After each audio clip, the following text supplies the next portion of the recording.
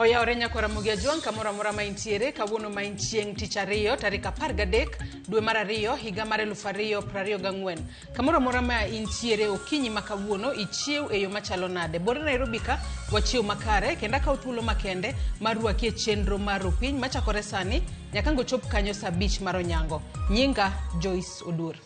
Nyakorom gajonka moro mintiero duche maber chien tarik 13 dwe mar ariyo higa mar 2024 duche makawuono bede piny ngima hingo odiochienga raboyunga motelo ne odiochieng makiny mabendo ang'e duto te nino odiochienga Valentine Day mano kamoro mintiero nyakorom gajonka machiegni e chenro mar piny kod mano mar mbaka oromo bet koro nyaka giko nyinga Sharon Ongao. Nyakora mogo jonga yawre kino machiegni cheno mar piny kod mbaka oromo geno nitie yo makare kamoro mora ma intiere ka odiochieng makawuono e odiochieng gik mopogore opogore.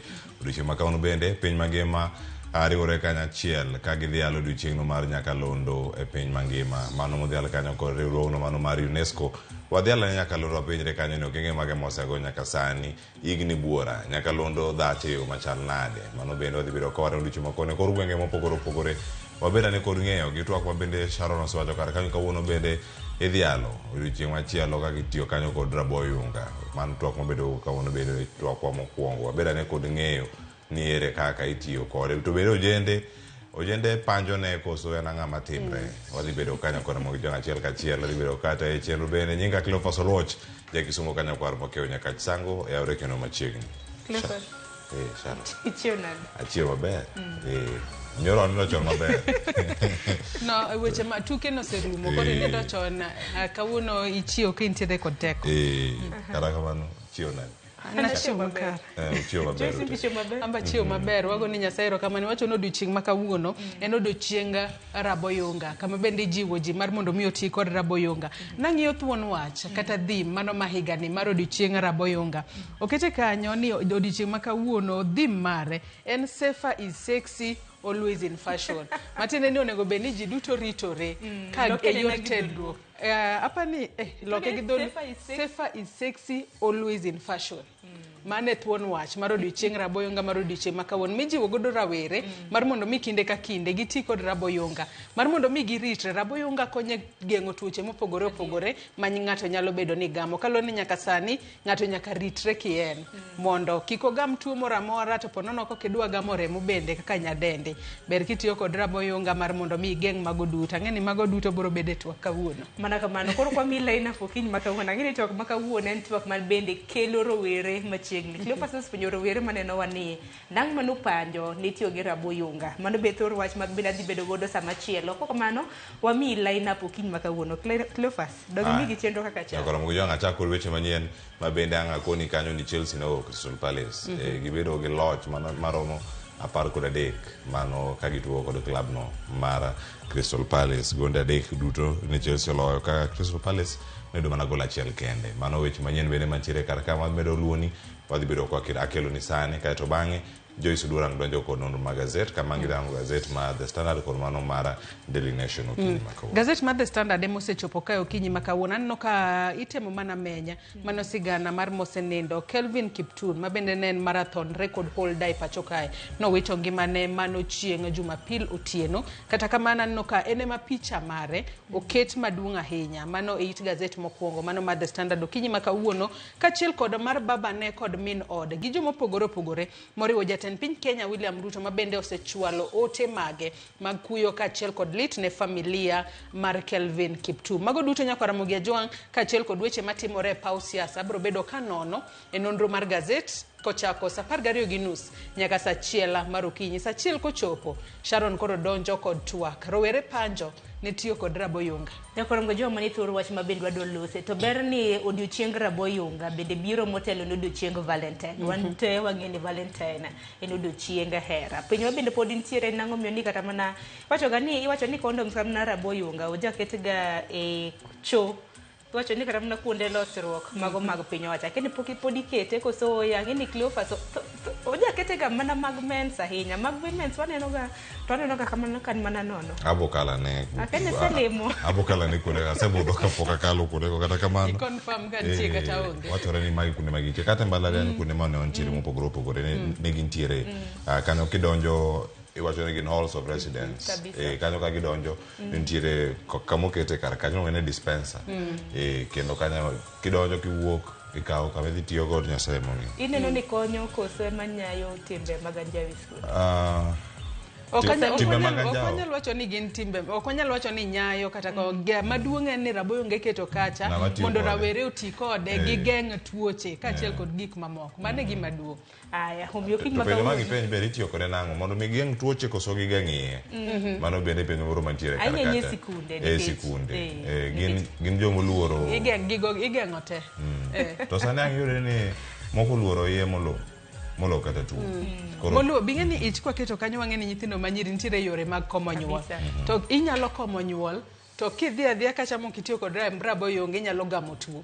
Koro ber kitiyo kod Raboyonga igeng' tuo tigeng' gamo remo nikech gamo remo tinyalo bed ni igeng'o e yore mopogore opogore mag tiyo kod yore mag komo nyuol, lakini gamo tuo igeng'o mana gi Raboyonga. Bas nyakoro mgo jeng' neno koram na pogruok mar paro mosenyenjo kanyo. Koro chakre sa achiel mar okinyi thuolo bende mari mano mar oro ote hadhi bedo gi wendo kanyo. Bang'e ka unen chieng' tich ariyo chakre sa 2:30 wadhi bedo gi chenro mar orako. Chenro mar mbako romo kiny maka wuni dhi tako di Jose Dwaro gi Cleophas Watch. Nyakwara Mugejo ng'anga chak kanyo kod chal mar fwambo weche mopogore opogore mabende waluonwe kor gwenge mapachoka kaka pile anyisi ni jofwambo magwa obeda kicha maneno ni wach kotuch to wakelo nigo achiel kachiel. Bang' mano to Cleophas biro bedo e twak e chenro mar mbakoro.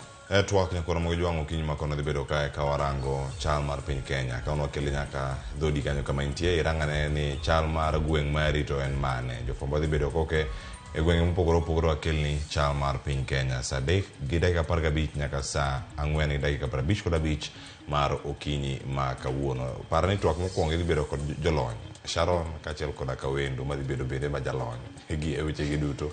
Twak mokwongo narito Nyakwara Mugejo koro kik idhi mabor mana korito bende tieko chenro mar mbako robo kod kanyo sa 5 mar onyango. Wadhi bedo kacha kitudi kodwa achiel kachiel sani wantiere live e mbui wa duto te mag Ramogi TV. Yudowa kacha e Facebook Ramogi TV, YouTube Ramogi TV kaachiel koda ka mbuino mar X yudowa at Ramogi TV KE. Tudi koda e Facebook fan page mara yuda Cleophas Watch X at Cleophas Watch. Nyakwara Mugejo ng'an bende inyalo tudri koda e Facebook page mara ibiro yuda Joyce Odur. Mbui mara mar X ibiro yuda at Joyce Odur _ Nyakwara Mugejo mbui maga duto te yuda gi nying mar Sharon Ong'aw. Bed kodo nyaka gikon kich ma en rupi. Mokwongo wadhi weche. Important in those includes what the President had previously requested, the entrenchment of the gender rule, the creation of the office of a Prime Minister, the creation of the office of leader of opposition.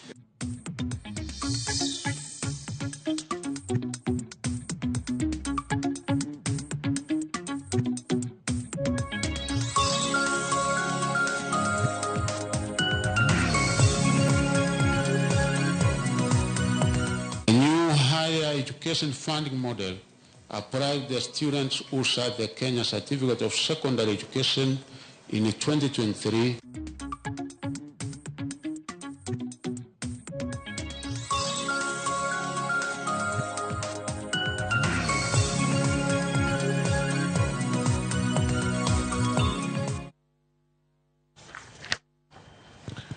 Nyakwara Mugejo machiegni winy kendo ne weche manyien gi achiel kachiel kamoro amora ma gichoponie ka imiwa pachi kochako sani nyaka giko mag weche manyien mwakelo ni okinyi ma kawuono adhi bedo kata e weche manyien nyinga Cleophas Watch jakisumo ka Nyakwara Mukeyo nyaka sango wachako gi weche mopogore opogore ka mokwongo piny Kenya ni kod kuyo mano bang' wito jang'wech mang'ula maringo ng'we kinda Kelvin Kiptum nowito ngimane saa 5 otieno ma piny norugodo nyoro gwenge ma Kaptagat County ma Elgeyo Marakwet. Kenya kod jotelo mopogore oro ote magi mag lit kod kuyo ne familia mare. James Opondo nigi ler mathoth. Ne en okinyi mar kuyo bang' jang'wech Kelvin Kiptum kaachiel gi kocha mare Gavis Hakizimana wito ngimagi e masira marach mar apaya otieno ma piny orugodo kawuono. Kiptum gi kocha mare nowito ngimagi kanyo gi kanyo e masirano mane otimore e apaya ma Elgeyo Marakwet. The occupant of the said vehicle were 3. One believed to be Kelvin Kiptum, Chicago world record holder, and then Gervius Akiba, Rwandese national, believed to be the coach of the late Kelvin Kiptum, and then the third person was a Lady Sharon. Kiptum nobedo gi huma e tuke mag ng'wech bang' wuoyo rekod mar ng'wech kinda mane oringo kuom seche 2 gi nyiriri 3 e boma ma Chicago. Jatugono ma en jegni 24 ne timo ikruok mare mar ringo ng'weye mag Rotterdam dwe mar 4 higani kapok oyuoro e tuke mag Olympics e boma ma Paris, piny mar France. Kano wuoyo gi jofwambo bang' chopo neno ringre mar wuode Samson Cheriot ma en wuon Kiptum nolero singo mane wuode omiye mag medo midila mathoth e ng'weye mane ochano higani. Okwayo sirikal mondo tim nonro e wi tho mar wuode. Mimi sina mtoto mwingine. Mama alikuwa na problem kidogo, hospitali wakasema mkae. Na niliitika na tukakubali hivyo. Sasa mimi sina sahi, mimi sijui nitasema nini. Naona watoto sahi yote taangalia mimi nitafanya nini. Jatend piny Kenya e ote mare kokalo e X nowacho ni Mosenindo Kiptum ne en achiel kuom jotugo mag piny mangima mane otimo kinda ma obedo joloch e piem mar piny mangima. Nodhi nyime kowacho ni Kiptum ne dhi medo nyadhi mar Kenya. Raila Odinga noyuago jang'wech Kiptum kolero ni jatugono ne en sulwe kendo nyadhi mar piny Kenya. Sebastian Koma en jatend riwruok matayo tuke mag ng'wech pinje duto nowacho ni Kiptum ne owinjo bedie piem mar Rotterdam dwe mar 4 komedo ni jatugono ne nigi were mamalo kendo weyo rapara maduong'. Eliud Kipchoge nowacho ni chunye obedo gi kuyo kuom tho malit mar Kiptum kolero ni sulwe jatugono ne dhi medo rieny kata kamano tho ong'ade kapok ochopo lek madongo e ng'wech. Kelvin Kiptum is a national hero by any standard, by any stretch of the imagination. And we will honor him in death as we honored him in life. Jaloch midila mar goldi e ng'weye mag mita 1000 Moses Tanui ne en achiel kuom jotugo mane olimo kar kano ringre mar race course boma ma Eldoret. This is the person that I was looking at, Eliud, or him to run official world record that can be ratified by World Athletics, but that's been cut short. And also it gives me some memories of Samuel Wanjiru, who was also 24 years, and he left this country, he left the world, so it's very sad. Jotelo kaachiel gi jokanyo e sekta mag ng'wech medo chwalo ote magi mag kuyo ne familia mar Kelvin Kiptum e seche ma sirikal timo ikruok mar ik mare. Nilikuwa natarajia kijana yangu ataweka sisi kutoka chini mpaka chuo, lakini wapi? Mungu najua. Sisi kwa maini watulupi asisi hatuna maneno, watu wa Kristo. Speaker ma od bura mamalo Moses Wetangula okoni od bura okoteki kod sirkal mamalo kendo onge chieng' ma William Ruto osegone sim kadwaro ni otim dwache ewi kaka itayo od bura. Magi yangore kodong' seche manok to yawo ayanga od bura bang' yweyo mag dweche 2. Wetangula olero ni gin kod weche modhuro magidhi twake, kata kamano gibiro chako kod report mar NADCO mamulo chuogo duol mar IBC. Walter Nyambaga nigi ler mathoth. Mana kodong' seche to yawo ayanga bunge bang' yweyo mar dweche 2. Bunge madhi yawe kinde mantiere ng'ur ni jatend piny William Ruto ong'wano buombe mag od bura kendo maka fanda ni nyaka tim mana kaka odwaro. Gino ma Speaker Moses Wetangula kwedo mokalo. His Excellency has never called me to talk to me about what is going on in Parliament in the manner of debate or vote. Never. I can say this with a clear conscience that at no time has the President ever attempted to influence how Parliament works. Wakati wote miswada na hoja za serikali zinaletwa bunge na kiongozi wa walio wengi ambaye ndiyo mwakilishi mkuu wa serikali katika jumba la bunge. Mati mwenekine ma od bura biro pedho twak mochuno midhi chako de kin twak mamoko. The NADCO report is already ready and it's going to be a slotted time with the opening tomorrow, so that is given priority to be debated. Speaker okoni od bura bende biro bilo wach matute wile pod mar NADCO madwaro ni mondo chuogi apisi mar jatend migepe, apisi maketo sirikal tesre to kod keto e chik omenda mag NGCDF. Entrenchment of the gender rule, the creation of the office of a prime minister, the creation of the office of leader of opposition in the country. Some of those may require constitutional approaches. We also have the entrenchment in the constitution of the national government CDF, the Affirmative Action Fund for Women MPs, and so on and so forth. Those are also on the table. Bendewe tangulo yango ni twak mabiro bedo mogurore. Enewi usuru mar udi. Koyango ni jatend kweth manoke od bura Opiyo Wandayi yande ondiko ne od bura kadwaro ni mondo duok ne jo od bura omenda margi mane ong'adi mag udi kata odoko ni dono osegolo ng'eto. I have seen the letter. The minority leader has also called and talked to me, and we have discussed the matter, and I believe it is under control. Secondly, I want to make it clear, because I saw some leading politicians attacking the Speaker for going to court. The Speaker never went to court, and the Speaker would have had no reason whatsoever to go to court. Okoni kamiti mar budget bende biro laro rekod sa mar choko budget mar 2024 2025 kendo ma nyalo miyo wuodhe mag jo od bura biro bedo manok oko mar Kenya. The House will embark on serious business. You know, the budget cycle is on now. We don't have a lot of money to keep traveling, and we only travel when it's absolutely necessary. Walter Nyambaga, Ramogi TV.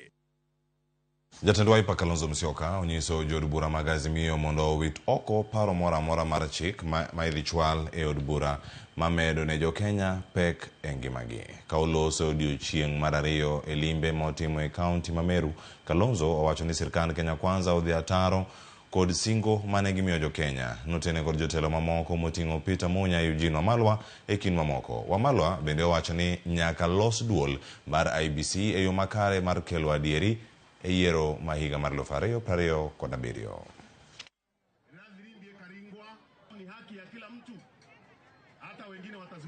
Hao watu kwa sababu wasikii wakaleta leto Finance Act. Tumeambia wajumbe wetu wa Azimio wakatalie kata mambo ya kuongeza wananchi ushuru kwa sababu maisha yamekuwa makali zaidi. Kwanza tumeanzisha mfumo wa kuokoa public officers wa Kenya ambao wako na payslip. Hata wewe mheshimiwa County Assembly MCA unakatwa kwa nguvu, ati ukatengeneze nyumba. Na huku tunajua kuna wale wataalamu wekezaji ambao they can do affordable housing kwa bei ambao wananchi anaweza kununua. Muombee bunge letu la Kenya. Wanarudi kesho bungeni. Agenda yao ya kwanza ikuwe ni kuteremusha gharama ya maisha. Hiyo mnaunga mkono? Ya pili, tunataka IEBC iwe reconstituted, iwe IEBC ya Wakenya wote. Ile sisi wote tunaamini na tutasimama nao 2027 tukitafuta urais ili bwana Zakayo aende nyumbani. Na ile inaendelea saa hii ni uporaji tu. Usidanganywe na mtu. Mkiambiwa mafuta inaenda juu, haiendi juu bure. Ni kwa sababu kuna mtu anapora. Pogruok mar paro koro mienjo e wi paro mochwal e nyim komiti marango ratiro kod chike ma pacho kae makoro dwaro mondo mi ogol amuri mar piny owacho e apis Attorney General kendo teri e apis jatend migawo mag jotije piny owacho. Paro nochwal kod jagoro mongirore migawo mar arita Daktari Raymond Omolo manobedo kod thuolo mar duoko moko kuom penjo mag jokanyo mag komitino makoro neno ka gima okang' makama biro duoko piny oteku mar Attorney General. Jokanyo e migawo mar arita nochopo e nyim komiti marango chike kod ratire pachoka, the Justice and Legal Affairs Committee JLAC. As a ministry, we had already picked this as one of the major amendments we needed to make. Negichwalo paro madwaro mondo migol amuri mar sirikal e apis Attorney General kendo teri apis jatend migawo mar jotije piny owacho. The amendment in clause 2 is in respect of section 27 of the Act that removes the custody of the public seal from the AG to the head of public service. Paro makamano kuro kelo kikruok mar paro kama kuom Uganda neno ka gima ma en thuolo ma piny owacho dwaro mayoga apisa ton general te kumare maluwore gi chike mapachuka. To my understanding, the Attorney General is also an appointee of the government, and even like before, he no longer has security of tenure. They can be appointed and disappointed by the president anytime. So he's part of the presidency. So why do you want to take away the public seal from a constitutionally established office? When we know the practice in all the Commonwealth countries is that the public seal is normally held by the Attorney General to an office that has been created administratively. Paro moko bende koro medo tucho ni dipo ni piny owacho dwa bedo kod teko ewi amuri mar piny owacho mar chiko chenro mag chiwo rak ma pacho ka manyaka bed kod amurino kapodhi e kind chenro mamoko. What is this that has occasioned this move and the need now to transfer this from the AG to the head of public service? And I mean, personally, I just want to put it clearly that I would be opposed to that. I have looked at the Constitution, I have looked at all our statutes, over 700 of them. I have not seen anywhere in the Constitution where the Constitution created the office of the head of public service. There is no office in the Constitution called the head of public service. It doesn't matter who holds. We are just looking at the law because we are legislating for this country. Paro mar chik no mochung'e gi jatend kweth mathoth e od bura Kimani Chung'wa bende dwaro mondo mi med kwan jokanyo e komiti marango loko mar loch ka gidwaro ni ji auchiel go duto obed jogo ma oyier gi telo madonjo apisi kipimo gi sani ma telo madonjo yiero jo komiti adek matiyo kanyakla gi jokanyo adek e telo mokalo. The bill seeks to increase the representation of the president from 3 to 6. We are supporting this proposal. It will strengthen the president-elect membership in the committee and will enable him achieve diversity in representation to that committee. We don't want to create offices for people. We don't want to discuss as parliament imaginations. Moko kuom jod bura mag ODM owuok tung mosuo gi jokanyo mawuok e riwruog siasa mar Azimio magiwacho ni osebedo kanyo ka sundo mondo miyo gai mar Azimio Raila Odinga wang' ni osira achiel kuom nyangile mag Azimio e kom mar jatend piny Kenya e yiero mabiro. Jod burago oramo ni Odinga e jatendgi kendo gibiro sire lwedo mondo lar kom jatend piny Kenya e yiero mar 2027. Ali Abich nigi mathoth. Jod bura mag ODM go mane loso nyasi mar ikwe ka chud bura makarachuonyo ne oseyo jowetegi magen ge riwruog siasa mar Azimio mage wacho ni osebedo ka sundo gai mar Azimio Raila Odinga mondo wang' ni obi osir lwedo achiel kuom jodito mag riwruog siasa no e laro kom jatend piny Kenya yiero mabiro. Gikone jotend duond buche maloso riwruog siasa mar Azimio mane kod dwaro mar chung' e laro kom jatend piny Kenya yiero mabiro mondo chak chon makigiriti ni Odinga mabiro ting'o badgi.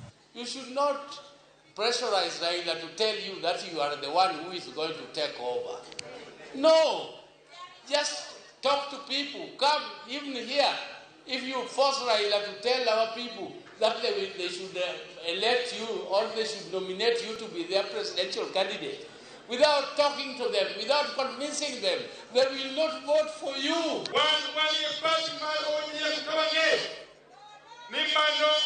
Mano endala malo kama vile serikali malo. There is no single day you will take pride in a government that you have been simply invited to. No single day. A government to which you have been simply invited cannot qualify as your government. And therefore as ODM we must work strategically and alongside our partners to ensure that we form the next government. Jod bura go kone jowetegi magin go Azimio mondo sani oket tekregi e tego duond buche maggi maka ochopo e kinde mag yiero to nyalo miyo gi thuolo mar go mbaka makik gigalre ni ogai margi Raila Odinga nyalo biro mako bad ng'ato. The only strategy that William Ruto is remaining with is to disorganize us within the coalition. And we must desist from this conversation of who is going to be the president and deputy president at this point in time. Our leaders have given us directions. Let us go and strengthen our parties. Let ODM be strong. Let Wiper be strong. So that at the last day, we ask, what are you bringing to the table? Let us strengthen our parties and let us desist from this conversation that Raila should lead for other people. He still is our candidate. Mimi kama katibu wenu nimetembea na baba Kenya mzima. I have no doubt in my mind Ruto is going to be a one-term president. I can assure you. The people of Kenya are going to put a stop to this very terrible experiment they got themselves into in 2022. Na nawaambia na wahakikishia kwa sababu kila Mkenya ameona kazi imeshinda hawa watu. Bende ne Geramo ni Odinga rwadhgi mapod gibiro medo chungo kendo sirelo wedo mondo dhi olar kom ma jatend piny Kenya kochopo 2027. Raila runs on our behalf and on our command. And the standing command is that Raila remains our presidential candidate today, tomorrow, in future, in the past, and I know that our party president is none other than His Excellency, the Prime Minister, Daktari Raila Amolo Odinga.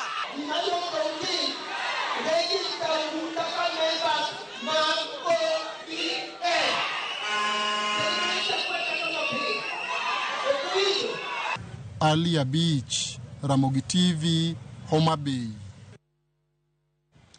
Obila mag okwach kich Manakuru odayo dho jotend siasa maturkana kaluore kod rochruok karita nyandwat mar Hoho mar Okak magitimore kinde marakruok mapek ne obedo e kind obila kod jokuo jamni e kinde ma apisa magarita matimo pedha ne jomaundu manyocha onego japuonj moro giko dira mokalo. George Bati miyo ler mathoth. Ndala chiel bang' jomaundu manyayo kuo jamni nyandwat mar Hoho mar Okak nego japuonj moro e kar chung' od bura ma Baringo North. Rakruok mapek ne obedo e kind apisa magarita ma Baringo kod jomaundu e kinde apedha mar goyo jomaundu gogono e kuonde mag iponde. Rakruok manoweyo obila achiel ma kicha kod hinyruok. Komanda mar obila ma Baringo Julius Kiragu okoni rakruok gi obila koro nyiso ni jomaundu go mino i upunda kendo gidhi mote badgi. So jana wakati engage, leo tena the same thing wakati engage, na bahati mbaya wameweza kupiga one of us risasi, ndio sasa tumetoka hapa kumwangalia, na one of our vehicles ambaye ni OCPD imeweza kupigwa marisasi. So ni kwamba wamedeclare vita na tuko tayari. County Commissioner Mabaringo Sangolo Kotwa okoni rameny margi yango ni simb japuonj mancha jomaundu go nego gi kodira mokalo nitie e gwenge mane gichake apedha. Osingo ni serikal ok biye ne jomaundu go mondo chwe remb jopiny aoyaye. Sasa hivi tunatoka area ya Yatia, area ya Karanga Joto na hizo maeneo ambaye wakati walichukua simu ya yule mwalimu tumekuwa tukifuata na inaonekana iko katika hiyo area, lakini hao watu wanajificha wakiwa ndani ya ng'ombe. Kuua watu ovyo ovyo, hiyo ni kitendo ambayo serikali yaita vumilia, na tutawafuata mpaka hawa watu tuwakamate. Tendarita Mabaringo bende osingo arita mongirore ne jopuonjre kachiel kod jopuonje sikunde makono mar neno ne jomaundu go okoyudo rot mar inyo nyithi sikul kod jopuonj. Upande wa shule ni kuhakikisha usalama wa wanafunzi. Every other morning huwa tuna escort hao wanafunzi kutoka nyumbani kwao kupeleka shule na kurudisha. Kuna walimu ambao wanaishi kwa ile shule ya Ngaratuko, na pia tumeweka usalama, wanachungwa usiku, wanachungwa na maafisa wetu. Once and for all, hiyo is a resolution ambayo imekuwa made na serikali, and that's why you can see us here. Tumetoka msituni. These are the last kicks of a dying horse. That's why they are trying to engage us. Magi timore kinde mobila mago kwach kich Manakuru odayo dho jotend siasa maturkana ewi medruok mag kuo jamni nyandwat mar Hoho mar Okak. Jotelogo kata kamano kone serikal mondo we singo mang'eny kendo giketo kenge mag tieko maundu kod kuo mag jamni nyandwat mar Hoho mar Okak. Kwa nini serikali wasipate ukweli wa maneno ya yale mambo yanatendeka?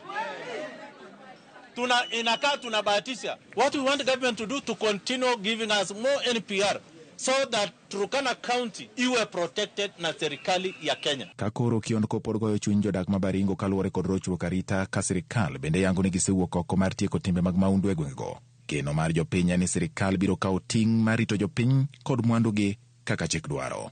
George Bati, Ramogi TV.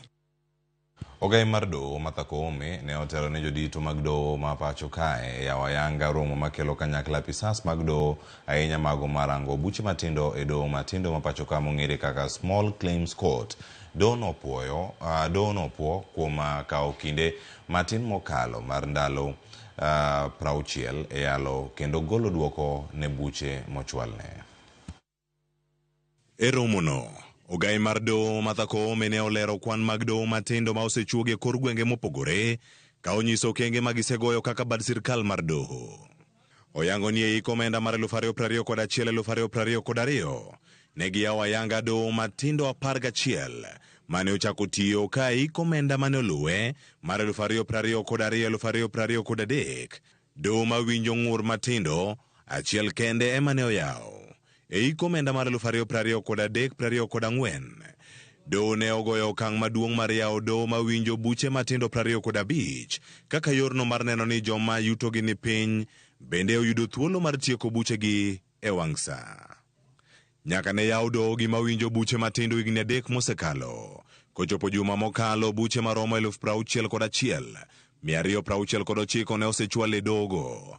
Ka buche 50,666 ne owinji kendo ne otieki.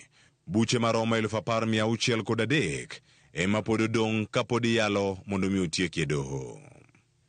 Yangore bende ni joma mine ma kwan gi ni malo osebedo ka tiyo gi chenro doho mawinjo buche matindo ka kwan no nyaka dwe mokalo ne romo 7,439.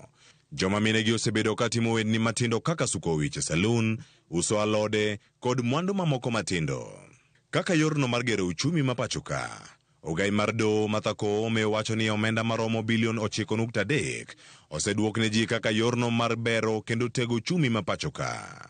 Mondo ratiro chop ne uganda duto marom, doho chuogo mbui ma idendo ni e-Judiciary App mabiro konyo e ndiko buche e yor mbui kamora mora ma intiere. Cleophas Oluoch, Ramogi TV.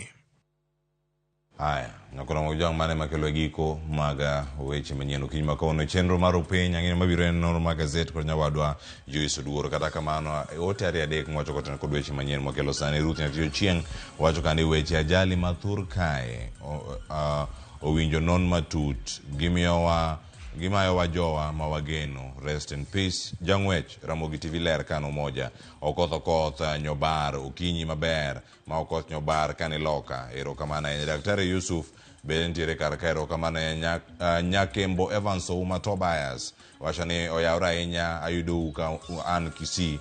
Erokamano ahinya Ouma ka intiere kodwa kachiel mathoth ang'o biro mondo mi wakoni ka otenore kod twak modhi bedo godo kod chenro mamoko e rupiny kod mbaka. Romene Ramogi TV nyinga Cleophas Oluoch jakisumo kanyakwar mokiewo nyaka sango oreti masani.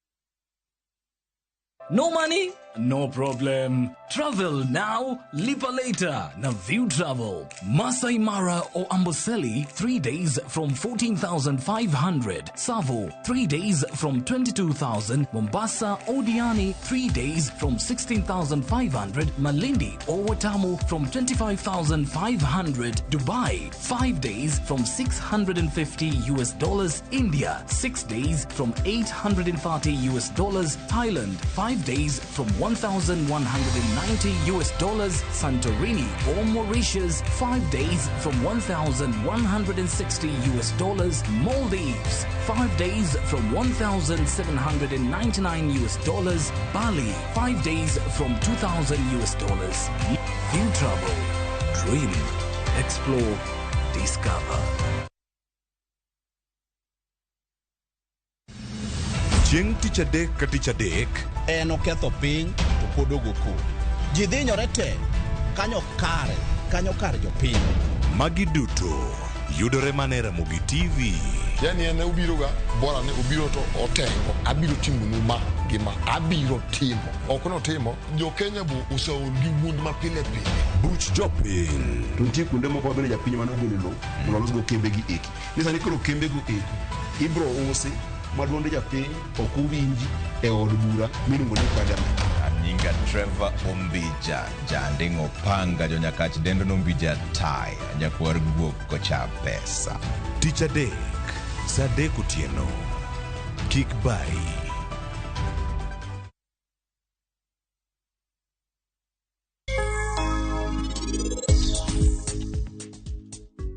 Timane pio. 2311 Namba modong en mane? Uyo wil. Auchelo chika ngwen, tim pio.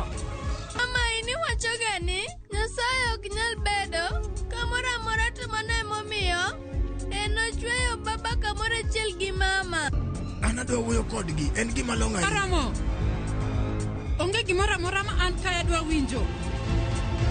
An naseng'isi maber. An ok adwa wach mwatieko oko mar doho.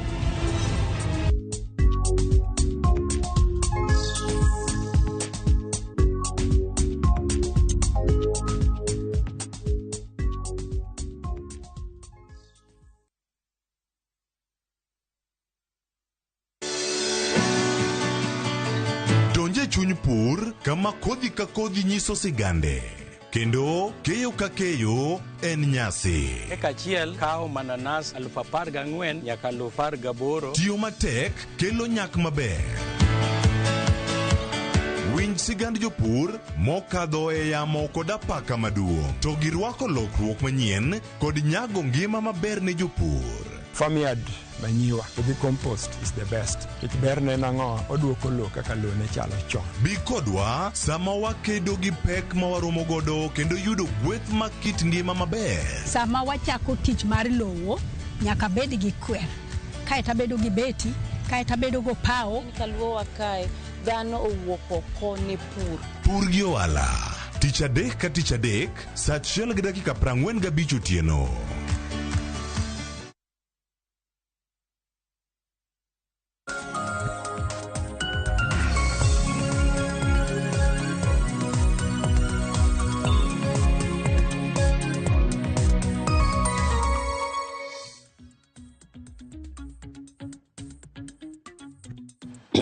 Oyaure kendo nyakora Ramogi John kamora mora ma intiero kinyi makawuono wasedonje nonro mar gazet. Mata ye nonro mar gazet nyinga Joyce Oduoro. Kinyi makawuono nyakora Ramogi John wadwa nono gazet ma Daily Nation kachiel kod mano ma The Standard. Antiere kae kod jafwambo mandiko ne gazet mar Business Daily mano Boniface Otieno. Wadwa ka thuolo makende mar lidho ni mana mapiyo piyo gigo mantiere gazet okinyi makawuono. Oyaure Boniface Otieno.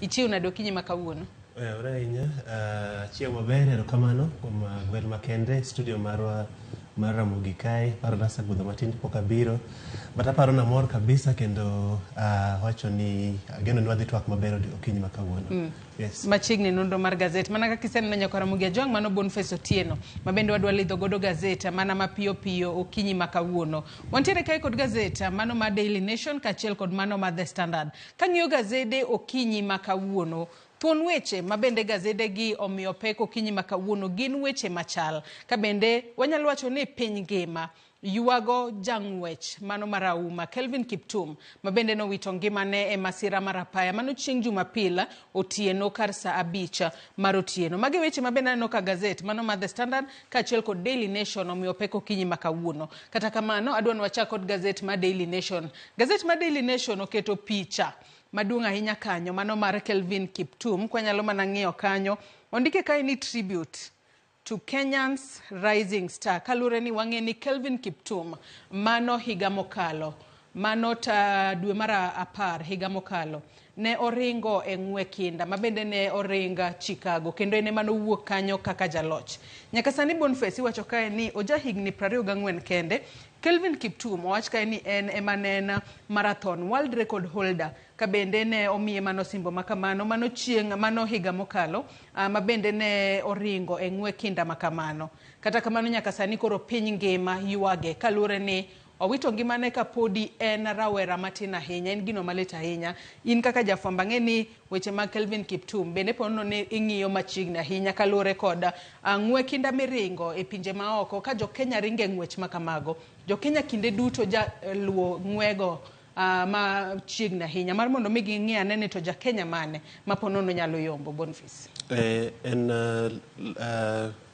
kuyo makende en lal maduong' kabisa to en lal seche duto ajawacho ga ni to en lal maduong' kabisa. Omiyo aparo ni mae lal maduong' kabisa ma piny Kenya oyudo, to mana piny Kenya kende, mae world record holder oseringo ng'weye mang'eny pinje mopogore opogore.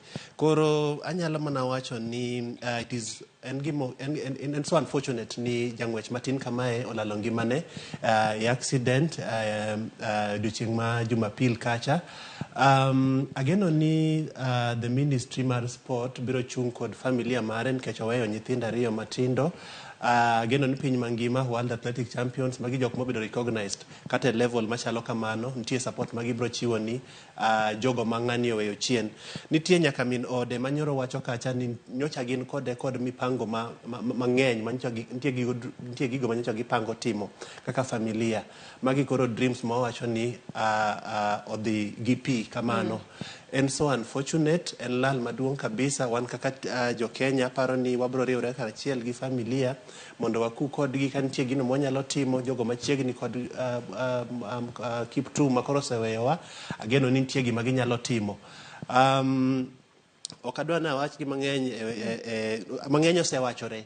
Kata kamano kwadhi mana mbele kwang'iyo kae nyaka sani koro wang'e ni Kelvin Kiptum ne ikore mar ng'wech machielo, mano ng'we kinda machielo, mano mar kilomita 42 mano nego bed noringe. Nitiere kod lek mar mondo mi ovunj rekod mare owuon. Nitiere kod lek mar mondo mi e kinde ma koro ringe ng'we kinda machielo oringe buo seche 2. Mano kipimo kod seche 2 gi nyiriri 35 mano ringo godo higa mokalo. Nodwaro ni higa ni koro vunj rekod makamano. Kata kamano adwa nwang'ia ne sigande mabende aneno ka gazeti ni mara Daily Nation omiyo peke it gazeti mara Ria Dek 37 38 kachiel kod 39. Wacha kod it gazeti mara Rio mano mar gazeti ni mano mara Daily Nation. Kwa nyalo mana ng'iyo it gazeti mara Rio kae oket sigande kanyo ka bende weche mopogore opogore wachore kanyo, oket nyaka picha mano mar nyamburko mare mane oyudo godo masira mar apaya mano chieng' Jumapil otieno. Iwacho kae ni whole world in mourning as star marathoner dies in road accident. En gino malit ahinya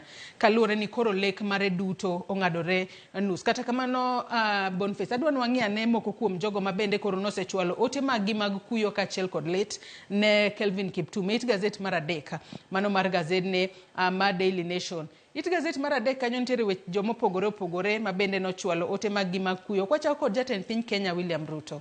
Boniface. Jatend piny Kenya William Ruto nyochwalo otene makende kendo owacho gi dho ngere kacha ni Kiptum ne en star maduong' kabisa pacho kae. Ing'eno osebedo ka oloyo ng'weye mopogore opogore kaka Chicago Marathon kacha kod ng'weye madongo dongo moseringe London kacha, kendo nyopango kendo dhi e ng'wech moro Rotterdam, piny mar Rotterdam.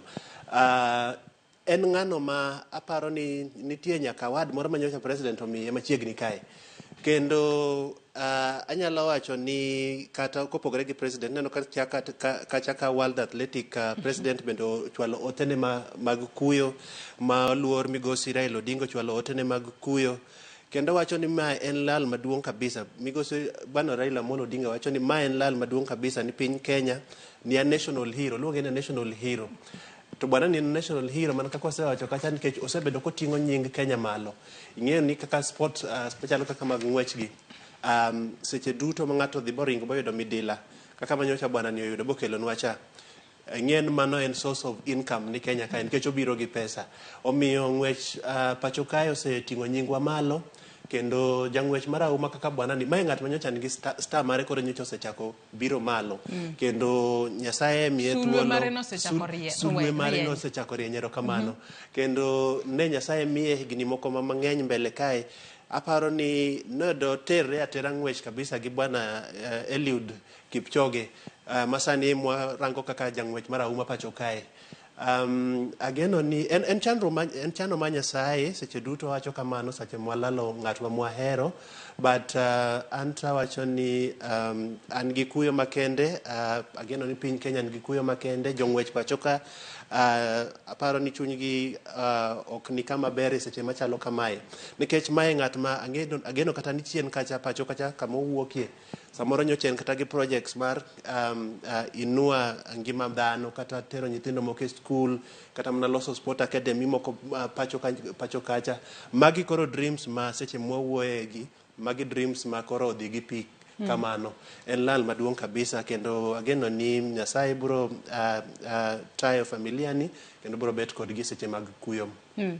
Kopogore kod mano wantiere kod mano Eliud Kipchoge, en bende nokawo thuolo ma kende odiochieng' manyoro mochwalo ote mag kuyo kachiel kod lit ne familia mano mar Kelvin Kiptum kachiel kod TCS London Marathon Event Director mano Hugh Brasher, en bende nochwalo ote mage mag kuyo kachiel kod lit ne familia wede kachiel kod osiepe ma Kelvin Kiptum. Kelvin Kiptum mana kaka osewacho bende nosingo ne min ode makinde duto nosebedo kasire e kinde makoro dhi ng'wech. Min ode nong'ise ni in keta maino mari mar mondo mi ine ni higani bende ivunjo rekod mari. Ka bende min ode bende ne wacho ni ne gisechako keto kenge piny mar mondo mi e kinde modhi rengo wang'e ni ng'we makamago onego bende timore dwe mar 4 mano ma higani. Kata kamano koro ok bibedo kochopo kacha. Ne gisechako nyaka loso chenro makare mar mondo mi gibi gidhi kod min ode mano Rotterdam e kinde mano onego bed noringo e ng'we kinda. Kata kamano en gino malit ahinya ni nyaka sani koro ngima mare ong'adre nus kaluwore kod masira mar apaya ma bende noyudo. Wanyalo mana kwayo Nyasaye mar mondo mi oket chunye kamukwe kende kinde ni bende wachwalo ote mag kuyo kod lit ne familia mare. Weche makamago nyaka Ramogi Jong pod inyalo medo somo mana kaka senyisi entiere it gazet mar 2 3:37 38 kachiel kod 39 mano mar gazedni mar Daily Nation. Adwa no dhi it gazet mar 4 mano mar gazedni mar Daily Nation. Wang'iya ne weche mamoko bende ma bende gazedni mar Daily Nation pod imenyo odiochieng' ma kawuono. Ogai mar Azimio la Umoja One Kenya Alliance Raila Odinga nyaka sani koro onyiso jatend piny Kenya ni kik tem donjore e weche mag arita e pacho kae. Kwanyalo mana ng'iyo gino ma bende Raila wacho kae ni Ruto trying to eclipse mano the National Security Council. Raila alleges kalo ni nyaka sani koro jatend piny Kenya William Ruto ogeto mano mar loso mano wanyalo wacho ni en National Security Advisor ma bende ponono Raila Odinga wacho ni kolosi to nyalo rocho weche mag arita e pachoka. Ginyalo bedo weche mag siasa kata nyalo bedo ni jatend piny Kenya William Ruto temo mana jiwo weche mag arita e pachoka. To kinde ka kinde wang'e ni siasa nyaka gore e kinde ma iloso gimoro amora e pachoka. Boniface. Samoro nyalo bedo ni migosi moluor bwana Raila Amolo Odinga en correct ka gima wacho ni en opposed to chuogo dual mar National Security Council office mar the National Security Advisor to the Secretary mar the National Security Council. Samoro nyalo bedo ni en right, samoro nyalo bedo ni magito siasa. Ukang'eyo gimomiyo jatend piny Kenya nyalo dwaro mar mondo ochuog office machalo kamae. But an gima neno ma gima nyalo wacho seche duto, and I'm sorry to say this, moluor bwana William Ruto seche duto motimo gikegi ok apar kosega bedo ko consult kata mana Attorney General. Weche neno ka bwana Muturu chien kacha wacho ni kata mana the National Housing Program wan go sani mochuno ji mondo chulni. Mituri nyocha accept wacho ni okopar ni chenro malongo nolu mar mondo mi jo Kenya ochop kama koro ginyalo chulo inyalo ng'adgi pesa mondo odhiye housing program chande. Awacho ni samoro mana adwa mana nuoyo kendo awacho ni samoro migosi Raila Odinga samoro goyo siasa, samoro it is not right. Wan wakia wan kaka wan wanyalo mana rito mondo wane ni to wach machalo kamae be en adier, be jatend piny Kenya nigi powers mar timo gima chalo kamae, nikech Odinga wacho ni oyo kikatiba ionge powers mar timo gima chalo kamae. Yes. To mana kaka iwacho kanyo kwa ng'iyo gima Raila Odinga bende no wacho kae, wacho ni apisi manyien no ok donjo kaluwore kod weche mopogore opogore ma bende wacho kae ni it does not fit in this structure and its creation is an attempt to create a new national security organ ma bende wacho ni biro bedo atano mar chika ma pacho kae. Kata kamano wang'e ni magi mana weche mag siasa, warita ne wane kaluwore ni bill makamano ang'e ni nyaka sani biro bed ka itwage yo makare mar mondo miyo mi jatend piny Kenya William Ruto teko mar walo National Security Advisor kata oyo. Kwa dhi mana mapiyo pe adwa nwadhi it gazet mar 5 mano mar gazedni mar Daily Nation. It gazet mar 5 kanyo nyaka sani kori wacho kae ni jatend piny Kenya William Ruto ochano mar dok kata dhi limbe e gwengego mag masawa mar piny Kenya. Wang'eni gwenge mag masawa mar piny Kenya nochung' motegno kod jatend piny Kenya yiero mar higa mar 2022. Gisani makoro lap dhoge ndong' mar mondo mi kochopo yiero mar higa mar 2027 mar mondo mi ponono oyomb kendo kaka jatenda piny manotok yiero osechako adhi e gwengego mag masawa mar piny Kenya. Nitiere gwenge mopogore opogore kanyo Boniface ma bende nyaka sani koro iwacho no bro bedo kolimo. To wang'eyo siasa mosebedo ka gore masawa mar piny Kenya, mano siasa mar kingpin mosebedo kanyo e kind jalopne Rigathi Gachagua kaachiel kod Ndini Nyoro. Jatend piny Kenya nyocha ni piny mar Dubai ko attend World Government Summit kendo to be noduogo pacho kae to odhi e gwenge mag Murang'a, Kiambu, kaachiel kod Nyeri. Iwacho ni odhi into a restive mountain ma ok ochung' imara nikech mountain kae weche osebedo ka jotelo osebedo ka gwandre politically. Ndindi Nyoro kod bwana Rigathi Gachagua kosebedo ka gisebedo ka gichal jok malaro control mar mountain kacha. To aneno kacha ka Ndindi Nyoro to wacho ni jopiny Kenya osebedo ka read mang'eny sana e political movements magi gigo mawacho ni samoro gin gik maonge. But wachanganuzi mag josiasa anto ka jasiasa osebedo ka wacho ni dipo ni bwana Ndindi Nyoro dwaro mondo bed jatend jo Mount Kenya, wach ma samoro kosebedo maber ni bwana Rigathi Gachagua nikech seche duto osegabedo ka wuok amonyiedhre lela kaka enie jatelo ama enie kiongozi moripo bed ni telo ni Mount Kenya. Bwana Ruto dhi yude mayot kochomo Mount Kenya samo dhi duogo pachoka kolimbo gwenge kaka Murang'a, Kiambu kod Nyeri nikech kata mana chien kacha kinyalo paro maber, kinyalo gore picha maber chien kacha mano dhi gwenge mag Meru. Wananchi ne komor kendo aparo ne gigone koko bo bende ne komor bo kwero gina pana kugona koko tabro shtaki kwa Mungu akia gima no mean gima no maanisha.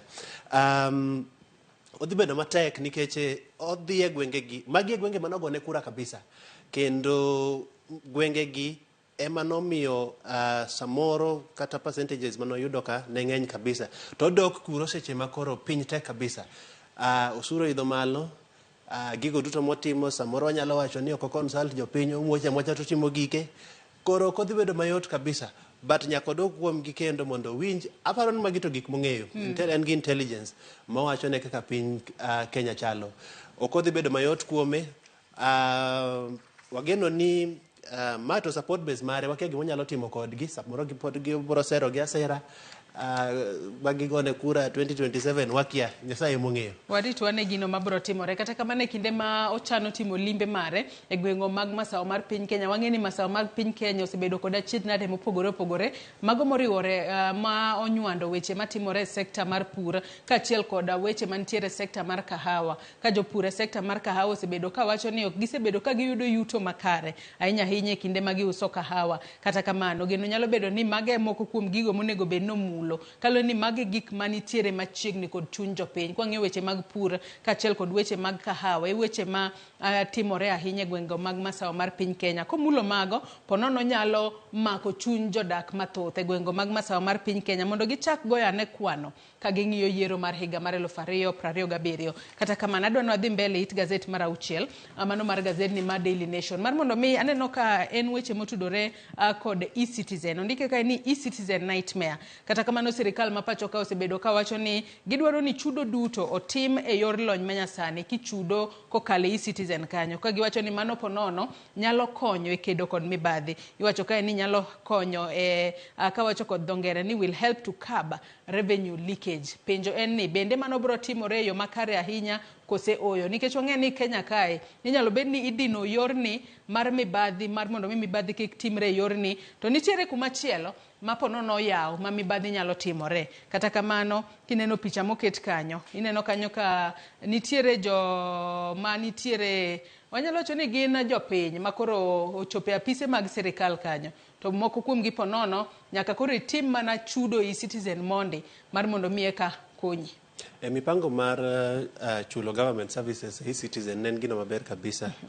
but seche duto mana kaka wacho chien kacha iyudo ni sirikal en gi mipango maber ama en gi plan maber. E-citizen ne ber kabisa kendo anyalo wacho ni en plan maber kabisa mondo mi payments duto mag sirikal obed centralized gibed agulu achiel. At the end of the day kama notimore ibro yudo ni leakages ama kwalo pesa moko matindo tindo manyicha timre e bad migape mopogore opogore sirikal ka biro dok piny. But style ma kaka sirikal dwaro timo gike seche moko mag mana madhoga nikech ok inyal collapse. Iwacho ni nitiere more than 19,000 public services mobedo created a single portal mar e-citizen kacha. Mae definitely nyaka kel congestion nikech ibro yudo ni kaka sigana ni asomo sigana ni kabisa kapok abiro ka iyudo ni for example kidhi ka NTSA kacha gik moko kaka registration mag motor vehicle ok nyal timore, transfer of logbooks ok nyal timore e-citizen kacha.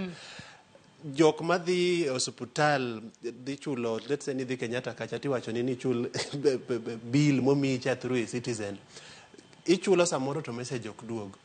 Omiyo aparo ni government an gi kokora aparo ni government ne do implement gini gradually ne gidhi okang kokang ka gi implement chudo mag services mag sirikal e citizen kacha. Seche duto ma all services i demand kaka sirikal ni payments duto nyaka tim dichiel kacha ibro kelo congestion e system, ibro miyo system cha ithunge koro system cha kubitiyo kakoro beno tiyo. Anyalo wacho ni be ng'ato nyocha sedhi e court mondo mi ochung wachni but sirikal ma piny Kenya ng'eno kaka bwana William Ruto en ng'atno ma seche duto koseramo ni gimodwa timo mobro timo to bro timo. But ananyalo wacho ni process ni ochunge mondo watime gradually. Wanyalo kata wacho ni sectors kata services ama sectors kata mokabich emanyalo chako gitimo payments, then sectors kendo moko apar, then sectors moko 20. Koro wadhi gradually to learn from mistakes mwatimo. It is the only way mwabro konyogo government mondo the plan ber kabisa mana kaka sewacho nicha but okonyal implement gigi te dichiel. Anyalo wacho kamano. To mana kaka isewacho ka bendo ndik ni joma dhi ute thieth kaachiel kod joma ponono adwa dhi e bengi mopogore opogore kaachiel kod johala mago mag wanyalo wacho ni second hand vehicle traders magi joma thothne giyudo midhiero maduong' ahinya kaponono ni gidwaro chudo kokalo e e-citizen kacha. To mana kaka isewacho nitiere jago ma bende yando dhi e doho ka odwano chung chenro mar chulo school fees ahinya to makoro sirikal dwaro ni sani koro school fees mag skunde ochul kokalo e citizen ne gisechako kod skunde mag national schools. Kata kamano jotend skunde kaachiel kod joko mawuok e riwruoge mag jopuonj osebedo ka kwedo okang' ma kamano ka giwacho ni mano nyalo thiro chenro mag somo e pacho kae. Kata kamano nyaka Ramogi sigana ma kamano inyalo somo it gazet mar 6 kaachiel kod mano mar 7 mano mar gazedni ma Daily Nation. Adwa ni watiek kod machinglo kata cartoon manitiere it gazet ano cartoon no kae e it gazet mano mar 19 mano mar gazedni mar Daily Nation kapok watieko nono gazet mar Daily Nation mondo wamula ne gazet mar The Standard bende. It gazet mar 19 kanyo kwa ng'iyo machinglo kata cartoon moket kanyo Boniface. Adwa ni japiny bende onene ane kapok wachako lose. Kwa ng'iyo jago moro kanyo chalo ogoya bale kikombe akia ka sani ng'ato nyalo goya bal kata kamano kikombe makamano kineno weche mondike kanyo weche mabende iwacho kanyo gino ma courts go easy on the injunction to aneno ka ero jang'ad bura to chodhiga machinglo makamae Boniface korka kori nyalo wacho na mae machinglo mamora kabisa ineno ka akiani ng'acha chalna mana moluoro jalup jatend piny Kenya kia ochalna ng'ato mago bale kikombe ni to ineno kacha ka owacho ni asai court dhie mos kod seche duto kwa dhie doho tichungo agigo mwadwa timo tineno ka kikombe ma ogoya bal chama na mogoya bal kesecha bondik ni tea and coffee sector reforms to waseng'eyo ni wan kaka jo Kenya wang'eyo ng'at ma lead tea and coffee sector reforms e pacho kae. En machinglo ma very interesting nikech bwana magoya bal kachacha ema seche duto wang'eyo ni osebedo ko champion weche machalo kamacha but en gi koto osebedo ka wanyalo wacho ni miye injunction en seche ma idhi e court cha to idwa ni tim gini mondo report ng'is na oyo style midwa ni time go no ok mor warite mondi matin. Akia ni buro bedo nadi gi reforms magegi e tea and coffee sector. Haya, nyakwara Ramogi Jong in bende nyalo ng'iyo machinglo makamano kaito ipong' gi wi. Tineno ka orwako walungiga ni floater. Ok odwa ni onim, odwa ni omed mana leore malo kae. Kalore ni ok odwa ni onim piny ahinya, ponono gino nyalo miyo konimo to reforms makamago bende ponono ok nyal timre yo makare. Koro temo mar mondo mi oleore wi ewi akeni koro wachne en chai kosen kahawa kosen mchanganyiko mar mondo mi kik onim. Samoro kidhi ga bala ma kidhi e swimming pool to kin jaga bal mathiring'inyi to katin ng'ama duong' tikawo ich kuot tiketo kucha tikawo floater nikech ok idwa ni nim. Samoro wachore ni ama machienglo ni wacho ni oonge gi lony makende kelo reforms e sector no. Aparo mana kamano. Yes. Nyakwara Ramogi Jong in bende nyalo pong'o gi wi ni machinglo makamano onyiso nang'o. Mano machinglo mantiere it gazet mar 19 mano mar gazet ni mar Daily Nation. Mitantiere wach momako wang'e gazet mar Daily Nation. Kwa kete tenge wamulane mapiyo piyo gazet mar The Standard bende. Nikech bathe toke kanya neno ka jatend migawo mar somo mane Ezekiel Machogu bende koro chiwo siema mar mondo mi mbalariany ka achiel kod colleges kik med omenda mar somo ne jopuonjre. Kaloro ni nyaka sani wang'e ni KUPS oseyawo portal margi mar mondo mi jopuonjre oyier courses mopogore opogore. Kata kamano koro osechiwnegi siem ni kik gimed omenda mar somo. Boniface. Seche duto bana Machogu jatend migawo mar somo kwero ga universities kata colleges mondo kik gimed fees ama kimen nyithindo fees mopogore kod ma obedo approved gi sirikal. But en wach marach ni kidhi e ground bitimo uchunguzi mari maber iyudo ni magi ok timrega.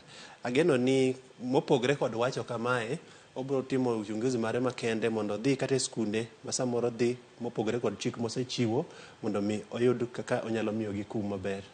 Erokamano. Adonwa ketenge gazet mar Daily Nation omula ne gazet mar The Standard bende mapiyo piyo kapok waweyo thuolo ne twak mokwongo chenro mar Rupiny okinyi makawuono. It gazet mokwongo mano mar gazet mar The Standard okinyi makawuono bende kaka asenyisi Nyakwara Ramogi Jong bende omima na peka mano mar Kelvin Kiptum mano jang'wech marahuma mabende no wito ngimane masira mar apaya odiochieng' mar chieng' Jumapil mano chieng' Jumapil gimoro saa 5 mar otieno. Kwang'iyo gin bende giketo mana kanyo iwacho kae ni legend last promise gik mane osingo ne familia mage. Waneno kanyo koket picha mano mar babagi Samson Cheruyot kachiel kod min ode mano Asenet Kiptum ka giduto gintiere kod kuyo kaluwore kod tho mar jago mabende ne gihero. Iwacho ni ji ariyogi ema ne ntiere machiegni kod chunye. Wang'e ni babagi kachiel kod mamagi kachiel kod min ode joma wanyalo wacho ni ne gintiere machiegni kode. Ne ntiere kod lek madongo dongo lek makamago sani koro ng'adre nus. Kineno kacha wuon gi wacho ni nose nyaka nyiewo puodho mar local church IFC kacha kendo no promise ni odwaro chako gedo but koro magi to gin mana dreams mwanyalo wacho ni odhi gi pi kamano. Mine ode bende wacho kacha ni namiye support mara makende kano wacho ni odwa break his own world record, odwa break record mare kendo wacho ni no promise mondo koro en Moran Affairs pacho kacha mondo bwana ni concentrate e ng'wech manyocha upango dhi timo April kacha. Aparo ni wachni nwase wache chien kacha kendo nyang'isi ni bwana marahuma kamae nyocha ng'eyo kendo an very sure nyocha ngi projects mage pacho kacha mag uplifting the society. En lal makende to en lal kabisa. Wageno ni Nyasaye biro keto chunye kamokwe.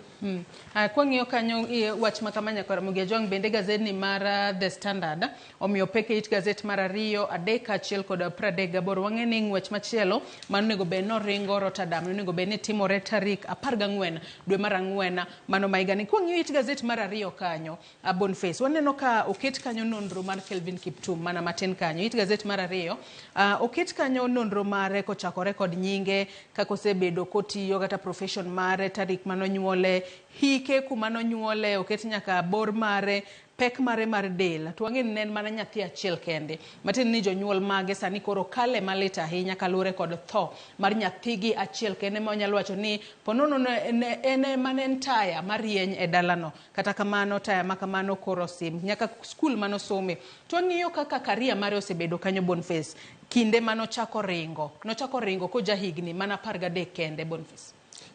Mae ng'at marahuma kabisa kendo inyalo neno kacha nochako ringo ka en jahigni 13 kende.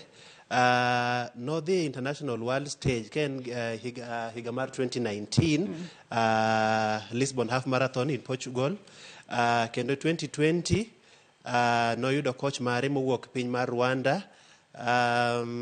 Osebedo ka en ng'atno matimo goyo okang' mopogore opogore e pacho kae kata international stage mar ng'wech, kendo mae ng'atno ma familia mare nyaka lit makende nikech iwacho ni nyocha en mana gi nyathi achiel kende, baba ni nyocha en mana gi nyathi achiel kende, kendo ang'eyo ni mae tho ma koro ogoyogi gi mbi kabisa. Akwayo ni mana Nyasaye mondo obed kodgi seche machalo kamae, mondo ku kodgi kanyakla kaka familia.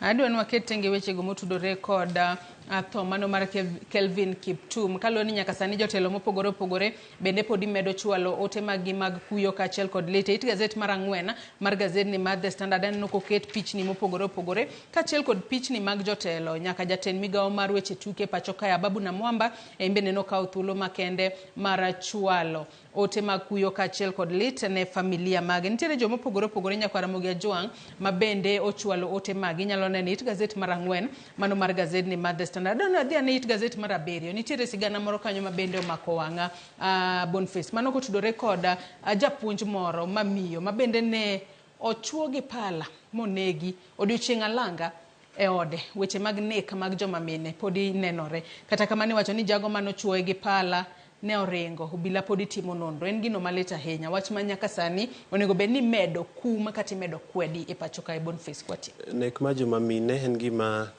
ripo kwed kabisa. Cases gi akia gima biro timore mondo miyo gidog chien, but en wach malit kabisa. Ang' momiyo ng'ato nyalo chuoyo miyo ma sechopo mana higni 51, in kaka ng'ama timo wach machalo kamae, ang'o matek kabisa manyaki chuoyo mana miyo maduong' kamae manyaki negi, kendo motimore mana Kiambu County kae. Aparo ni kaka dhano kwasebedo kawa reason seche duto jawacho gani kata wakosana mana kodi machalo manadi to ngimani to kapar ka en gino moripo be nakawo ngima en gino ma Nyasaye machiwo kendo Nyasaye makawo sechene. Cases machalo kamagi waseneno gi chien kacha mang'eny kabisa. Kendo joma mine osewuok kod kata woko bodhi bo demonstrate ka gikwero ni ok gimor kabisa gi weche machalo kamagi.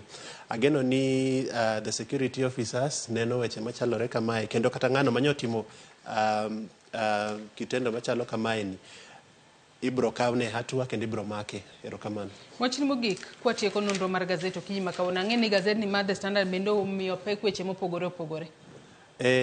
Gazedni omiyo weche mopogore teko weche mopogore opogore.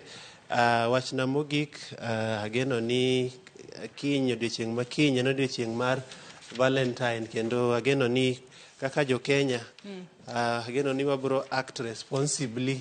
Akia ni into kiny no to kori pange nadi gi Valentine mari odiochieng' machalo kiny, odiochieng' ma kiny odiochieng' mapek kabisa, kendo ageno ni jo Kenya wabro act responsibly. Wabed gi odiochieng' maber, odiochieng' ma kiny no mwahero e kuonde mopogore opogore mag magawa omadhie chaye ka wapimo weche mag ndalo, weche mag hera. Otherwise erokamano kuom rwak makende. Erokamano ahinya Boniface Otieno kuom kawo thuolo mari okinyi ma kawuono mar mondo mi bi wanon ne nyaka Ramogi Ajwang' gigo mantiere gazet mar The Standard kaachiel kod mano mar Daily Nation. Nyaka Ramogi Ajwang' gi kanye mwachopo gode giko mar nonro mar gazet. To mana kaka iwinjo ka Boniface owacho, odiochieng' ma kiny en odiochieng' Valentines, odiochieng' hera. Wakawo mana yueyo madundo gi sani. Tok yueyo to nyawadwa Sharon Ong'aw biro kod twak ma kawuono en rawere panjo ne Raboyunga. Twak ma kama biro odiochieng' achiel kende mano motelo ne Valentines. Joma nitiere kata joma nitiere osiepo ti kod Raboyunga gi geng'a tuoche mopogore opogore. Wakawo yueyo madundo gi sani. Tok yueyo to twak biro, kik idhi mabor.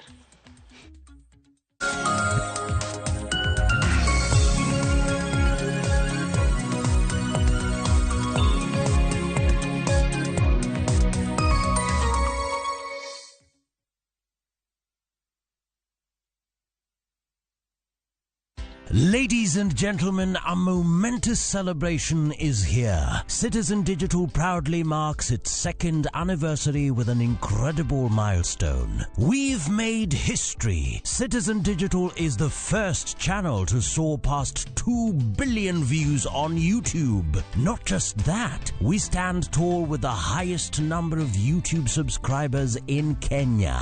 Join us in this phenomenal celebration of achievement, innovation, and incredible support from you, our viewers. Thank you, Kenya, for making Citizen Digital the #1 app for your news, entertainment, and a great deal of engaging content.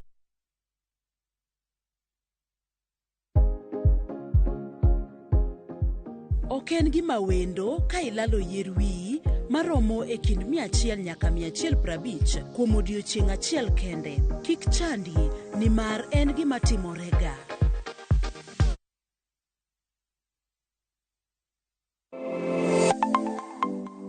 Nyakorom gajuanga, ginengo mar ngima mamedo hidho. Ben ng'eni pok mari nyalo kelo ni yuto mari. Talent ni no nyaka isweti. Ok ni en talent ni koro irie tiendi ni talent koro biro, no. Ng'ato ka ng'ato nitere gi pok mare mana Nyasaye omiye. Iyudo kata mana nyuola kwiri ni kik idhi nyis ji, to kok inyiso ji, ng'ama biro ng'eyo ionge. Chieng' tich ang'wen chakre saa 2:30 nyaka saa 3 mar okinyi. Mar mondo mi wamiyi jip makare kalure kod pok mabende intiere godo. Omiyo tudri kod an Sharon Ong'ao. Chieng' tich ang'wen chakre saa 2:30 nyaka saa 3 mar okinyi e TV mar Ramogi. Kwa kilo ni chenro mano mar pok opogore.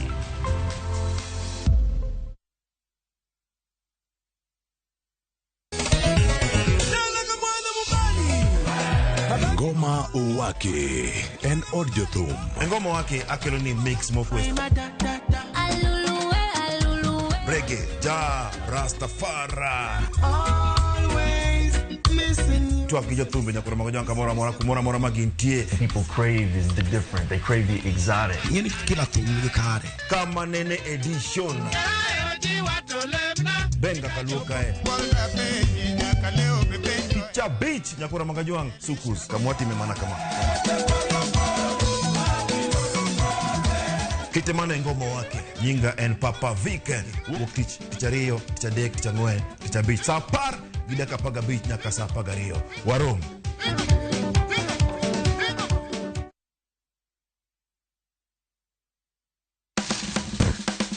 Kodwa kawayango kit chiemo mopogore opogore mawuok e pinje maoko koda mago ma iloso pachoka. En gi ring'o mang'eny to kosetuo kama ma inyalo kano ndalo mang'eny. Mamiyo lep chwadore kendo ni kod ndhadhu mopoto. Fueny maling'ling ma itiyo godo e loso chiemo ka in bende ipuonjori kaka inyalo loso mana e jikondi kanyo. Wakolo matut sigana mantie chiemo ka chiemo. Kawaromo kod jotedo mamiyo ndhadhu bedo gi ngima. Ma rech minyalo chamo kanumu. Ok ochuno ni tede. Ok ochuno ni tede. Ikri mar puonjori tedo chiemo moa e pinje mopogore. Othonje ka othonje. Tedo gi chiemo. Tich adek, saa 2 okinyi. Mana e Ramogi TV.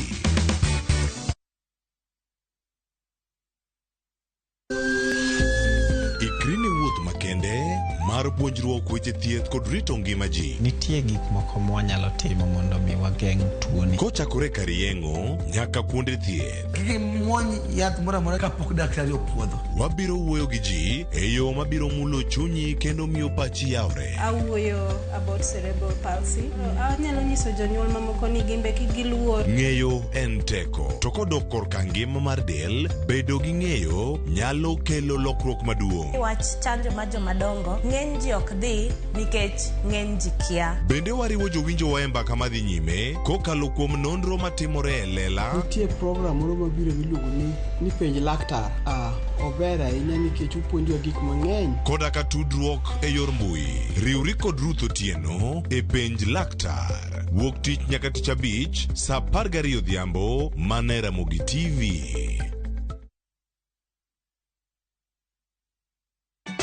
Ka osiep motegno kod johot moherore ritore. Nyako cha, timondo ndisori. Wayudo ng'eyo tonggi. ipani akia gik mitimoga. Uro wengi donje matusi na ukweli donge. Yud mor ngimani kokalo e gik matindo. Udogo shwab wende musajakadala. Justice for all. Mia nengi manyar kochia. Kod osiepene kachiel kod joodgi. I am busy. Gima ruotho miyo kana wene jachien. Sama giromo gi pek mar ngima, joot kod osiepe. Nyasaye neno gi wang'i ma ok opimni. Akwaye ni mondo imak tieja karibu to kopuodho tilew chunye. Ok ginyal weyi ma ok inyiero. Nyakocha irachna e joga. Koka ite to tegore mana ka ita puoyo maniego. Nyar kochia. Tich abich ka tich abich, saa 1:55 otieno. Mana Ramogi TV.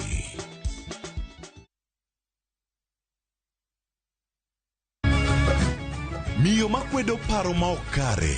Keto kiawa kuom puonj koda timbe machon. Abwachonu adiera man go. Ng'at ma chunye tek to chung motegno. Ber ahinya ka ng'ato chung gadier, kata ka diera mochung godo no boterelo. To gik musiko timore e ngimane miyo bedo gi kuyo kod penjo mang'eny. En ang'o marach kodi? Penjo ng'ama noketho gimoro amora. Gik mane osebedo kopandi koro fwenyore ayanga. Odiochieng' ma kawuono ni anabiro nyiso Sarabjit gimoro amora. Hera mane en go kuom joode miyo temo umogi gi yore te. Asayo ni kik utim kamae. Kata ka onenore ojaketho. Mak mana ni an abiro timo gimoro amora manyalo mondo aler nyinga. Ma en sigand hera. Onge ng'ata ng'ata piny ka manyalo chalo gi Sarabjit. Wan watugoga, wanyieroga, to bende wan wadhaoga. Choti Sardani. Wuok tich nyaka ngeso saa 2:15 otieno. Mana Ramogi TV.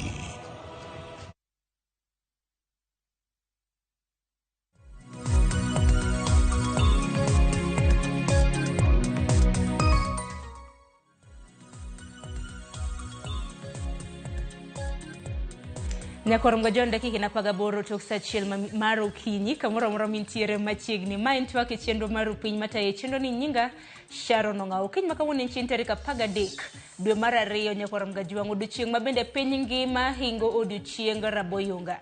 Kiero World Condom Day. Aneno ka moko kuomu penjo ni Raboyunga en ang'o kaluwore kod posta mabende nwaseke e mbui magwa. Raboyunga en kondom. Omiyo kiny makawuono piny ngima hingo odiochieng' Raboyunga. Kaka TV mar Ramogi bende ber kopuonjore kinde ka kinde kaka nek beni watiyo gi Raboyunga mano mar geng'o tuoche mopogore opogore. Okiny makawuono wapenjore anena kaka rowere ahinya rowere mabende neno chenro makama. Dibeni rowere panjo ne Raboyunga mane penjo maduong' Nyakorongo Jwang'. Kintere gi ote moro amora kaluwore kod odiochieng' maket kod ma iyoronwa lai magwa magote machoka rede ka 600 mbui magwa mano moriwo Facebook, X gi YouTube bende aneno ka wantiere achiel kachiel. Parno odiochieng' makama bende biro motelo ne odiochieng' johera kata mna World Valentine's Day mabende idhi bagi odiochieng' makinyo. Kiny makawuono adhi bedo gi welo 2 Nyakorongo Jwang' mokwongo chopo antiere ka gi Joyce Adhiambo man jalup jakom mano mar duol mong'ere kaka Community Advocacy Club. Joyce arwaki ni machiegni nyalo mana moso oganda kiny makawuono. Erokamano ahinya Sharon. Nyinga Joyce Adhiambo kaka wachnuno amoso nyikwa Ramogi Jwang' duto no yawre uru. Nyasaye ber seche te. Erokamano. Iwacho ga ni seche te Nyasaye ber kendo mane kite. To Joyce kata mana kachako kata mana kudi paka pok odonjo kata mana e thor wachwa mar okinyi makawuono. In jalup jakom mano mar Community Advocacy Club. Samoro nyalo mana nyiso matut kotenore kod duola mong'ere kaka Community Advocacy Club. Community Advocacy Club ni en riwruok mane wachako kaka jok modak e kidieny mongohore mag slums kaka Madhare gi Dandora to kod Majengo. Ne wayudo ni jok modak kuondego nitiere gi gik mang'eny magikale yor chandruok to waneno ni mondo wabi kanyakla achiel kaka grube mopogore opogore koa e communities gi mondo mi wabed gi parachiel mar konyo ogandawa mondo kik yud chandruok kaka tuoche kata masira moro amora madiyudgi kama gidakie. Erokamano ahinya. To kiny makawuono nikech piny ngima hingo odiochieng' Raboyunga. Samoro nyalo penjo ni kaka TV mar Ramogi nang' mane obedo gi thor wach makama. Nang' mane twak makama en twak moton wach ni ochuna ahinya okinyi makawuono ne oganda mabende nenowa. Odiochieng' makawuono en odiochieng' ma piny te ng'iyo nikech en odiochieng' monego beni kila ng'ato bedo kong'eyo ni Raboyunga en gima geng'o tuoche kaka ayaki, kaka tuoche mag nyaye kata ich ma ng'ato noko pango. Kendo Raboyunga nyalo mi geng'ruok maduong' ahinya kitiyo kode maber kendo kitiyo kode seche te. Iyudo ni jok mantiere kod tuo mar ayaki kotiyo gi raboyunga to gigeng'o jok ma gihero mondo kik gimigi tuo mar ayaki no. Koro raboyunga en gima onego bed ni wakete mesa, wawuoye kendo wawache nikech en rageng' maduong' ma be osekonyo oganda mang'eny e geng'o tuoche masewacho kaka ayaki to kod tuoche mag nyaye kata ich mano ng'ato ok opango. To kendo raboyunga ni en gima inyalo tigo kaka family planning, yo mar geng'o nyuol kata komo nyuol.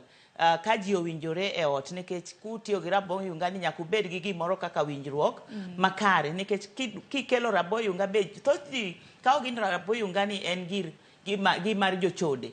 To raboyunga ni en gima onego bed ni ji winjore kendo tiyo kode e sama owinjore kaka jok modak e keny. Mana kamano, kendo bende wacho yo makare en rageng' to bende en gino ma bende itiyo godo kaka komo nyuol, nikech ang'e oganda mathoth nyalo ga paro ni yedhe komo nyuol opogore to gi kanisa moro raboyunga en achiel kuom family planning options ma bende nitiere. Okiny ma kawuono nikech thor wach marwa en rawere panjo ne raboyunga. Ang'e kaka Joyce Adhiambo osebedo kutiyo machiegni gi rawere mopogore pacho ka. Korka kori bende paro ni rawere panjo ne raboyunga? Rawere osebedo ka panjo ne raboyunga nikech ing'eni gin jok ma pod tindo to gidwa ni mondo gimbe gi experience ngima kaka chalo ka ok ging'eyo ni giketo ngimagi e okang' mabiro ketogi kama rach. Koro onego bed ni raboyunga ni en gima gichako wuoye kaka jok ma osebedo ka gin wawacho gi dho diero ni sexually active. Ka in gi ng'at moro ma igeno ma onego bed ni ubedogo e achiel, to onego bed ni uwinjoru kode e yo mar tiyo gi raboyunga ni. Nikech en yo achiel mar geng'o tuo, to en yo achiel mar geng'o ich, to en yo achiel mar geng'o weche kaka tuoche maluwore gi weche hera. Koro rawere osebedo ka panjo ne raboyunga ni nikech iyudo ni rawere ok oluoro tuo mar ayaki to giluoro mako ich. To iyudo ka ijni be nyaka ang' make to ayaki be nyaka ang' ni yudi. Koro raboyunga ni otiyo kaka yo ariyo mar geng'o tuo mar ayaki kata nyaye kendo geng'o ich. Koro iyudo ka rawere bende ok bed ga piny mondo giwach wach mar raboyunga ni nikech nitie gima iluongo ni peer pressure cha. Samoro bende oonge gi gima iluongo ni ok onyal kedo en owuon, ok onyal wuoyo mondo mi okwer kata ng'ato ni an ok anyal timo hera kodi ka onge gi raboyunga. Iyudo ka teko no gionge go, self esteem margi pod ni piny. To kata kamano samoro bende iyudo ka raboyunga ni tiyo go tek nikech iyudo ka moko be koro dhi odonje weche mag aole kata kaka madho kong'o. Ka ng'ato osemer to ok onyal paro yo mar tiyo gi raboyunga ni. Koro kiny ne be ka ang' piny oru ok bing'eyo ni notiyogo kata ok otiyogo nikech ne entiere e okang' moro mar kong'o kata aole magineno ka jowetegi bende nitiere. Alafu kendo ichaki yudo ni rowere maisha masani, ngima masani osebedo matek ahinya. Samoro nyathi nyalo neno ni an kuma ae kata nyuolana wan joma chandore kabisa, to nitie ng'ato monyalo miya pesa moro mang'eny to ok odwa tiyo gi raboyunga. Iyudo kodonjo obadho machalo kamano nikech chandruok kata mantie e anyuola kata e familia gi. Koro iyudo ka rowere mathoth yudo tuoche kaka mag ayaki gi kata nyaye kata ng'ato nigi nyithindo to pod en be nyathi bedo gi nyathi mane ok opango bedo go. To kendo ichako yudo ni rowere gi tuo mar ayaki nobiro higni mag 80 kucha. Tiyudo ka thoth nyithindo manonyuol gi tuoche mag ayaki gi ok ong'eyo ni onego bed ni gitiyo gi raboyunga mondo gigeng' jok ma gihero. Nikech okang' mar muonyo yath bedo negi matek kuom nyithindo mantiere gi tuo mar ayaki ni. Koro ka muonyo yath osebedo negi matek, tiyudo ka kute mag ayaki no ng'eny e dende, to koro omedo pogo ne rowere mane onge gi kute mar ayaki ni. Nikech en bende samoro muonyo yath no be otame, tiyo gi raboyunga be otame. Koro iyudo ka rowere gi be thoth gi koro yudo tuoche magalagala ma ok ong'e kargi. Kendo ichako yudo ni raboyunga ni en gima onego bed ni rawere tiyogo nikech ka wang'iyo sani mon tho kabisa. Mon 8 e wi 10 tho odiochieng' kodiochieng' kaluwore gi tuo miluongo ni cervical cancer. Kute mag HPV mamako dag nyuol mar ng'ama dhako cha. Nikech iyudo ni ka ng'ato nigi kute mag HPV no, human papilloma virus, nenre ni nochako timo timbe mag hera kapod otin to noyudo HPV ni chon. Koro iyudo ka cervical cancer ni obedo bende obadho maduong' kuom nyithindo manyiri mosebedo sexually active kata mochopo higni makoro wachope sani ni. Iyudo ka mon thone gine be ni gitiyo gi raboyunga magigeng'o kute mag HPV no dine ok giyudo kansa no. Kamano. Nikech ang'eni kaluwore kod HPV mana kaka iwacho bende jolony mago mag weche mag thieth bende dwaro mar mondo mi rowere okaw vaccines makamagi mado ka gintiere buo higa 12 mar mondo mi gigeng' mago kute mago mag kansa. Josero point kata mana twak mabende kelo kaluwore kod rowere nikech ing'eni rowere kwanata malo maduong' e pacho ka kata mana king'iyo population e pacho kae. Rowere iwacho ni giluoro ich to giluoro tuoche mopogore opogore. Emomiyo ni rawere okiny makawuono samoro ginyalo wacho ni an tek ne ayud tuo to kik ayud ich. Akendo ng'wen ni paro makamano nitiere kind rowere ahinya nikech wang'eni nitiere rowere kidienje mopogore opogore. Ineno sani piny masani yudo ka nyithindo manyiri thoth gin gi nyithindo. Nyathi onyuolo nyathine. Koro tami ni nyathini odwa rito nyathi nade to odwa dhi skul nade. Koro puonj mar dak kata keny onego bed ni chako puonj nyithindo kapod tindo mondo ging'e ni kitimo hera maonge raboyunga kata kichako timo hera kapod itin keti obadho mar yudo tuo mar ayaki kata yudo ich mano kipango. Koro wach mar sexual and reproductive health ni onego bed ni wachako wuoye gi nyithindwa kata mneudi kaka jonyuol mondo nyithindo bed ka ng'eyo ni gima kama timore. Kech yudo ka wan bende nitiere kitwa gi timbewa ma pod wan go manyachon cha ma ok wanyal wuoyo go gi nyithindo kata e wach hera. Ok inyal nyiso nyathini ni ng'eni kiyudo wuoyi machalo kama to onego bed ni timo kode hera. Yani aneno wich kuote loso gi nyathina e wacho ni adiera e gima timore. Ka ok ang'eyo ni nyathini obro yudo ng'ama chielo oko kucha cha to bro puonje gigi ka an ok ang'eyo. Chieng' moro abiro apo mana ni nyathina cha ne nigi ich. Nyathi yach takia ni ijni omodhe pi koso ijni no yude yo machalo nade. Koro nego beni watwak gi nyithindwa gi mondo wang'e niya nyathina ni owuotho nade to en gi ng'a to chopo kama chalo nade. Kaka jonyuol onego beni wakaw atua wakaw kaka nyithindwa wapuonjgi e wach mar sexual and reproductive health rights ni. Mondo ging'e ni tuoche nitie, ayaki nitie to iyudo ni piny masani ni ayaki kano biro higni mokalo ka dhano pod oluore nyaka chika uono. Ananyisi ni anadak gi kute mag ayaki. Asedak gi kute gi mokalo higni 22 to ambende naseyudo gimiluongo ni cervical cancer no viability positive nodho timna thieth miluongo ni cryotherapy. Koro an achung' e oganda wa manyisgi ni dak gi kute mayaki ok yot. Yudo cervical cancer no be ok en tich mayot nikech chiedhe no ben okawo okang' mathoth.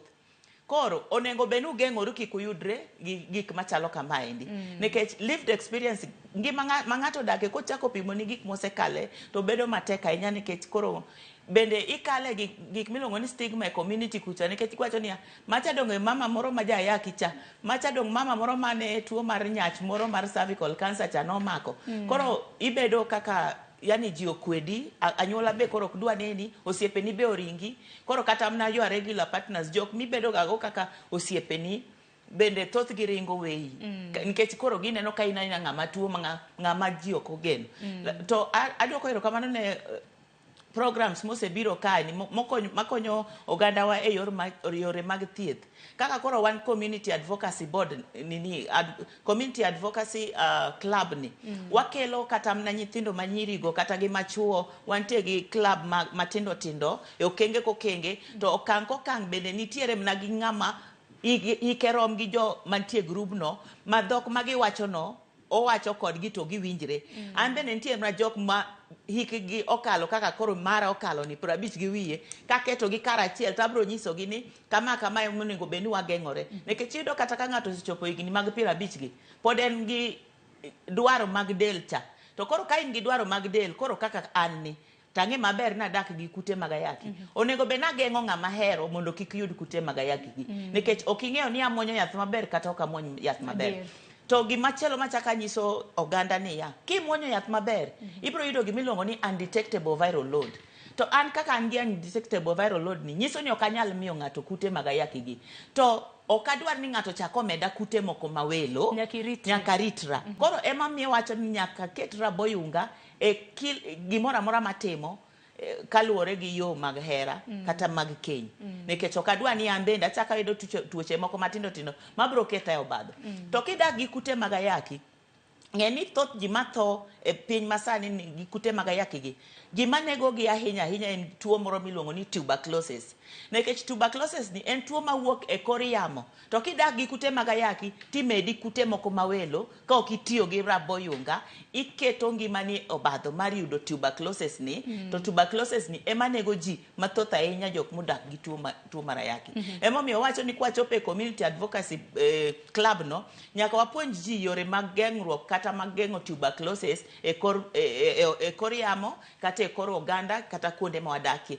nikech kiparo ni sama achako tanyisi ni wan wadake kuonde mongohore kuonde mongohore go yudo ka oganda ng'eny kabisa population mar ji duong kabisa kanyo koro iketo ngimani obadho mar yudo kata mana tuberculosis no kaluwore bende gi kit ngima ma wadakie wan wadake kit ngima mapiny koro ing'eni kata chiemo no be samoro bedo matek mar ng'ato yudo mondo mi ogeng're gi tuo mar tuberculosis ni koro emami anyiso ga ji sache te ni king'eyo kata ni ok ionge gi kute mag ayaki go nikech dak kode betek igeng'ri kik iyud kute mag ayaki gi kitiyo gi raboyunga to raboyunga ni ok itigo sama iparo itiyogo seche te e samoro amora mitimo kido mar hera kamano aparo ni mano ni kare kendo ahero kora mana kaka ikele nikech ji mathoth nyalo ga paro ni raboyunga en mana achiel kuom okenge mitiyo godo kaka komo nyuol to raboyunga bende en achiel kuom rageng' ahinya ne jogo eko mabende odak kod kute mag ayaki kata mana tuoche mopogore opogore mar mondo mi ogeng' mar mondo mi kik land tuoche maket kod mag ne jomoko ahinya ahinya okiny ma kawuono nikech kinde ka kinde wachoga ni TV mar Ramogi chenro mabende wantiere godo en mar puonjo onagi omiyo okiny ma kawuono kapo nono ni janyuol mabende ne chenro makama aparo ni jonyuol bende ni winjo twak makama yo makende kintiere gi nyithindo samoro kata mana nyithi wayu obeda nyithi kata mno weteni nyimine ni aparo ni meno kang manego bende wanyalo somo godo paro bende paro no gik seche nikech sani piny ringo speed ochopo kinde mabende jonyuol nego bende bedo gi nyithindegi kata gibende gin nyithindo matindo marom nade nikech nyithindo tinde kata mana sikunde osechak puonj gi reproduction health ging'e gik matimore gineno kata mana gigi e wang' jowi obed mbui mopogore opogore jonyuol nego bende bedo gi nyithindegi to nyisogi ni kama aseneno kata mana moko kuom jonyuol mabende tero kata mana nyithindegi e yedhe mag komo nyuol seyo bende aneno kosebedo ka wuok mopogore opogore akende wach nango kaka community kaka jakanyo mar community advocacy club an gima anyalo wacho ne anyuola kata onagiwa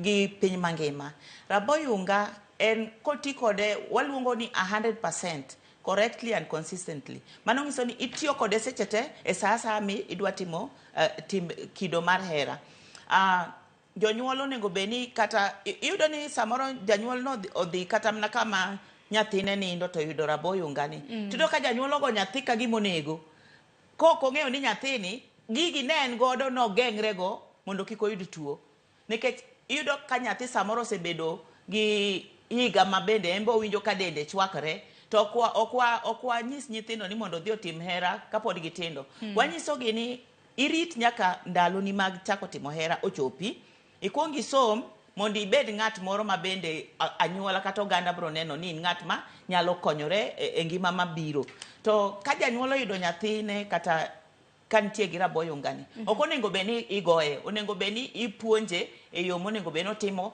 otiyo kode nikech already osebedo kode nyiso niya maybe gini nochako timo chon kata gini en go ka odwa no puonjre tiyogo koro onego beni approach e yo moro makare dong yudo ni sani nyithindo kata nyithindo yudo ka nitiere gi tuoche mag paro nyithindo nigi tuoche mag paro kaluwore gi ngima magidake koro kichako dhawo gi nyathi to kendo ibiro kelo ne tabu mopogore opogore koro onego beni bedo piny gi nyathini iwuoyo kode to wuoyo gi nyathi be samoro bedo matek nikech wan kaka joluo koro nyal wuoyo gi nyathini luong kata waygi moro wuo kode mong'eyo weche mag ngima mag sexual and reproductive health gi wuo kata gi psychosocial counselor kata daktari moro mong'eyo ni raboyunga ni onego beni tiyo kode nade mondo ing'e ni nyathini ni osechako bedo sexually active kose en gima odwa chako kose en gima osebedo ga kotimo koro onego beni wawuoyo gi nyathi to iwuoyo kode mos iwuok kode mos kaka ng'ama go gari start ok iwuok kode ka ng'ama ne ringo gi ndege. Bende kata mana kiloso kodgi bende ing'iyo kata mana hike nyathini. Nitiere bende nyithindo moko mok nyal mana chako nyiso wach komo nyuol, wach raboyunga to nyathi pod tin. Kamano. Nego bende iloso kodgi kinde higni maromo nade?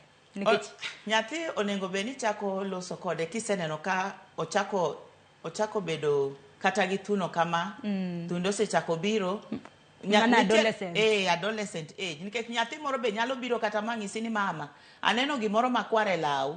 Koro mano nyiso ni osechako bedo ng'ama dhako, ng'ama dhi e dwe, en nyathi mosebedo ng'ama koro odongo mos. Koro kanye minyalo chako wuoyo kod nyathi nyise ni ing'e ni ngima sani tek, onego bed ni iritori nikech sani koro inyalo mako ich sa asaya. Kopo ni itimo hera gi ng'ato, inyiso nyathi wach yani iwacho ne gima adieri makata en kowinjo to obro wacho ni mama wani kare no wacho na adieri. Kata koro ang'o dhi ni mama wani wacho na wach mok ber to obro dok piny mopar ni mama wani wacho na gima nyalo konya e ngima mabiro. Kamano. Nikech ang'ni penjo nyalo bedo ni jonyuol adi ma bende timo nikech ing'eni weche makamago bende samoro wacho ni kaka kitwa gi timbewa samoro nyalo ga bedo matek. But wago erokamano bedo ni skunde mopogore opogore nikech aneno ka twak makamagi bende tinde ikelo nyaka e sikunde. Aneno ka kamna un bende uwuotho e sikunde ka bende upuonjo nyithindo. Aseneno ge skunde mag primary, skunde mag secondary kanyakla kod mago mag mbalariany. Koro Mgajwang' amedo mana paro ni mar mondo mi bed kod twak makama yoronwa ote lai mago te machok yawa redek auchiela nono mbui mago bendo biro ni achiel kachiela mano moriwo X, Facebook kanyakla kod YouTube. Ornwa ote moramora mintiere godo ne Joyce Adhiambo. Abro bedo kasomo gi kinde mabende piny ngima hingo odiochienga raboyunga odiochienga makawuono. Wapuonjre wabed thuolo. Wamende kana mna twak makama wabedo godo nikech piny rengo matek, nyithindo bende nyaka wapuonji. Joyce ngato penjo ni nang'o miyo ni odiochieng makawuono ma chin tarik 13 ang'e piny ngima higa ka higa ojayango odiochienga World Condom Day kata mno odiochienga raboyunga. Ting'eni bende wachoga ni nyalo bedo irony ni odiochieng ni bende biro mana motelo ne odiochieng Valentine. Mano Valentine Day. Akani ndeso mparo mane kotenre gi mano. Dongi neno kata ambe kawuono arwako mana law Valentine. Nyiso ni odiochieng makiny en odiochieng mabe onego bed ni dhano bedo gi mor mar hera e piny mangima, ok en kata pinywa ka kende, en piny mangima. To odiochieng makiny no nyiso ni gik mabro timore odiochieng makiny no ng'eny thoth ma ji oneno to gi ma ji pok oneno. Koro seche ma ji dwa timo wach mag hera no odiochieng makawuono chakre kawuono nyaka kiny no onego bed ni iketo raboyunga e mpango mari nikech ok ing'eyo samoro nitiere kata jok mantiere gi regular partners, nitiere ng'at moro mantie kata gi johera 2 kata 3, nitiere kata mna jok mabro wuok e miechgi kawuono to gibro duogo ruye nikech gin giwacho ni gidhi safari kare gidhi mne Valentine Day ni to king'e ni gidhi kanye to gidhi gi ng'age ni. Koro kamoro amora miwuothe chakre kawuono kaw raboyunga iso e mfuko ni iwuoth go mondo igeng'ri go nikech inyalo romo gi ng'ame kia. Nitie nyaka jok maromo gi jok magikia to gitimo go hera. To koro mano keto gi obadho maduong' mar timo ang'o mag miyo gi kute mag ayaki kata mag miyo gi nyaye kata mar miyo ng'ato ich manoko pango. Koro ema wacho ni odiochieng makawuono gi kiny nikech piny mangima dhi celebrate Valentine's Day onego bed ni kawuono kila ng'ato ting'o raboyunga ne mondo geng're go kik oyud tuoche. Tibed mana kawuono kosa mana kinde ka kinde nikech Valentine's Day mano odiochieng achiel. Nang' mano odiochieng achiel kende ema koro ji omi maino weche mag raboyunga nikech ang'eni kata mana chopo odiochieng makiny kata mana buora Nairobi ka ni wuotho e streets mopogore opogore nyakwa ni yud mana jok mapogo raboyunga.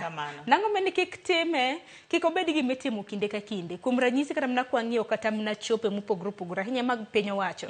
Naneno kaka nitiere ga condoms kata mana raboyunga. Akeni tinde bende gintiere asebudho kapok alimo chope mago mag piny owacho. Mano emomiyo wantiere kaka Community Advocacy Board nini club mondo mi wamed timo mijing'o mar nyiso kata sirikal ni raboyunga ni en gima onego bed ni wabedo kode pile.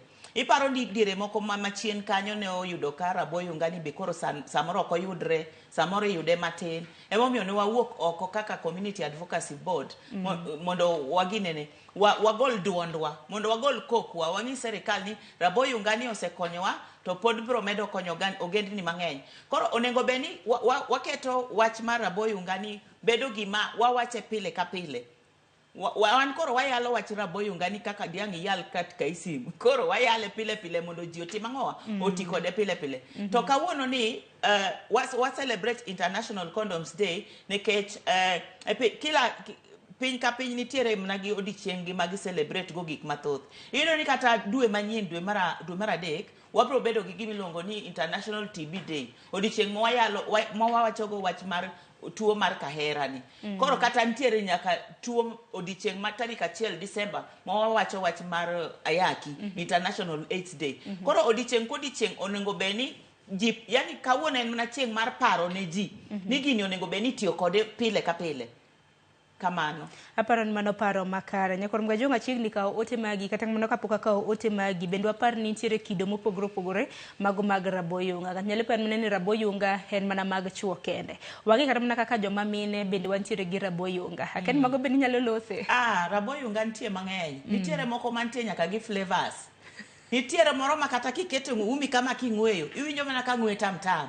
Koro luwore ge bende gofuku ni nekech mawa tiego mwachiwo gi mag sirikal gi gin gima kila ng'ato nyalo yudo.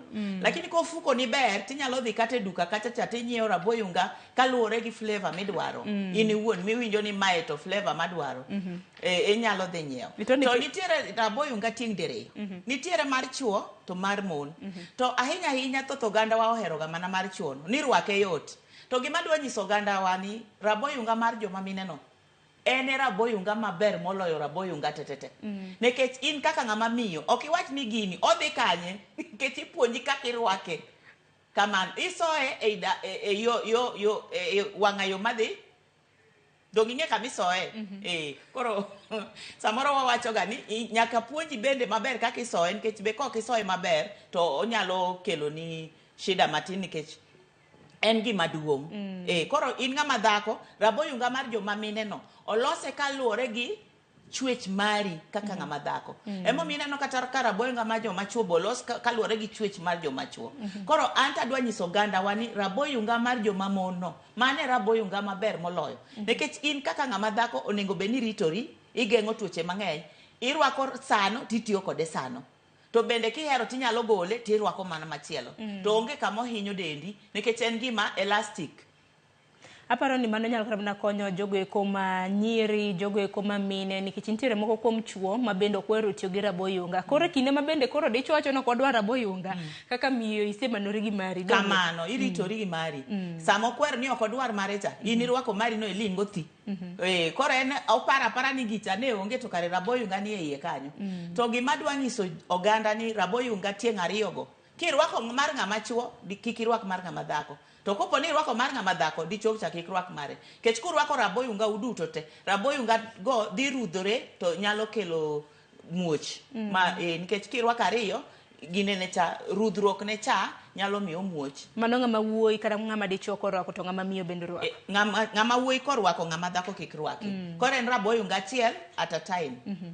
To nitiere joma chuo ma samoro wacho ni gidwa rwako ariyo nikech giluoro samoro rwako achiel okoromo gi jahera to samoro okia kata mana status mano mar jahera mare. Moko bende wacho ni adwa rwako ariyo. Raboyunga onego bed ni rwako achiel. Kirwako ariyo be pod ariyo go nyalo muoch. Kaluwore gi friction mar raboyunga kako lose. Koro an akwayo oganda wa ni sama irwako raboyunga rwake achiel to be irwake makare. Ok ithor rwake arwaka kata e mudho. Irwako raboyunga kinene kama. Ok isim taya ni idwa rwako raboyunga, kik ng'ama in kono ni kik ne ni rwako. Inyalo rwake marach to kirwake marach to odhi muoch. Koro afadhali iti kode e taya kama ineno ni gini tarwake kama tarwake maber. Kamano. Chenro ma kama dina beni en mar odhiambo dine nyiso ni kwa ramgejwang kaka inyalo rwak raboyunga e yo makare. Mane sana ng'eni nyithindo bende neno chenro nyaka koro wauma moko mana kaka joka ng'ato donge. Koko mano wasema ni moko kuom ote ma bende doja no ka ote bende thoth obiro mana temo kar nyalo marwa mara kawo gi mana matin to bende minyalo mana some yamo. Nitiere jano marwa wacho ni happy Valentine's to you all at the studio. Wacho ni raboyunga is a challenge at home. Most dispensaries are far from where we live, making it difficult for most of us to go for them. Kidhi o memabor tinyalo yudo ka wendo osedhi. Aya, penjo mar ariyo wacho ni pesa bende onge, ibro ng'iewe ne wendo, ibro nyiewo ne wendo omena koso raboyunga. Mano penjo mantiere kanyo. Kevin Omondi iwacho ni nyiri tinde osiko mana ni kondom ramo igi, koro gidwa mondo wati godo. Mano kendo ote machielo ang'eno dhi bedo kwalos about myths gi misconceptions ma bende ntiere. Ruth Nathi Ochieng iwacho ni raboyunga ber e yor komo nyuol ahinya to ne joma mine ma family planning chando. Ogeng'o tuoche, iwacho ni town to thothgi tiyo kodgi, dala raboyunga ok yudre mayot. Pesa bende onge maginyiewo godo nikech raboyunga bende beche oidho. Omedo ni rowere oluoro dhi ng'iewo gigi e duka nikech giparo ni kinyiewo gi in kaka ochot. Aparo ni mano bende wach moro myth manyalo nyak walose. Bende wacho ni sirikal owinjore osambaza gigi e gwenge kendo onego los youth programs mar puonjogi kaka itiyo kodgi. Wamaka gi kamano, ang'eni ote bende ang'eni odhuro gi sani. Mose donjo. Ing'eni jok manie town kaka wan samoro nyalo wacho ni raboyunga yudo mayot, nitiere chope mato wacho ni mag public ma samoro iketo. To dala yudo ka raboyunga kata mana kuonde minyiewo gi ng'ato bende osecho kacho ni ketenge dhi nyiewo miduogi yudo ka wendo osedhi. Wach ma wach ne nyikwa Ramogi ajwang' ni raboyunga en gima onego bed ni ichano chon. Ichako chanorigo chon. Ka ok kamano timanye chon ikane meot ka nikech ikia sama wendo ang' no biye. Koro mane ema dwa nyiso ni iritori gi raboyunga ni chon. To sama iritori kode ni bende nyaka irang expiry date. Nikech inyalo kawo raboyunga higa mokalo to king'iyo sani to samoro ndalo ne osekalo. Koro nyaka iritri gi raboyunga kaluwore gi higni ma onyalo dakie mokonyi kaka ng'ama dwa tiyo kode. To aduoko ne erokamano jaote mooro ote no nikech en ng'ama ong'eyo ni onego bed ni otiyo gi raboyunga. To mar ariyo, kiwacho ni dala kucha onge raboyunga, tadwa kwero wachno nikech dala nitiere osiptende mag sirikal, mag dispensaries gi. Kata level 4 kata level 5. Ichiwo gi nono di? Ichiwo gi nono. Raboyunga mag sirikal ichiwo gi nono. Onge gimoro amora michulo. Ine midhi kacha cha tinyiso daktari mantie kanyo kata pharmacy na dwaro raboyunga. To bende kidonjo e wang'ayo madonjo e osiptal, tiyudo ma koketgi ool gi kanyo. Andiere moko nadhi osiptal moro yondhiwa kocha, ayudo ka raboyunga okete dispenser kanyo ma rangi ne olokore nikech ng'ama kawe kanyo be onge. Ji oluoro dhi kawe. Luoro no be ma keto e obadho nikech. To samoro kaka iketogi, ka koro oketgi e lela to ng'ato neni mana okete dispenser e corridor. To dispenser en kama inyalo donjo tikwanyo tikalo. Kama ng'ato ok onenie. En gima idonjo tikwanyo. To koro kikwanye to koro ere koro kaka inyalo konyori. Koro an akwayo nyikwa Ramogi ajwang' ni saa midhi e osiptal moro amora ma sirikal e gweng' kuchacha ibro yudo kochiw raboyunga go nono kendo ndik gi not for sale. Makido ng'ama uso nigo to in nyiewa nyewa kisenyiewo to dhi donj ne ka sirikal nikech ouso ni gir sirikal monego bed ni tiyogo igeng'ori go nono. Kamano. Wach machielo ma bende adonjo bende en nengo mago mag raboyunga. Gweng' kacha kidhi neno ka dukni bende samoro ntiere moko kuom gima bende boyo gi dala. Ng'ato ka odhi nyiewo kata mana raboyunga opanjo nikech kia kata noluonge nang'o kata mana e duka. Dong mako osebedo kata mana katimore kata mana e dukni madongo. Pod ntiere gi luoro mano mar nyiewo gigi ayanga ni kaka Sharon ng'awa dhi e kaunta kata ni miya mano. Iwacho mana ni miya macha. Ineno ma dwaro ng'ato bedo gi courage nikech ni wuon ing'e gima idwaro. To kiluoro jadukano to en ema ouse. Nyiso ni ine mikia gima idwaro dong. Ok inyal dhi nyiewo tam tidwaro raboyunga. An kaka an Joyce ni adhi anyisa ng'ama use dukano ni adwaro kondom abich. Nikech ang'e ni at the end of the day adhi tiyo kod abich go. Ama tiyo gariyo kata adek kakano. Chieng' moro achaka tiyo kodgi. Koro in iwuon en monego bed ni ibedo gi mijing'o mar dhi nyiso ng'ama uso no ni adwaro kondom maromo kama tadwa dhi tiyo kodgi. Kamano. Ok ong'e kata samoro ng'ate moori. In dhi nyiewo gimo teri e duka, we panjo. Nikech in ming'e gimigeng'o. In ming'e gimigeng'o. Kamano. Aparo ni ochopo kinde mabende koro wacho ni wabed confident. Kinde mabende wadhi nyiewo gik mamoko nikech wang'e ni konyowa e ngimawa. Donge Jessica po kaka ote mamoko wang'e na myths and misconceptions. Miriambo mabende samoro kata mna iwacho ni gik ma samoro wachore e wi condoms. Mabende samoro ok en adier nikech ang'e ni usebedo kata mna kupuonjo oganda thothne kaluwore kod dwaro mar tiyo gi raboyunga. Bende kuongo mondo nitiere myths and misconceptions e weche mag tiyo gi raboyunga kuongo monde. Odhuro. Gik ma ji wacho ng'eny. Mokwongo ji wacho ga ni kondom en gir wasunge kata gima noa oko ma bende kelo tuoche kaka iwinjo ka nyawadwa wacho ni ramo piny iye no. Mano samoro kiwinjo ka ng'ato wacho ni piny rame, mano samoro nitie mana gima chande mopogore gi rabo yungano. Koro onego bed ni odhi osiptal to daktari timo ne screening, STI screening mondo ong'e ni tang'o maramo iye. Kondom ok ram iji. Mar ariyo, giwacho ni mo mokete kondom no, the lubricant, ni ng'wega marach. Ni bang' ka ng'ato osetimo hera ni mono ng'wega marach. Mano gima ng'ato osekete pache ni katiyo gi rabo yunga to moni dhi ng'we marach. Jok ma ng'wene gi marach onyiew mag scented. Kiyudo ka ng'we marach, nyiso ni mano nitiere muya moro marach mawuok kuomi, ok wuok e kondom. Koro onego bed ni ng'iyo ineno daktari mondo tim ang'owa, ochiedhi ong'e ni ang'o ma muya mawuok marach no en muya moa kanye. Mar adek, giwacho ni nitiere tuo moket ga e kondom no ma kitiyo kode to kinyal mako ich. Mano en miriambo, nikech kondom en rageng', otiyo kaka barrier mar geng'i kik iyud tuoche kaka yaki, tuoche mag nyach, kata kik iyud reinfection mar kute mag ayaki no. Kata igeng'o nyaka ich. Koro kondom en ga 100% prevention. Otiyo maber kitiyo kode maber. Kamano. Bende kitiyo kod mano, bende ang'eni nitiere jogo eko ma bende samoro wachoga ni condoms bende moko bende yiech, moko bende hiwacho ni koti kodgi yo mok ni kare, kata mana kaka ni wacho ni samoro kata mana kaka rwakogi. Aparo ni bende nitiere instructions samoro ma bende biro kaka ijalo ti gi rabo yunga, donge? Instructions nitiere e rabo yunga te. Ma sami nyiewo rabo yunga te momiya ng'isi ni nyaka irang expiry date. Mano one of the best instruction mantie kachacha. Nikech kinyiewo rabo yunga ma ndalo ne osekalo, mano ng'iso ni en gima osekethore, ok odhi konyi. Onyalo dhi muoch. To kitiyo gi rabo yunga man kare ma ndalo ne pod ber, to odhi konyi kitiyo kode maber. Kendo kirwake maber. Ok ithor rwake arwaka. Nitiere instruction mondiki e kalatas no. Bende nitie kaka iyieche. Ok ing'ade gi laki to ok ing'ade gi kokeni. Kamano. Nitiere instruction kaka onego bed ni ng'ade be. Mondo eko owuog maber, ma smooth. Ma ok otim ang'owa, moki interfere kode.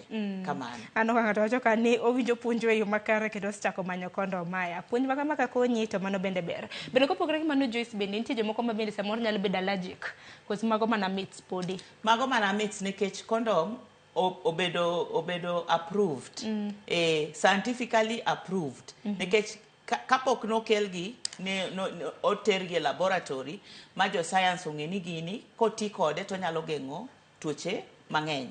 Koro kondom en gima onego bed ni ji tiyogo, ji owere gi paro moko ma nyalo wuondogi, ma biro ketogi e obadho ma ok odhi kare.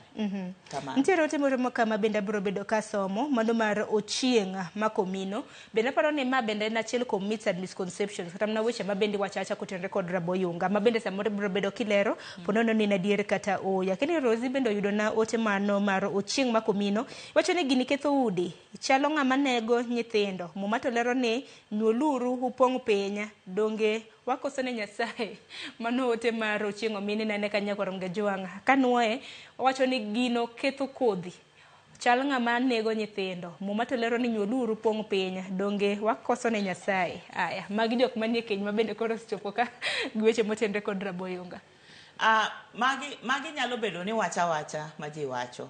To wan kaka jok ma puonjo ogendni, wawacho negi ni mondo giti gi rabo yunga. Nikech iyudo ni kata jok manie keny go, moko nitiere madhi oko mar keny, to gipondo. Bang'e iduogo iyudo ni kare ng'ani nowuotho oko, kodhi opime oyude ni en gi tuo mar ayaki. Mar ariyo, iyudo ni nitiere kata jok mane i keny ka. Ng'ata achiel odagi kute mar ayaki to ng'ata achiel onge go. Koro ing'e ni giketo kondom ni gitiyogo, kata rabo yunga ni gitiyogo e familia gini, ber nikech obro geng'o nyawadgi ni kik omi ang'owa kute mag ayaki. Koro emomiyo wacho ni rabo yunga ni bende en winjruok e ot ka. Kapok ichako tiyo kode nyaka ang' winjru. Nikech nitie jok mok bi yie tiyogo, to nitie jok mabro yie tiyogo. Mano emomiyo kaka one community advocacy club waketo ginene mijing'o mondo wapuonj ji ni ber tiyo gi rabo yunga mondo gigeng' tuoche mang'eny madimakgi. Kata tuoche gi bende kobiro e ot donge dhi ketho udi. Koro afadhali wageng' molo timo ang'owa, molo ketho udi. Koro geng'o ni bende nyaka wabed gi winjruok mar wadhi tiyo gi rabo yunga, kata wadhi tiyo kode higni machalo kama, to bende ng'eni same be idwaro nyathi bedo ka ng'iti gi rabo yunga. Koro mano bende nyaka wadhi wane daktari mondo wawinjre ni nyathi wadwa dware e kinde machalo kama. Koro mondo kata ka in odiochieng' achiel to ubro manyo nyathi to ndalo modong umedo tiyo gi raboyunga nikech pod wadwa geng'o ng'ama onge gi kute mag ayaki cha mondo kik yude ayaki nikech wantiere gi the goals ma wan go by 2030 ng'ata kik bed gi kute mag ayaki kamano geno maro ni rowere winjo twak makameyo makare kata mana jogo kuma bende nitiere keny nikech kintiere keny mana kaka Joyce bende wacho ok ochuno nyaka iti gi raboyunga to kochuno en kapo nono ni iwacho ni cheating partner samoro dhi neno ng'at machielo mokena partner mari to weche nyalo wuok mang'eny. Asomo ote moko kapok asomo ote makamago kasto menyalo duoko Joyce duoka pok ka yo matin. Julius Nyerere wacho ni Ramogi Julius Nyerere mar Nyamusi wagire Tanzania oyudo puonj kako nyalo ritore kod nyithinde e yor geng'o iye kod kute magayaki. Erokamano ahinya kuom ote mari. Saumo Simba iwacho ni raboyunga ber ogeng'o gik mang'eny mana diera mar wach.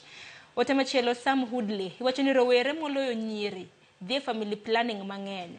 Koro ka nyathina manyako osegeng'o ich to tuo koro okia wachne to contraceptives be itiyo godo kapok ji onyuolgi bende end up ni miyo gi mana tabu. Aparo ni mano ote maliwa ahinya wabiro bedo kwa tuakie. Ong'wena Elias iwacho ni oyawre kendo mos na wendo ojende owere gi wach mar ni ka gitiyo gi raboyunga to ni onge mit magiwinjo. Ngima en gima iyudo dichiel to timo weche hera en gima osiko are ndalo kwerewa. Ote maliwa ahinya kanyo. Omedo ni to joluo bende nogoyo ngero ni geng'o ber maloyo thiedho. Sama ojende panjone tiyo gi raboyunga to ngimagi medo bedo e okang' matek. Mano en adiera ahinya. Asomo ote mogik kanyo kata mana wawe kata mana gi kanyo mana ote ineno kata mana kaka joneno magwa bende giwinjo puonje yo makare kalore kod ote mabende donjo mabende nyalo duoko mapiyo piyo kapok ka yo matin dibed mana. Adwa duoko ni sani piny olony piny odhi digital nyithindo kata okipuonjo gi wach mar raboyunga no gibro neno social media koro onego beni wawacho negi nikech nyathi ber ko winjo wach ni koa e dho janyuolne ni koponi okitiyo gi raboyunga ni tinyalo yudo tuoche mopogore opogore. Koro anajiwo anyuola kata jonagi ni raboyunga en yo maduong' mar geng'o iye kata tuoche magayaki kata mana nyaegi. To nitiere kata joma dongo ma kotiyo gi family planning gi to kowinjore gi dendgi. Iyudo ni ng'ama dhako kata kochwe sindan mag dweche 3 gi kata higa 5 gi to enena ng'ama siko chwe ero remo throughout. Koro yudo ka kendo wachno duogo ketho keny e iye ka. To ka giwinjore gi jaode ma gitiyo gi raboyunga tiyudo ka challenges gi be koro odok chien. Koro hera be medre ot ka. To ote machielo mane jawinjo moro ndiko kanyo ni raboyunga onge gi mit. Ang'isi ni raboyunga no be kitiyo kode entie gi extensive period moro e kar winjo kit ngima mar kenyno. Moloyo ka ng'ato kotiyo gi raboyunga. O extend that aroma. Koro anyiso anyuola ni raboyunga ber wati kode. Okonyo ogendni mang'eny. Raboyunga ber wati kode. Mano ote makende mabende Joyce Adhiambo medo simu ni nyakwa Ramgajwango. Kiny makawuono kinde mabende piny ngima hingo odiochienga raboyunga. Thor wach bedo adhi bedo kwa lose ahinya ahinya theme mano mar higa mar 2024 med oro ote magi nyakwa Ramgajwango. Abro bedo katemo kar nyalo mara ka ona duogo okang' mar ariyo mar mondo mi wasomgi ote mora mintiere godo kotende kod tiyo gi raboyunga bendi yornwa. Okiny makawuono en puonj makare mabende dwaro sumoni kata mana kindala kanyo be nyalo somonwa paro kotende kod odiochieng' makawuono. Rowere un kanye un be duora nena ote wako yo matin kik dhi mabor.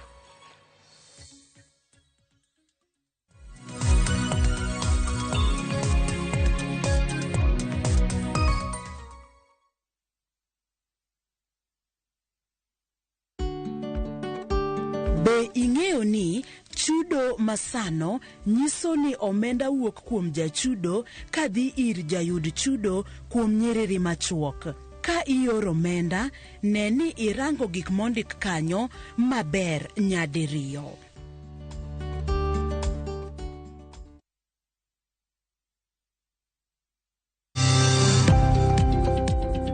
Ohala gi mwandu wakelo ni jolony e weche ohala. It is important mondo wan kaka joluo wabed gi dongruok. Wafwenyo ni adiera matut mag timo ohala. Tijni kidwa time en mana mashin mar luoko to gi kuma inyalo yude pi.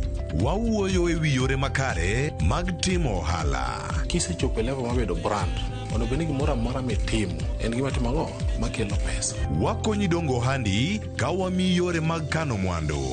Investment group kawache mana gi nyinge no en choko pesa kasto ikete kamoro kasto golo nyinyo mabiro konyi e kinde mabiro. Omiyo wakwayo ni ji duto ket pesa gi e savings mondo wapuonji kaka gibiro tiyo kodo. Riwri kodwa chieng' tich ang'wen saa 1:45 otieno mana e Ramogi TV.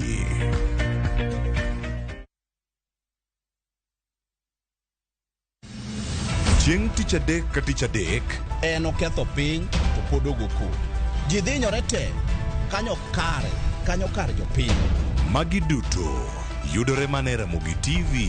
Yani ene ubiro ga bora ne ubiro to otengo abiro timo numa gima abiro timo ok no timo jo Kenya bu usaul gi wund ma pile buch jopiny to nitie kuonde moko bende japiny mano golo lo molos go kembe gi eki ni sani koro kembe go eki ibro usi maduonde japiny ok uwinji e od bura miluongo ni parliament. Nyinga Trevor Ombija jandingo panga jo nyakach dendo nombija tai nyakwar guok kocha pesa. Tich adek saa 3 otieno kik bai.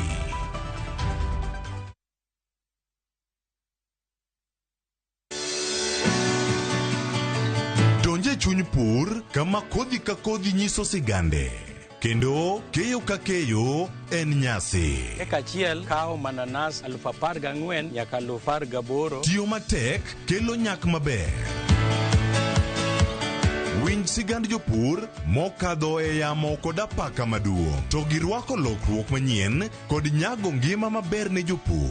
Farmyard manyiwa to gi compost is the best. Kich ber ne nang'o oduoko lo kaka lo ne chalo chon. Bi kodwa sama wakedo gi pek ma waromo godo kendo yudo gweth ma kit ngima maber. Sama wachako tich mar lowo nyaka bed gi kwer. Kae tabedo gi beti, kae tabedo go pao. Kaluowa kae dhano owuok oko ne pur. Pur gi ohala. Tich adek ka tich adek saa 1:45 otieno.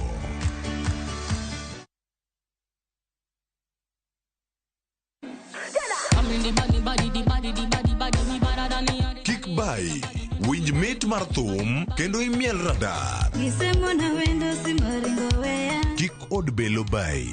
Belo number 1. Gi twak mamulo rowere gi oganda duto. Ka in gi nyako ma tiyo, oneno mbele mayot moloyo nyako ma ok osomo. Wakelo ni jongolo mopogore opogore. Mane mbak ndalo chakre wuok tich nyaka tich abich saa 8 odiochieng'. Mane Ramogi TV.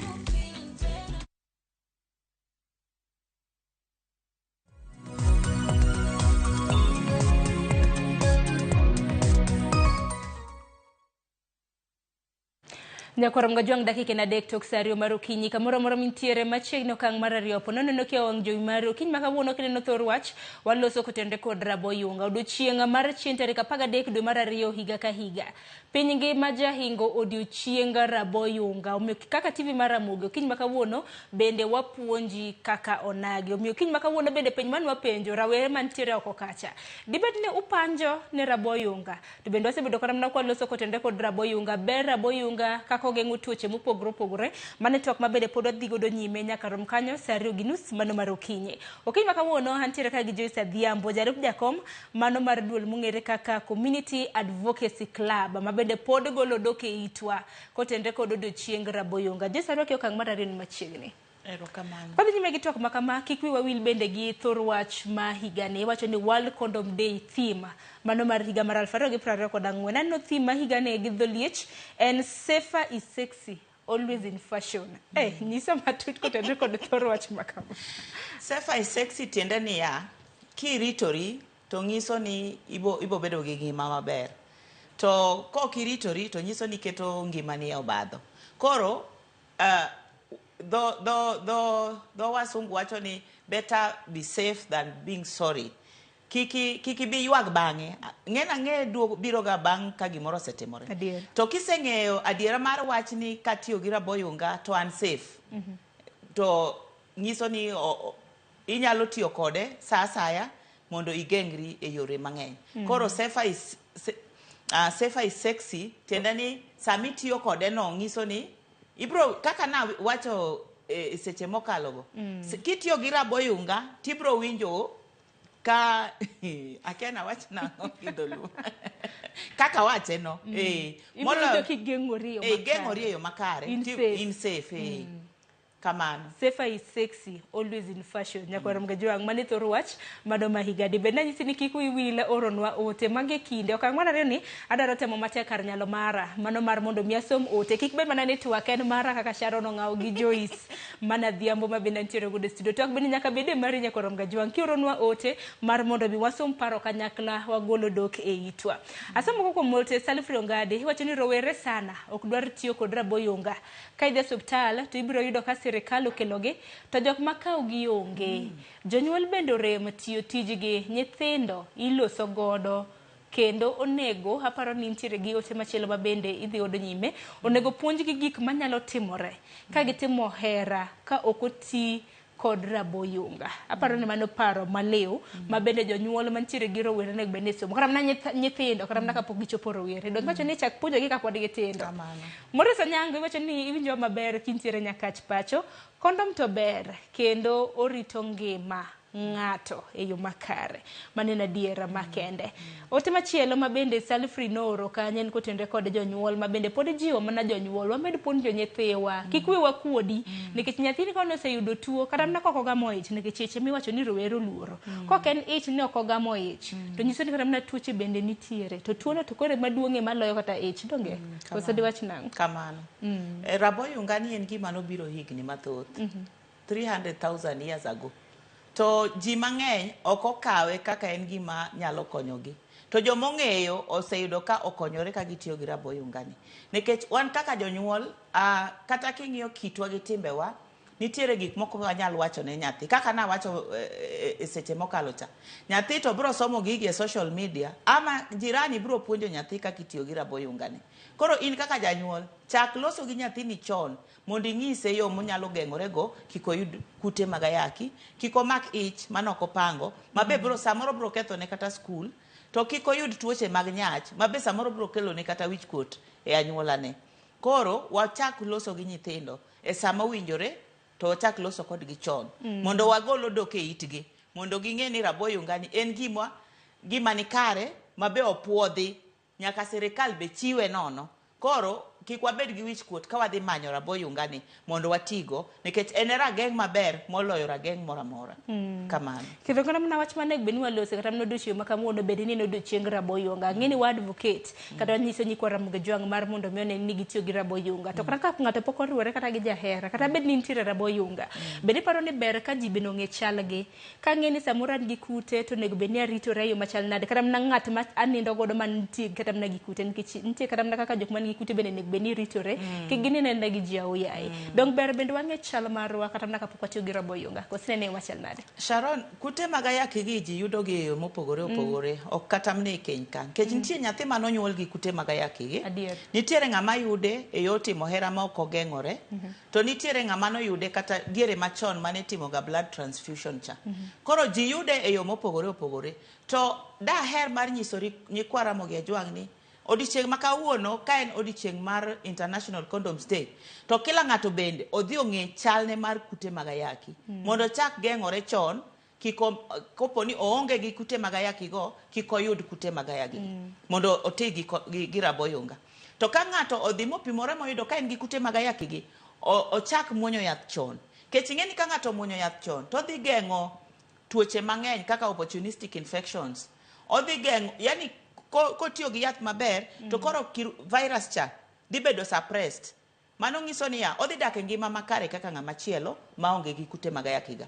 Lakini kute magayaki ga ko muonyo yath maber to dhi dak e ngima maber. Koro sama omuonyo yath ni to bende pod ogeng're kik oyud kute moko manyien. Kech ing'eni kute gi bopogore.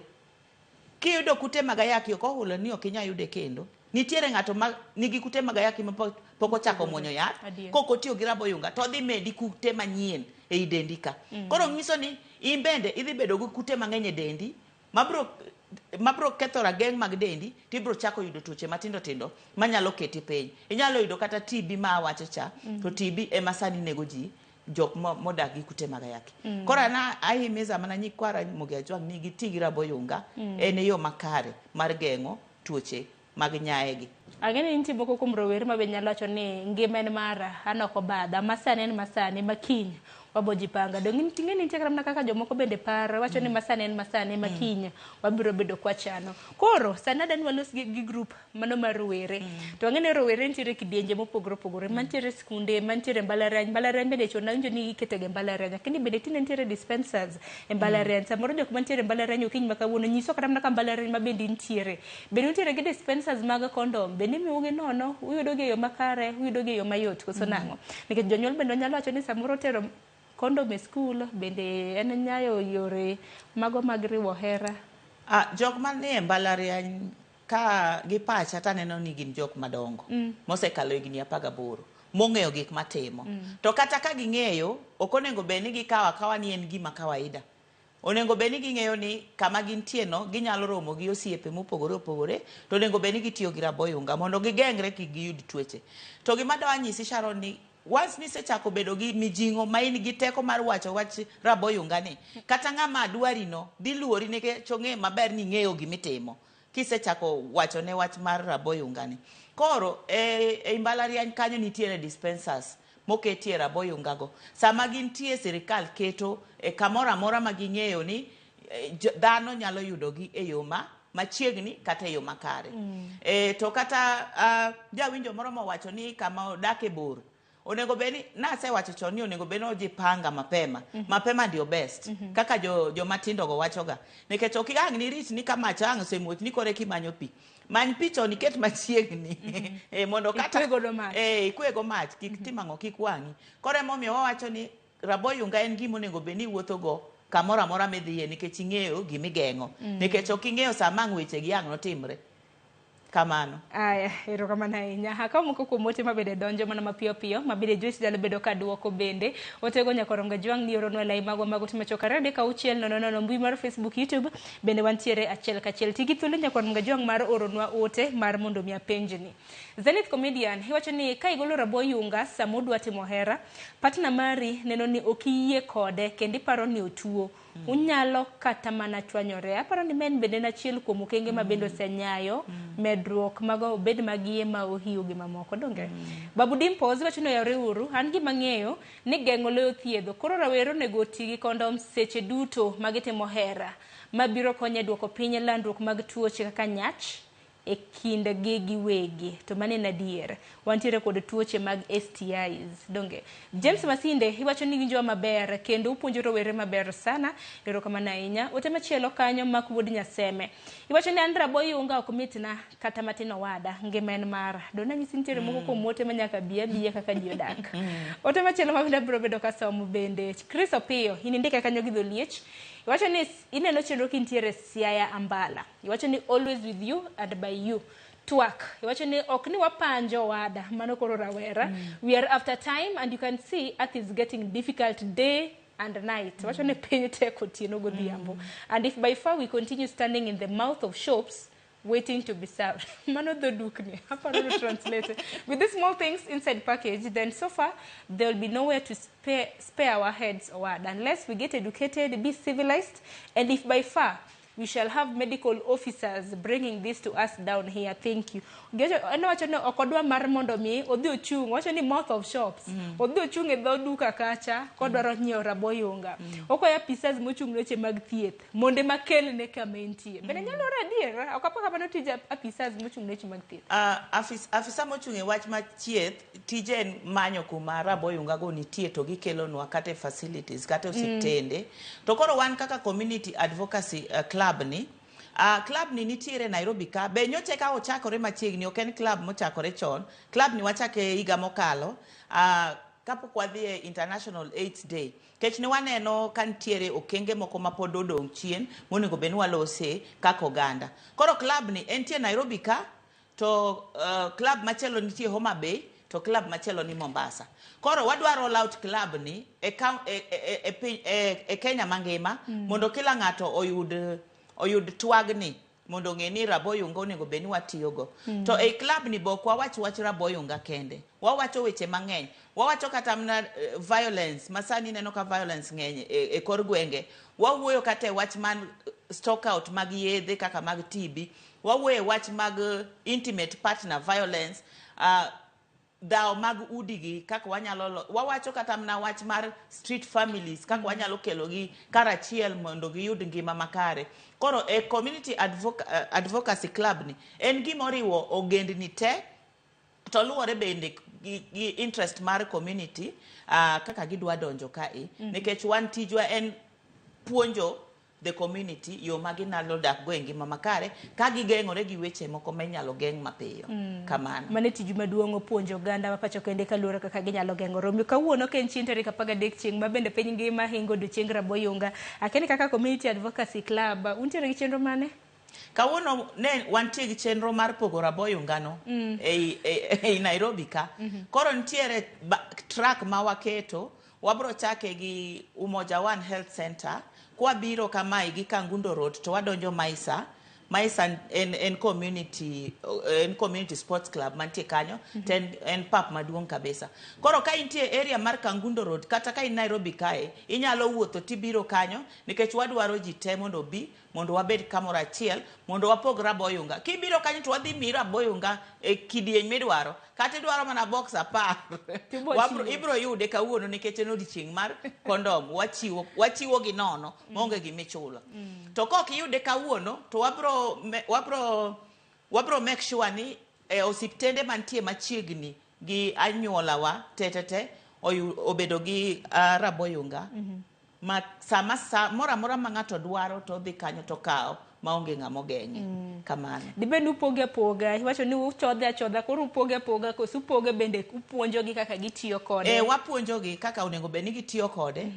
To nitie instructions ma watiyogo to bende nitiere nyaka jok mochung' wawach ni kaluwore gi hikgi bende ok inyal puonjo ng'ama samoro hiki okoromogo. Adier.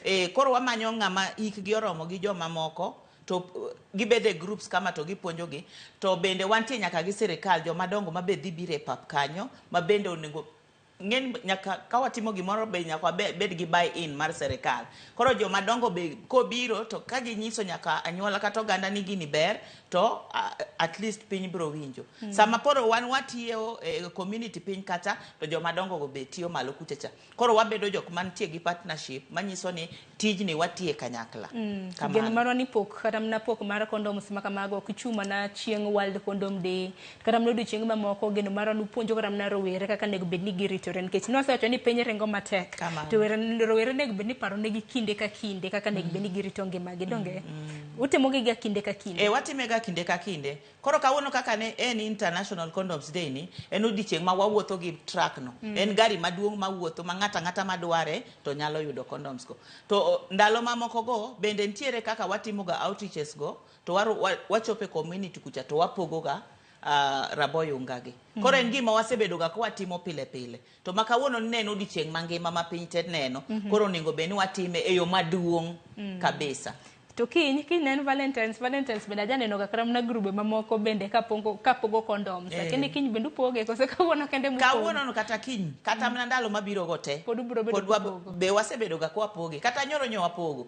Koro ma en gima wasebedo ga kwa timo. Bure Nairobi ka kende koso. No, watime Kenya mangima. En world piny mangima. Ok Kenya ka kende. It's an International Condoms Day. Awacho pogo condoms mupogo. Upoge mana bure ka koso. Watime counties te. Aya, koro asebende moko kuom ote kendo Joyce mawani nyalo dwoki kapok watiko chenro makamaendi. Kinyakram na ketno moko kuom ote mabende osebedo ka donjo kanyo. Ote nyakoro Mgejwanga biro bedo ka somo kanyo mano mar Ong'we Junior. Wacho ni let's abstain completely. Yero ntiere ote kanya yamo. Let's abstain completely. Sex was for married couple, not for pleasure. Aya. Ote machielo, luko chele. Wacho ni nyaka chidala yudo chenro yo makare. Wacho ni nitiere gi penjo mokwongo. Bende nadier ni rabo yunga kelo ne nyithindo manyiri kansa. Aparo ni samoro kodonje chenro. Nitiere machielo mabende upenjo ni thoth nyithiwa manyiri osiko mana ni rabo yunga ramo iye. Bende nadier ni enang'o mana nego beni gitimo. Aparo ni magi myths and misconceptions manego beni nwalose ka ibro bedo mana kinuoyo. James Asembo cheni circumcision donge ber malo rabo yunga. Mano bende nitiere kanyo. Ongwena Elias wacho ni ojende wetena owek panjo ne tiyo gi rabo yunga ka giwacho ni onge mit winjo ladha. Mano nyiso ni idwa lando tuo mar ayaki kod tuoche mamoko miyudo e yor bedo achiel. Omiyo ng'ato wang'e ni geng'o ber maloyo thiedho to ngima bende iyudo nyadichiel. Erokamano ahinya. Aparo ni mane otimo gik mabende nitiere kanyo. Walosana kotenre koda mar luko chele mabende napenjo kapo nono ni rabo yunga kelo ne nyithindo manyiri kansa. Kamar ariyo bende niwacho wach mabende niwacho myths and misconception. Nenore ni ok owinjo tok makamano e yo makare. Rabo yunga okel ne nyithindo manyiri kansa. Gima kelo kansa en kudni miluongo ni human papilloma virus. To human papilloma virus ni en tuo achiel kuom tuoche mag nyaye. Ma human papilloma virus ni ng'ama dichuo emoting'o HPV virus ni to ko chiwe ne ng'ama miyo to dende samoro pod rateke mag dende nitiere nyalo wash away the virus. To nitiere jok maka virus ni osedonje dendgi e cervix margi e wang'ayo mar cervix margi ni to dhi obeta kacha machieng' moro ko muoch to muocha to bedo gima lokore kansa. Koro emomiyo wanyiso ga joma nyiri ni kapod intiere ei keny kata ka in sexually active to nego beni dhi timo ni gimilongo ni HPV screening mondo ong'e ni to in gi virus ni kosi ongego. To koyudi ka in gi virus ni HPV virus nitiere tests mopogore. Koro kotim ni screening ma daktari onyisi ni oneno ka intie gi abnormal cells e yori mar komo nyuol to obro timo ni chieth. To kotim ni chieth chon tidhi chango chon. Circumcision opogore gi cervical cancer. Circumcision en golo pien mana mar ng'ama dichuo cha mondo okete okang' mar geng'o kik oyud tuo mar ayaki. To kohulo ni kibedo circumcised to kinyal yudo tuo mar ayaki. Kiketo ngimani obadho ko kitiyo gi rabo yunga tibro yudo tuo mar ayaki. Koro circumcision gi cancer gin gik mokariyo mopogore. Nikech ng'at nacho ni circumcision donge ber maloyo rabo yunga. Koro ng'at neno ni samoro kotere nyange kata mana kosetimo nyange to koro ber koro kikoti kata mana gi rabo yunga. No, ibro kokitiyo gi rabo yunga kibedo gi ng'ama nitie gi kute mar ayaki tibro yudo ayaki. Kamano. Circumcision geng'o mana chances mag yudo ayaki go gi 60%. Ok ogeng'a 100%. Koro kiketo ngimani obadho mar ni okiti gi rabo yunga mano nyiso niya ibro yudo kute mag ayaki kata inyalo yudo nyach. Kamano. Tuoche ng'eny kopogore kata mana gi ayaki nitiere nyach, kopogore gi nyach nitiere tuoche mopogore mago mag sexual transmission infections, mago mag STI, mago transmitted infections. Koko manya korom ge jwang adwaro mar mondo mwa TikTok makama hang'eni wasepuonjo ni korom ge jwang wacho ni ng'at man gi ite owinjo, ng'at man gi wang'e bende oneno donge. Koro okang' makama inde dwaro mar mondo mi achiwni thuolo mano mar mondo mi inyise nyakorom ge jwang ote mar mogik ahinya nyaka luore kod odiochieng' ni mano mar rabo yunga. Wach mogik madiwachi kaluore kod odiochieng' ma kawuono ahinya ukiny ma kawuono waloso gi jonyuol, waloso gi rowere nikech rowere bende mano wamiyo maino e thor wacho mar ukiny ma kawuono. Gima daher nyiso oganda wa kata jopiny mangima mondo winji ng'ama winjo wach konyore. Koro rabo yunga en yo achiel mar geng'o tuoche kata nyalo geng'i kik yud ayaki, kik ichiw ich manok ipango kata kik yud tuoche mag nyaye. Rabo yunga en gima ber. Onego wachak loso e wach mar rabo yunga no kawuono. To koka walose kawuono onego beni wachako lose nyoro mondo wageng' oganda wa kik yud chandruok mathoth maluore gi ka ok itiyo gi rabo yunga. Koro gima danyis anyuola ni chakuru tiyo gi rabo yunga kawuono. Koro kata yore flavors go in iwuon eming'e flavor midwaro. Nitiere kata jok mok dwar gige flavor. En odwa mana no geng' tuo. Koro wati gi rabo yunga seche ma wadwa timo hera. Kamano. Aya, nitiere ng'at moro mabende wacho ni penjo mare mana kata mna pok watieko chenro makama wacho ni penjo mara en ni pogruok mane mantiere kinde kondo minyiewo to gi mano michiwo nono. Owacho ni honenwa ki nitiere sundu. Kondo michiwo nono ni ji kawe nikech en gima ni machiegni to sirikal bo chiwe nono. Ikat costs. Kech samoro ionge gi pesa tinyalo kawe. To kata ne in gi pesa donge ochiwe ni mondo geng'ruok kode. Ma sirikal ema chulo, wan ok wachul, wan wachiwe nono to wakawe nono. To ng'ama dhi nyiewe nyiso ni en gi pesa monyalo nyiewe to samoro ne en kama ok onyal yudo mar nono ni. To en oamua no dwaro dhi nyiewo mare no. Mano beber. Koro luwore gi mfuko mar ng'ato. Inyalo dwaro dhi nyiewo mari, mano ber. Inyalo dhi dwaro mar nono, mano beber. Pod gichala chala. Pod gichala chala. Kamano. Puonje mamoko neno kod donjo mapiyo piyo ka ahinya lai magwa mag 2:06 nitiere ng'at macho ni konyouru Missouri dispensary onge raboyunga koro konyouru geno moro ni jogo ma bende chiwo thieth e kor gwenge mopogore opogore nene uru nutero condoms kata mana raboyunga Missouri dispensary kata mana dispensaries mamoko mag piny owacho iwacho ni mag piny owacho bende ma jathor ketgi ga kopogore gi mano nitiere jal moro ma bende wacho ni amor kod wendo kod puonj be penj na jalony ka ng'ato tiyo kod yath maber onyalo chiwo tuo wacho ni Otieno kowuok Nakuru. Ng'ato ka tiyo gi yath maber ok onyal chiwo tuo nikech oseyudo gimiluongo ni undetectable viral load. To mano nyiso ni ok onyiso ni ok inyal yudo tuo kendo. Koro kitiyo gi yath maber onego iti nyaka gi raboyunga kik ng'ato medi tuo kata kute mag ayaki no. To kik iyud nyach nikech kiyudo nyach nyaegi be miyo dendi bedo mawengni. Koro ka dendi osebedo mawengni tinyalo bedo matuo to mano be ok ber ahinya gi kit ngimani. Koro kitiyo gi yath maber mano nyiso ni ng'e gimitimo mondo kik imed kute mag ayaki to kik ng'ato chak medi kute mag ayaki. Koro ng'ama tiyo gi yath maber mano ng'ama duoko ne erokamano nikech en ng'ama ong'e gima timo. Kamano. Erokamano ahinya. Jal moro bende wacho ni erokamano kuom puonj maber. Dholuo mar kute mag ayaki ok ber. Onego many nying moro ma ok kute. Wacho ni mano kelo stigma. Aparo ni maneno ote ma bende donjo kanyo. Wacho ni kute mag ayaki no ok donjne maber nek be ni manyo ote machielo. Jalonyo wacho ni raboyunga nobiro karang'o. Malinet Michaels kantiere Kibosi. Wacho ni raboyunga nobiro higni 3,000 mokalo. Linet ne chondi je manok ong'eyo. Ageno ni winjo kanya. Awinjo twa kantiere makogeni kondom ber lakini nyocha nindo gi nyako moro nono lakini achich kode. Aparo ni magi moko kuom. Koro mar mono meki kecheje. Koro nikitoduchi mbaka wona ng'eni ji samoro seluare. Wacho ni kuanguka pode nyalo kwanyori. Wacho ni maziwa pia. Wacho ni maji yakimwagika ya zaloi kidonge. Koro mae kinde ma samoro ka ng'ato no otimo marach wacho ni samoro bende en mistake ma ng'ato notimo. Koro chakre odiochieng' ma kawuono koro watemo ritore yo makare. Ng'ato kik chuni gi gima ok idwa. Emomendi bende ni wacho ni bende ber ramna ka nyiri ting'o, chuo bende ting'o. Donge koro daro mar mondo mi watiki koso mitani nitiere gi wach moro. Kuom jalno machech gi ng'ama ne en godo no gima da nyise no dhi osiptal sani mondo dhi ong'i chalne to mondo opimne tuoche mag nyaegi mondo ng'i ka en safe. Nikech komedo rito to samoro kaka nosechichno kik bed ni onyalo chwanyore yo machalo kamano. Bende kichich gi ng'ato bende tinde bende nitiere lony manyasani yedhe kaka pep gi prep kapok iruori gi ng'ato ma bende kia chalne.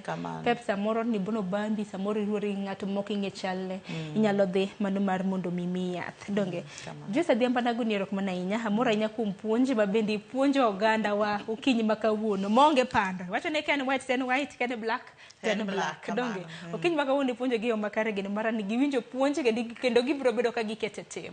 Erokamano ahinya kuom chopo studio. Erokamano ahinya kuom rwaka. Erokamano ahinya nyakoro mga jong'on na Joyce Adhiambo jalup jakom mano mar Community Advocacy Club ma bende na puonjo oganda okinyi makawuono kaluwore kod tiyo gi raboyunga e yo makare. Rowere maneno okinyi makawuono kik ipanji tiyo ne raboyunga. Kiyudo imiye raboyunga nono kaw mar mondo mi irit ngimani. Tirito ngimani kotenre kod tuoche mopogore opogore kata mana iye ma ohiu, iye ma bende ok ochana. Mani ginere wa bende miyo raboyunga tindi luongo ni achiel kuom family planning methods ma bende inyalo tiyo godo. Kawuono bende nudo chieng raboyunga e piny ngima. Joyce wacho ni kaka duol margi mano mar Community Advocacy Club gibiro bedo ka gipogo raboyunga e gwenge mopogore opogore e pacho kaendi. Bende ang'eno ken kata mana duondu kende ma bende biro bedo ka pogo raboyunga. Ang'eno duche ma kawuono nitiere duonde mopogore opogore mabende biro bedo ka chuo raboyunga e yo manono. Koro ikawo thuolo mano mar mondo mi ikawgi. Ponono ni chopo higa makare. Ng'eni mano bende nyaka wawacho. Ok ni ng'ata ng'ata koro ni kaka raboyunga tidhi to itimo timbe moko winjore. Kok manya koro Ramogi dakika 30 tok saa 2 mar okinyi. Gi kanyo bende makelo wa giko mar twak makama. Mabiro en chenro mar orako. Oritur masani mana teo chenro ni nyinga Sharon Ngao.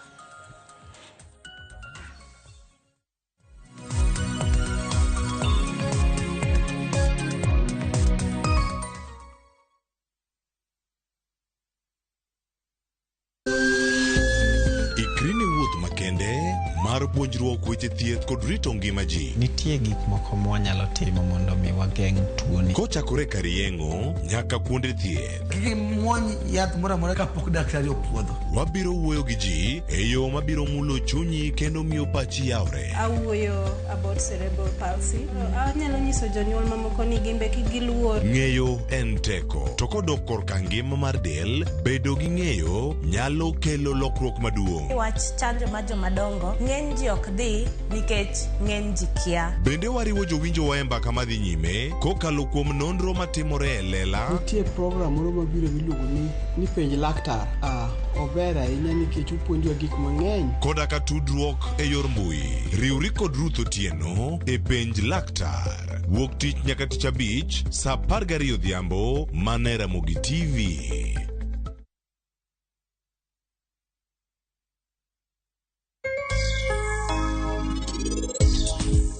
Laktar ka wawacho ni ngima en mwandu. Ruth Otieno kendo en ga morna mar bedo kodi odiechieng' kodiechieng'.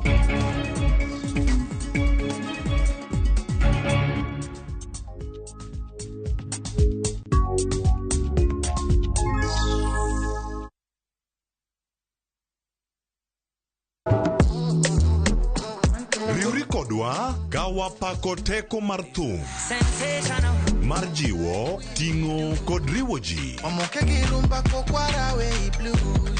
Pado manyien en kama ichope mondo ing'e thumbe manyien pacho ka. Mamiyo ji thuolo mar winjo duol kod weche mopogore. Kik thumbegi kod ngolo ma ogo mamit bai. Before the camera catch me for 4K. We mondo thum owuok kodi. Pado manyien wuok tich nyaka ngeso saa 5 okinyi e Ramogi TV.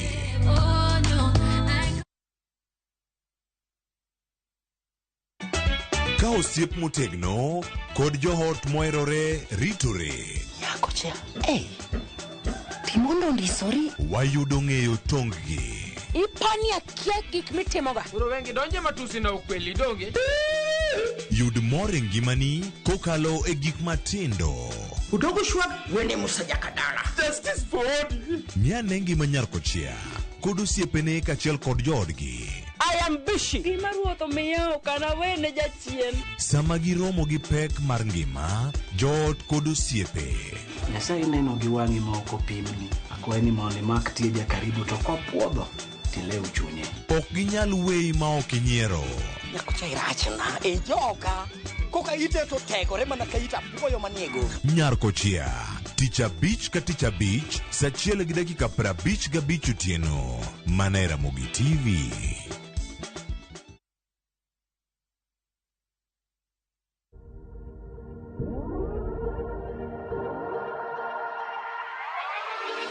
Machiegni uru nyikwa Ramogi e chenro mar orako. Nyinga Enjoy Power kata Kiero Juliet. An kod Andrew Kai. Kawuono wadwa ni watim mobility workout. Wabro timo movement matin mayao muscles wa.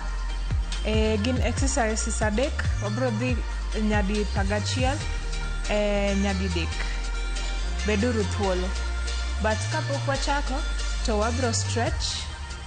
Wachak gi upper body, washrag, achiel, ariyo, adek, ang'wen, abich, auchiel. Shrag mbele, achiel, ariyo, adek, ang'wen, abich, auchiel. Kaeto piny gi achiel, ariyo, adek, ang'wen, abich, auchiel. Kaeto di lweti ma right e ng'uti. Okon achiel, ariyo, adek, ang'wen, abich, auchiel.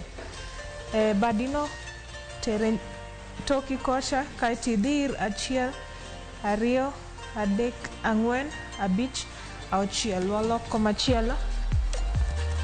Achiel, ariyo, adek, ang'wen, abich, auchiel. Kaeto ing'ei achiel, ariyo, adek, ang'wen, abich, auchiel. Watieko stretch upper body, koro wadhi back. Timo good mornings. Inyalo keto lweti e nungoni kata chest. Adek, ang'wen, abich, auchiel. Kaeto idhi e bathe. Achiel, ariyo, adek, ang'wen, abich, auchiel. Machielo. Achiel, ariyo, adek, ang'wen, abich, auchiel. Kaeto ket lweti te piny. Palm gi mondo omul piny. Kaeto lock knees obed straight. This time ilower hip ni nyaka ni kaeto iting'o malo. Wadhi achiel, ariyo, adek. Mano inner thighs gi quads. Dong adek, ariyo, kaeto mogik. Lweti achiel opposite leg kaeto tero machielo cha e toki. Knees gi mondo obed straight te. Machielo cha.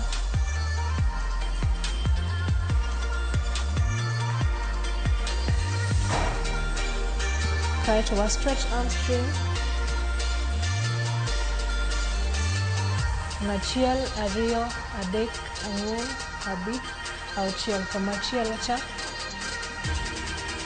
Achiel, ariyo, adek, ang'wen, abich, auchiel. Workout ma kawuono mokwongo iluongo ni hand walks. Koro wabiro wuotho gi badwa nyaka e tung' mar mat.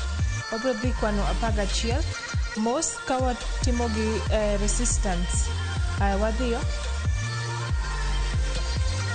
Kichopo e mat kaeto iduogo. Kaeto squeeze malo kae mana achiel.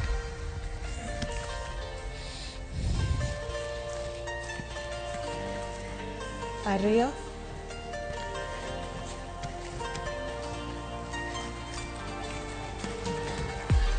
Adek, kik wiyi wil gi ng'we yamo.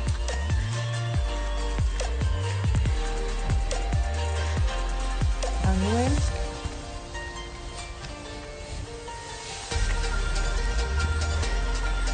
Abich.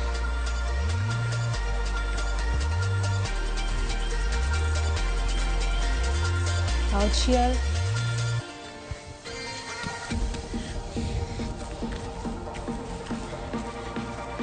Abiriyo.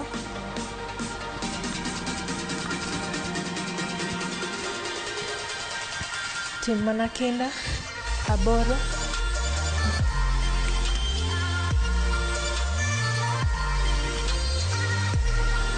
Ochiko.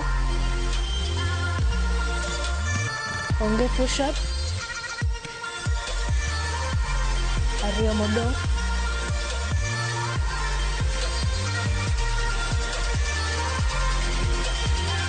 Mogik.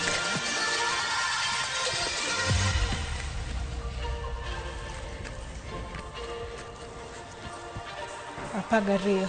Wabiro yweyo bang' exercises. Wayweyo kwan 10 kaeto wadhi e machielo cha. Inyalo modho pi e kindeno. Achiel, ariyo, adek, ang'wen, abich, auchiel, abiriyo, aboro, ochiko, 10. Machielo no ibede plank. Aeto ikelo tiendi achiel nyaka kuma lweti machielo ni nitie. Aeto i stretch badi machielo cha. You hold 2 seconds, kasto waloko. Wadoke plank, kaito wa combine gi hand walks cha. Kendo plank, the other leg, kaito stretch ready. 1, 2, duoko piny, doke plank, kaito hand walk. Mana ariyo, wadok kendo. Right leg, 1, 2, kaito dok komachielo cha. Wadhie mar ang'wen.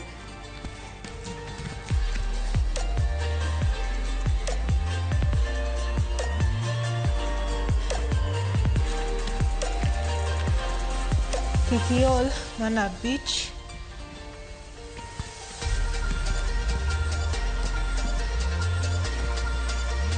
King'iyo malo, kuma lweti dhiye,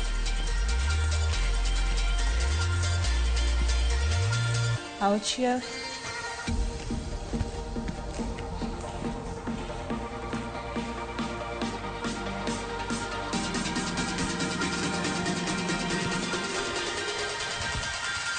abiriyo,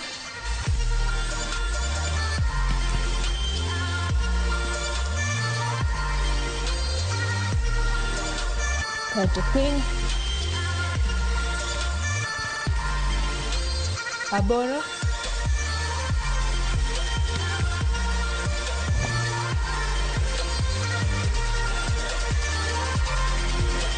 good. Ano chiko, achiegni tieko. Dok kendo.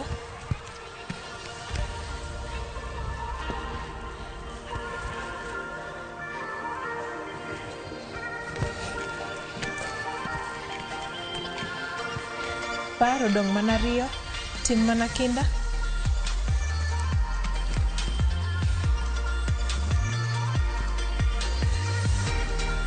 Napago achiel.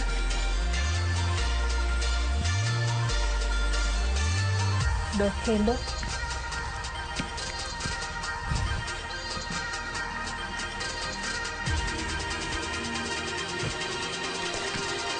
Kaito mogik.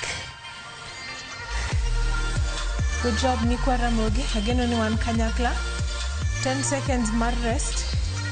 Achiel, ariyo, adek, ang'wen, abich, auchiel, abiriyo, aboro, ochiko, apar.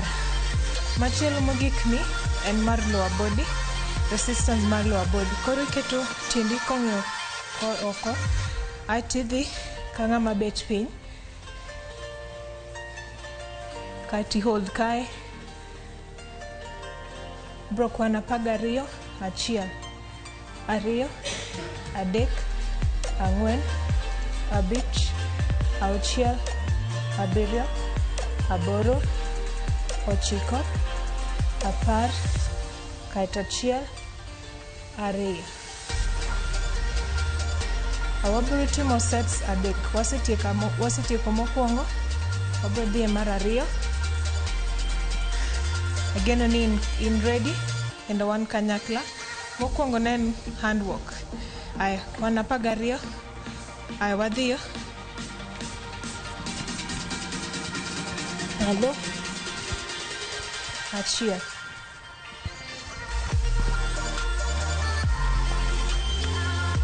Ariyo.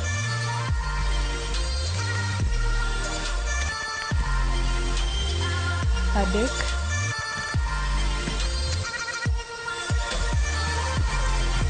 Ang'wen.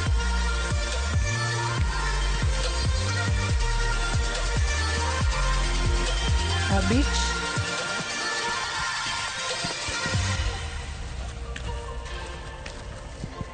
Auchiel.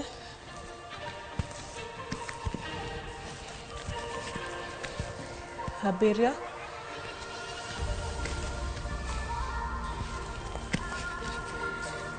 Aboro.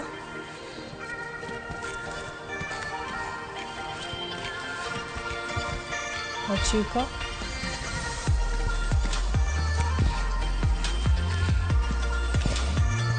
apar, ariyo modong'.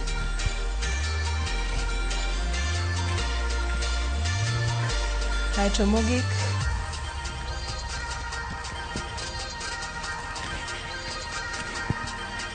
apar gariyo.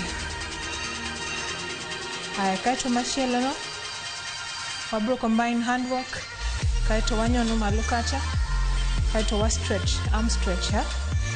Apar gariyo bende, ka in ready, nachiel, ariyo, adek, ang'wen, abich, auchiel, abiriyo, aboro, chiko, apar. Wadhiyo.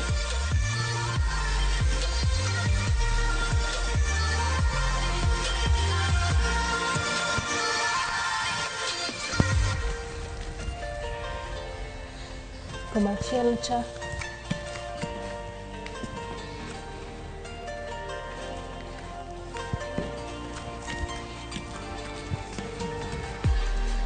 Ariyo.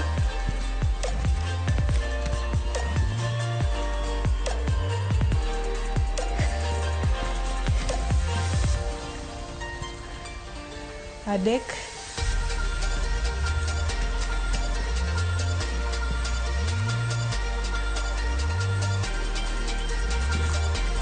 Ang'wen.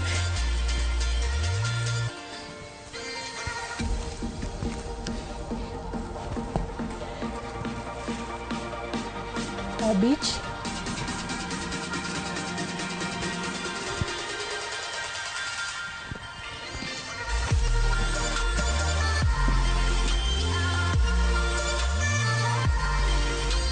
Auchiel.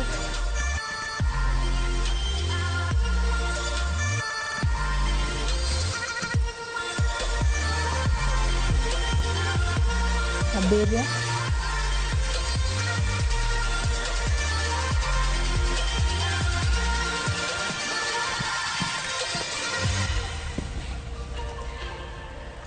Aboro.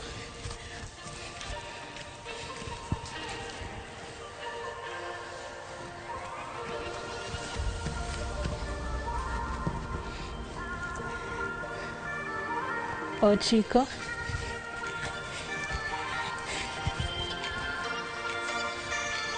Odong' adek, ikiol.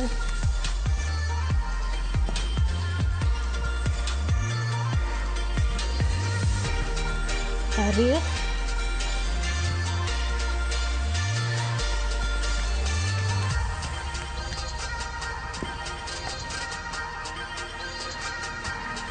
Mana kaga achiel.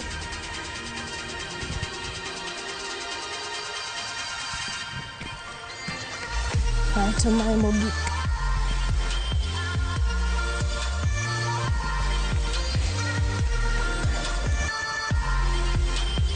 Good job. Ay, mar adek, nen lower body kendo. Wabro hold 12 seconds. Ay, ka ni rach, inyalo chung' mana kae. Ket chest ni mondo bed straight, lweti straight, kaeto ing'i mbele. Ka in ready, achiel, ariyo, adek, ang'wen, abich, auchiel, abiriyo, aboro, ochiko, apar. Kaeto wadhi. Achiel, ariyo, adek, ang'wen, abich, auchiel, abiriyo, aboro, ochiko, apar, gachiel, gariyo. Iteng' tiendi. Wadong' gi set achiel mogik. Nikwa Ramogi ajwang'. Wabro dhi e break mar kao pi. Kaeto wabro duogo mondo watiek chenro, watiek set mogik no. Ero kamano.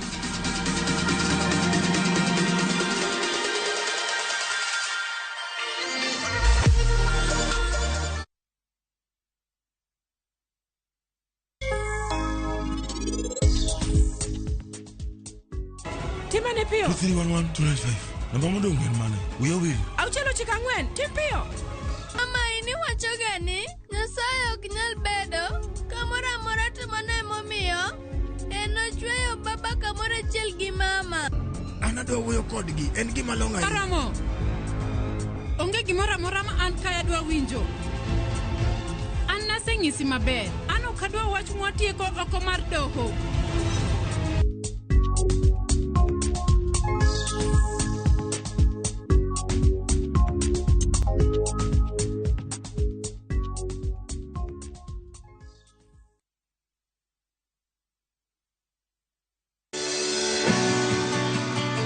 Donje chuny pur kama kodhi ka kodhi nyiso sigande. Kendo keyo ka keyo en nyasi. Eka achiel kawo mananas 14,000 nyaka 18,000. Tiyo matek kelo nyak maber. Winj sigand jopur mokadho e yamo kod apaka maduong'. To girwako lokruok manyien kod nyago ngima maber ne jopur. Farmyard manyiwa to compost is the best. Ich berne nango oduoko lo kaka lo ne chalo chon. Bi kodwa sama wakedo gi pek ma waromo godo kendo yudo gweth ma kit ngima maber. Sama wachako tich mar lowo nyaka bed gi kwer. Kae ta bedo gi beti, kae ta bedo go pao. Kaluowa kae dhano owuok oko ne pur. Pur gi ohala. Tich adek ka tich adek, saa 1:45 otieno.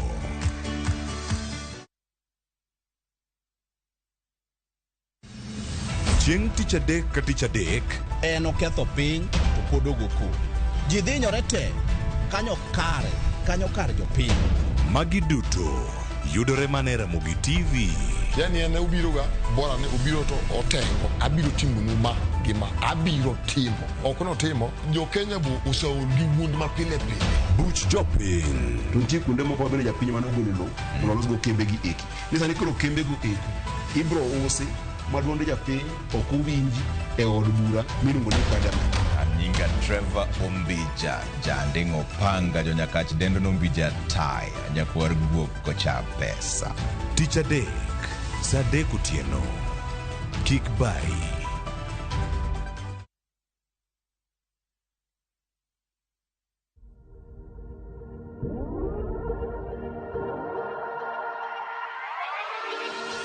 Machiegni uru kendo nyikwa Ramogi adwa.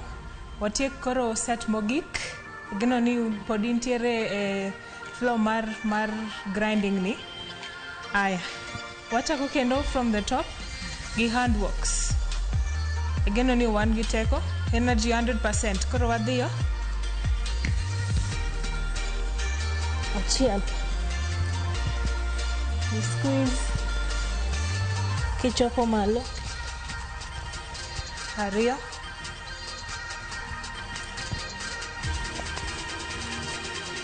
Adek.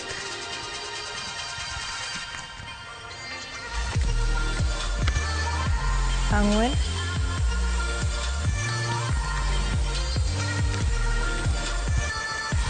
Abich.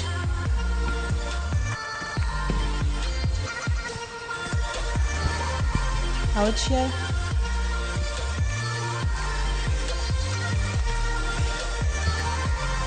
Abiriyo.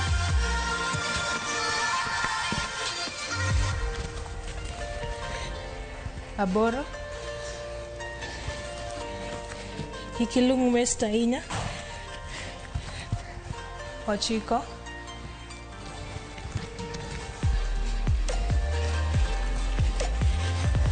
10.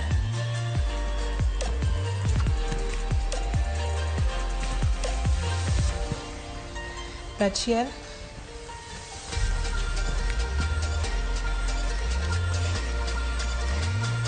2. Aya, next nen handwork kaito wa step up. 12 bende wadhiyo.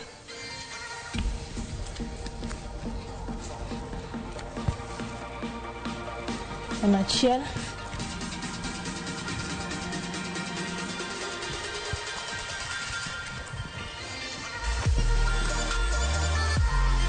Ariyo.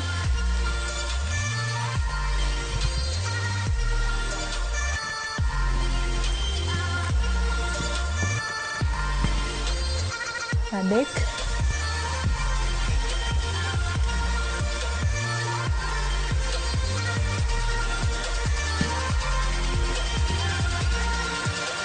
Ang'wen.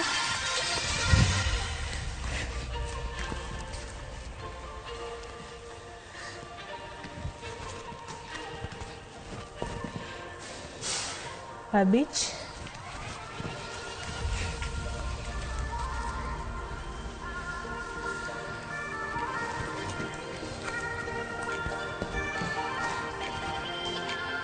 auchiel,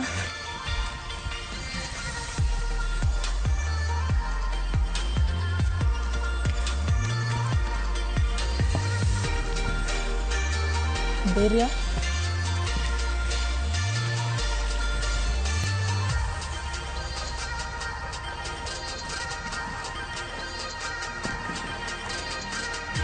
aboro,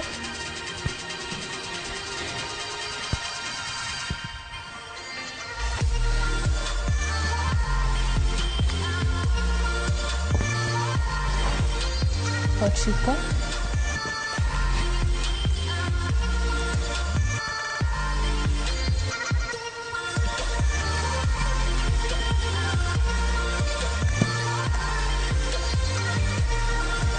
apar,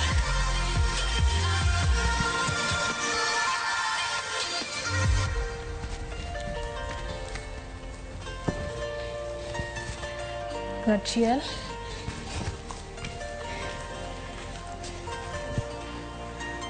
mogik,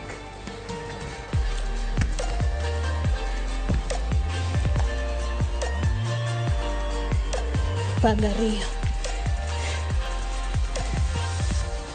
Exercise mogik. Ka in ready? Achiel, ariyo, adek, ang'wen, abich, auchiel, abiriyo, aboro, ochiko, apar. Wadhiyo.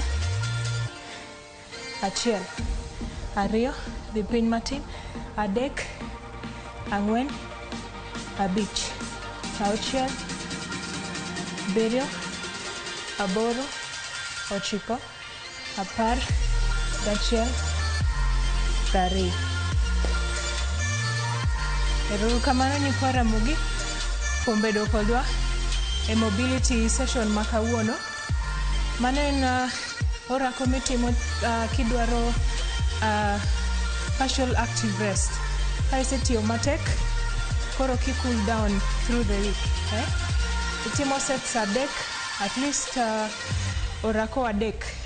Sets adek, apagariyo. Ero uru kamano. Wanere uru kendo e chenro maluwo.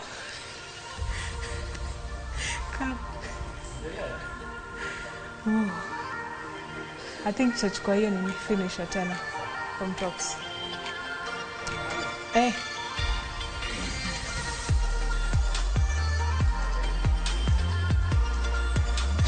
Ero uru kamano nyikwa Ramogi kuom miwa thuolo mondo wabed kodu e chenro mar orako ma kawuono.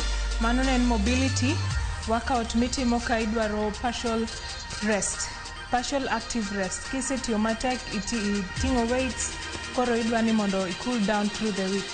Timo sets adek nyadi pagariyo. Ero uru kamano. Nyinga en Juliet kata kiero J Power, nan kod Andrew. Wanendo uru kendo e chenro maluwo ma.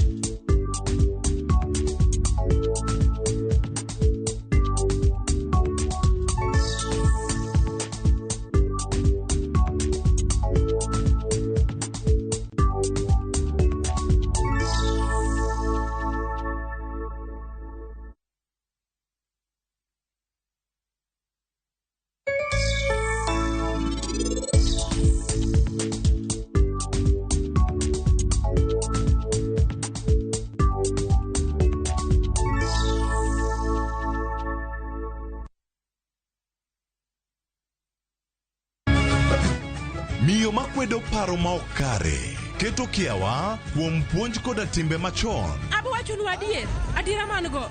Ng'at ma chunye tek to chung' motegno.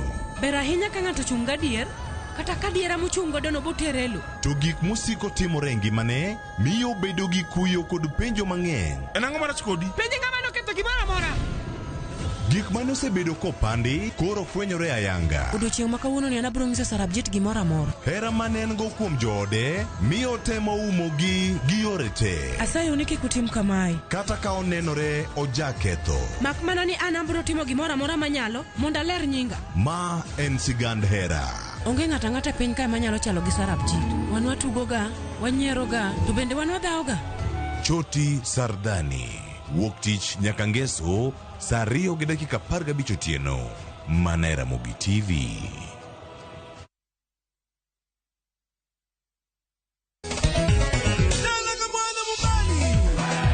Ngoma Owake en od jothum. Ngoma Owake akelo ni mix mokwe. Reggae, ja, Rastafari. Twak gi jothumbe nyakoro mago jonka mora mora magintie. People crave is the different. They crave the exotic. Yani kila thum ni kare. Kama nene edition. Benga kaluka Cha beach nyakoro mago jonka sukus. Kamwati memana kama. Kite mana Ngoma Owake. Nyinga en Papa Vike. Wuok tich, tich ariyo, tich adek, tich ang'wen, tich abich. Saa 10 gi dakika 15 nyaka saa 12. Warom.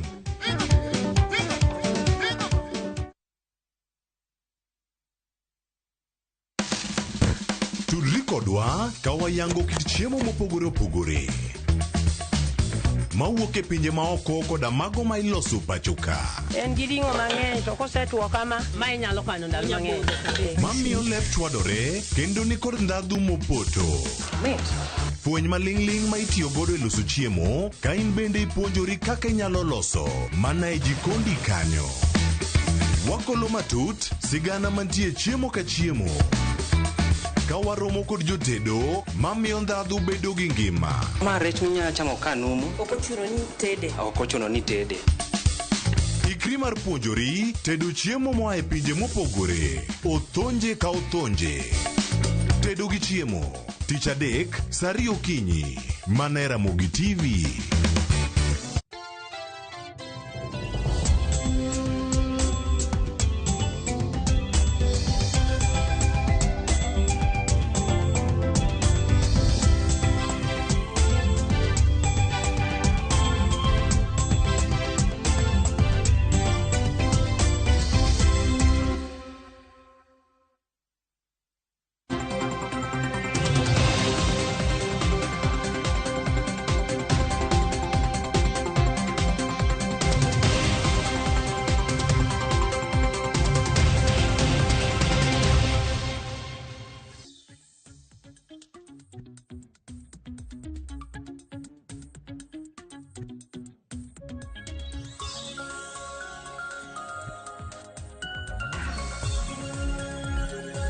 Nyakora Mugejwang machiegni e chenro mar mbaka oromo okinyi makawuono pile ka pile ka wachako chenro mar mbaka oromo to wachako kod chal mar fwambo. Antiere kae mar nyisi moko kuom weche mabiro bedo kwa luonu machiegni odiochieng' makawuono. Weche minyalo bedo kod geno ni biro bedo kineno e weche manyien duto mag odiochieng' makawuono. Mago kochakore e weche manyien mag migago. Odiochieng' makawuono Nyakora Mugejwang kwa chako chal mar fwambo wang'eno odiochieng' makawuono tarik 13 dwe mar 2 higa mar 2024.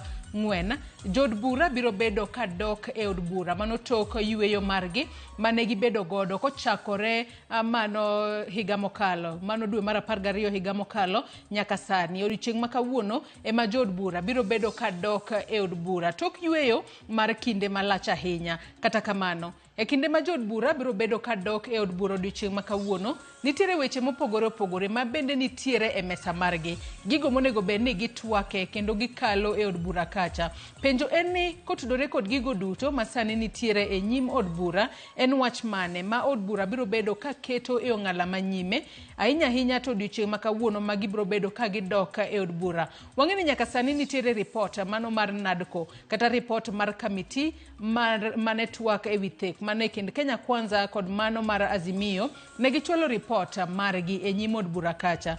Od bura onego bed ni twaka kotudore kod report makamano kachiel kod weche mopogore opogore monego bed ni od bura twake. En wach mane ma gibiro bedo ka giketo ng'ala manyim odiochieng' makawuono. Chenro makamano mar jod bura doke od bura wabiro bedo kwa luonu achiel kachiel odiochieng' makawuono. Kopogore kod mano nyaka Ramogi Ajwang' odiochieng' makawuono en odiochieng' nyakalondo. Mana kaka ineno ka en World Radio Day. Kalore ni nyakalondo en achiel kuom yore mag tudruok ma bende jopiny osebedo ka yudo godo weche mopogore opogore e pacho kae. Wang'e ni nitiere jomoko ma ka giwinjo wach e nyakalondo kacha, ka giwinjo report e nyakalondo kacha, to giwacho ni mano report mar adiera kendo ginyalo wacho ni wawinje nyakalondo makama. Mane momiyo odiochieng' makawuono ma bende en odiochieng' nyakalondo, Media Council of Kenya biro bedo kod wanyalo wacho ni romo makende ma bende biro bedo katimore county ma Kisii odiochieng' makawuono. Ka romo makamano mar hingo odiochieng' radio e pacho kae biro kelo jo kanyo mopogore opogore ahinya to jogo mawuok e sekta mar fwambo kachiel kod jogo mawuok ka duol mano mar Media Council of Kenya. Kopogore kod mano odiochieng' makawuono bende gibiro bedo ka giyango Kisii Press Club. Mago duto biro bedo katimore e magawa moro mano e county ma Kisii odiochieng' makawuono. Ka bende igeno kanyo ni wendo modhial e kinde chenro makamano kata e kinde nyasi mar hingo odiochieng' radio e pacho kae biro bedo mano jatelo maduong' mano mar Media Council of Kenya David Omoyo ma bende biro bedo e chenro makamano. Kopogore kod mano nyaka Ramogi Ajwang' nitiere jotelo mopogore opogore ma bende biro bedo ka konyo jofwambe hingo odiochieng' radio ma biro bedo ka chopo e magawa moro e county ma Kisii odiochieng' makawuono ka wahingo odiochieng' radio. Imbe nyalo nyiso nyaka Ramogi Ajwang' odiochieng' makawuono ma ihingo odiochieng' nyakalondo. Nyakalondo ose konye yo machalo nade kata in iwinjo nyakalondo mane tiwinje e yo machalo nade to ponono en jalendo mane e nyakalondo minyalo hingo odiochieng' makawuono kata minyalo dhialo odiochieng' makawuono ma bende en odiochieng' nyakalondo. Wang'e ni nyakalondo en achiel kuom yorego mag tudruok mosebedo e pacho kae kuom thuolo malach ahinya kendo wanyalo wacho ni nitiere jomoko ma bende nyaka sani osebedo katiyo kata nyakalondo kuom thuolo malach momiyo ji ong'egi kendo ji kowinjogi to wacho ni mano wach mar adiera kalore ni ng'ane matie nyakalondo makama emowache. Omiyo odiochieng' makawuono bende wana kaka jogo mantiere sekta mar fwambo wabiro bedo kwa winjo pach jopiny ahinya kotudore koda kaka nyakalondo osebedo kabero kata konyo ngimagi e yore mopogore opogore. Kopogore kod mano nyaka Ramogi Ajwang' odiochieng' makawuono bende en odiochieng' Raboyunga. Sharon Ong'ao osekelo ni twak kanyo gimomiyo ponono rowere panjo kod Raboyunga. Odiochieng' makawuono en odiochieng' Raboyunga. Mane momiyo odiochieng' makawuono duol mano mar National Syndemic Disease Control Council kachiel kod jokanyo mopogore opogore odiochieng' makawuono gibiro bedo ka gibago nyasi mano mar odiochieng' Raboyunga. Nyasi makamano biro bedo katimore Mathare Youth Sports Association mar mondo mi gijiw rowere mar mondo mi oti kod Raboyunga. Kapo ni luwo twak mokwongo jiwa kacha ni Raboyunga konyo e geng'o tuoche mopogore opogore. Odiochieng' makawuono ma en odiochieng' Raboyunga ma thuon wach mare en Safer is Sexy Always in Fashion. Ka bende women rep e county ma Nairobi kae kata jaod bura e county ma Nairobi mano Esther Passaris kachiel kod jotelo moko e county ma Nairobi mano moriwo nyaka jatelo maduong' mar National Syndemic Disease Control Council mano Dr. Ruth Laibon Masha. En bende odiochieng' makawuono biro bedo koyuoro e nyasi mar odiochieng' makawuono mar hingo kata yango odiochieng' Raboyunga. Omiyo ber ka in rawera ber kitiyo kod Raboyunga mar mondo mi igeng' gamo tuo kaluwore ni geng'o ber moloyo thiedho. Kopogore kod mano wach machielo ma bende wabiro bedo kwaluno odiochieng' makawuono tudore kod gope ma bende pok ochul e pacho kae. Odiochieng' makawuono jatend migawo mochung' ne wechego mag omenda e pacho kae mano Profesa Njuguna Ndung'u odiochieng' makawuono biro bedo ka oyango mano report ma bende ne ochwal kanyo kod committee ma bende nochuogi mar mondo mi onona ne gope manitiere pachoka kata pending bills verification committee status report. Mane report ma bende Njuguna Ndung'u odiochieng' makawuono biro bedo kayango ka bende obiro bedo kotimore mano e log tich mano mar migao mochung' ne wechego mag omenda e pacho kae. Ka bende chenro ma kamano biro bedo katimore kar saa 8:30 mar odiechieng' ma kawuono. Jatend migao mochung' ne wechego mag omenda Jundugunda Ndungu biro bedo e chenro ma kamano kaachiel kod jotelo mopogore opogore mano moriwo jagoro mongirore mano e migao mochung' ne wechego mag omenda mano Chris Kipto kaachiel kod jotelo mamoko moriwo nyaka Edward Ouko mabende ne en jakanyo kata jakom mano mar komiti onogo mabende ne ochuogi mondo ononane gope ma piny Kenya pok ochulo. Mago duto nyaka Ramogi Ajwang' wabiro bedo kwaluonu achiel kachiel odiochieng' ma kawuono. Wach machielo mabende waluonu odiochieng' ma kawuono mineno kae ma en jatend migao mochung' ne wechego mag thieth e pacho kae Susan Nakumicha. Odiochieng' ma kawuono Susan Nakumicha biro bedo ka yawo ayanga mano romo mar 14 mar KEMRI Annual Scientific and Health Conference Cash mabende biro bed kiyawo odiochieng' ma kawuono e magawa moro mano bore Nairobi ka. Romo ma kamano iyawo kawuono kochakore tarik 13 mano mar dwe mar 2 kendo biro bedo kodhi nyime nyaka tarik 16 dwe mar 2 mano mar higani. Romo ma kamano biro bedo ka kelo jokanyo mopogore opogore ahinya mar mondo mi giteg weche mag timo nonro. Wang'e ni KEMRI kinde duto jabedo ng'ala manyime mag timo nonro motudore kod weche mag thieth e pacho kae kendo gibiro kod riekni mopogore opogore manyalo konyo e kedo kod tuoche mopogore opogore pacho kae. Mana kaka senyisi ni odiochieng' ma kawuono e kinde miyawo romo ma kamano kod jatend migao mochung' ne wechego mag thieth Susan Nakumicha thuon wacha mano mar romo ma kamano mar 14 mar KEMRI otudore thuon wach mare en harnessing biomedical research innovations and big data for health system resilience, local manufacturing and commercialization. Kalure ni gigeto mar tego weche mag timo nonro ahinya to e weche mag thieth e kinde ma koro biro bed kiyawo romo ma kamano e magawa moro mano bore Nairobi kae. Mana kaka seng'isi kanyo ni mano romo mar KEMRI Annual Scientific and Health Conference Cash mabende yawo odiochieng' ma kawuono kod jatend migao mar thieth Susan Nakumicha.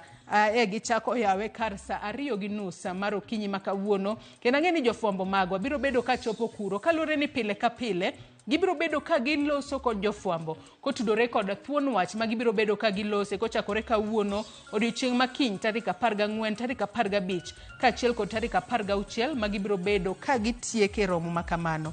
Adwani wadhi nyaka Kadhowath Nam Chumbi.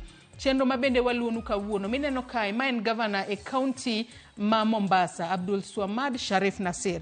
Odiochieng' ma kawuono gavana e kaunti ma Mombasa biro bedo ka yango kata biro bedo ka timo chenro mopogore opogore motudore kod siro weche mag somo e kaunti ma Mombasa. Ka bende igeno kanyo ni jatenda duon bura mar ODM Raila Odinga biro bedo ka wuotho machiegni kod gavana e kaunti ma Mombasa e kinde mabende obiro bedo koyango odiochieng' somo mabende isiro kod gavana e kaunti ma Mombasa. Kango chopo kanyo saa 4 mar okinyi mar odiochieng' ma kawuono obiro bedo koyango higa mokwongo nyaka ne ochaka chenro mar chwalo chiemo kata chiwo chiemo ne jopuonjre mago mayudore e skul mano mar Maweni School mabende en skul mar nyithindo mantiere kod ng'ol mar obwongo kata mentally disabled children. Osebedo komiyogi chiemo kanyo kuom thuolo mar higa achiel matiende ni kawuono en first anniversary ma gavana e kaunti ma Mombasa osebedo ka chwalo chenro makamano ma en gino makare ahinya. Kango chopo kanyo gimoro saa 6:10 mano mar odiochieng' obiro bedo kobedo Hadija ECDE mabende yudore Frere Town mano e kaunti ma Mombasa mago mana weche mapod otudore kod somo. Kango chopo kanyo kar saa 9 mamidhiambo obiro bedo kosidho mano scholarship kata chenro mar scholarship mabende ichwalo kod gavana e kaunti ma Mombasa. Ka bende chenro makamano biro bedo katimore Tononoka Social Hall e kaunti ma Mombasa mar mondo mi obiro yang'nwa ni ponono ni en scholarship ochiwe e yo machalo nade to gin jopuonjre mage ma oqualify kata ma ponono oyangi ni nyalo bed kichiwo negi scholarship makamano mabende gavana e kaunti ma Mombasa Abdul Swamad Sharif Nasir biro bedo ka chiwo ne jodaka kata ne jopuonjre e kaunti ma Mombasa. Mago duto gin mana moko kuom chenro ma gavana e kaunti ma Mombasa timo kosiro godo weche mag somo e kaunti ma Mombasa. Kwawuok e kaunti ma Mombasa wadhi nyaka e kaunti ma Migori. E kaunti ma Migori nyaka Ramogi Ajwang' odiochieng' ma kawuono apisas mabende wuok ka bad migao mabende ochung'ne kiro pi e puothe kata National Irrigation Authority. Odiochieng' ma kawuono gibiro bedo ka giromo kod jopur, mago jopur mawuok Lower Kuja Irrigation Scheme, mar mondo mi gigo ane mbaka ni ponono nyaka ne chak Lower Kuja Irrigation Scheme. Gin ber mage ma gin kaka jopur gisebedo ka giyudo ahinya ahinya kaluwore ni irrigation scheme en chenro mar keyo pi e puothe. Bende gisebedo ka giyudo ber to ponono ka nitiere achiedh nade moro amora ma gikale, gin achiedh nade mage to inyalo konygi e tieko achiedh nade ma kamago e yo mane. Mane wach ma bende jafwambo marwa e kaunti ama Migori odiochieng' ma kawuono Juma biro bedo ka luonwa ndache achiel kachiel odiochieng' ma kawuono. Adonwa tieko dwach malunu machiegni e kaunti ma Homa Bay odiochieng' ma kawuono. E kaunti ma Homa Bay odiochieng' ma kawuono jaod bura Mandhiwa e kaunti ma Homa Bay mano Martin Owino odiochieng' ma kawuono okwedo wach ma piny owacho siko kata chenro ma piny owacho dwa chako mano mar chulo omenda mar somo kata fees kokalo e e-Citizen. Ka bende Martin Owino wacho ni chenro makamano ponono miyo jonyuol mathoth ok nyal chulo omenda mar somo kokalo e e-Citizen kaluwore ni ponono gionge kod lony mar arieya mano mar chulo omenda mar somo kokalo e e-Citizen. Omiyo mane wach ma bende jafwambo marwa e kaunti ma Homa Bay Ali Abich biro bedo kaluno machiegni mar mondo mi onyiswa no kwede yo machalo nade to ken Martin Owino kende makwedo chenro makamano. Waseneno ka jotelo mopogore opogore kaachiel kod jokanye sekta mar somo gisebedo ka giwuok oko gikwedo chenro mar chudo fees kokalo e yor e-Citizen ka giwacho ni mano bende nyalo thiro chenro mag somo e skunde ma pacho kae. Nyakore muge jongi kanye mwachopo gode giko mar chal mar fwambo kinyi makawuono kaka pile nyisi ni jofwambo magwa obeda kicha e kor gwenge duto ma pacho kae maneno ni wach komuoch to wakelo nigo achiel kachiel. Achope giko mar chal mar fwambo gi kanyo kata kamano wakaw mana yueyo madundo gi sani tok yueyo to nyawadwa Cleophas Oluoch donjo kod twak e chenro mar mbako romo kama bende watwak otudore kod chala mar Kenya. Omiyo imedo mana kete e Ramogi TV.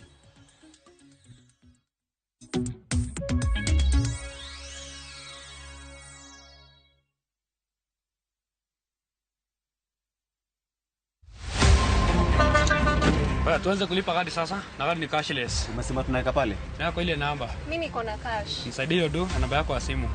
Nakusote.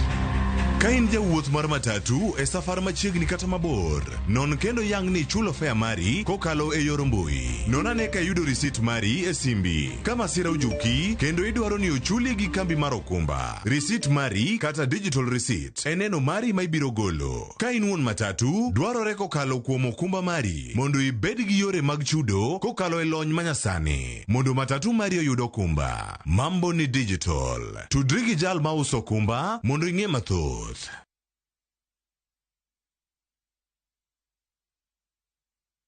Sasa kwa thao moja tu unaweza pata third party cover for your private motor vehicle valid for 30 days. Say goodbye to expensive motor vehicle insurance. Pata bima kutoka Direct Line Assurance. Kujisajili bonyeza *487#. Weka namba plate ya gari yako, ID namba yako, email address yako na ulipe thao moja tu. And your digital cover will be sent to you instantly. Collect your sticker at your nearest Total service station. Dial *487# upate third party motor insurance valid for 30 days. Pap, ni thao tu.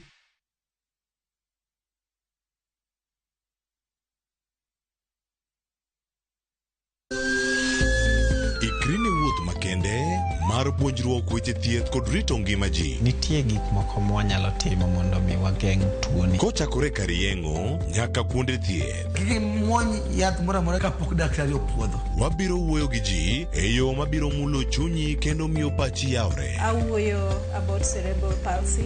Anyalo nyiso jonyuol mamoko ni gimbe kigiluor. Ng'eyo en teko. To kodok korka ngima mar del, bedo gi ng'eyo nyalo kelo lokruok maduong'. Wach chanjo ma jomadongo ng'eny ji ok dhi nikech ng'eny ji kia. Bende wariwo jowinjo wa e mbaka madhi nyime kokalo kuom nonro matimore e lela. Nitie program moro mabiro miluongo ni penj laktar. Ober ahinya nikech opuonjo gik mang'eny. Koda ka tudruok e yor mbui. Riwri kod Ruth Otieno e penj laktar. Wuok tich nyaka tich abich saa 12 odhiambo mana Ramogi TV.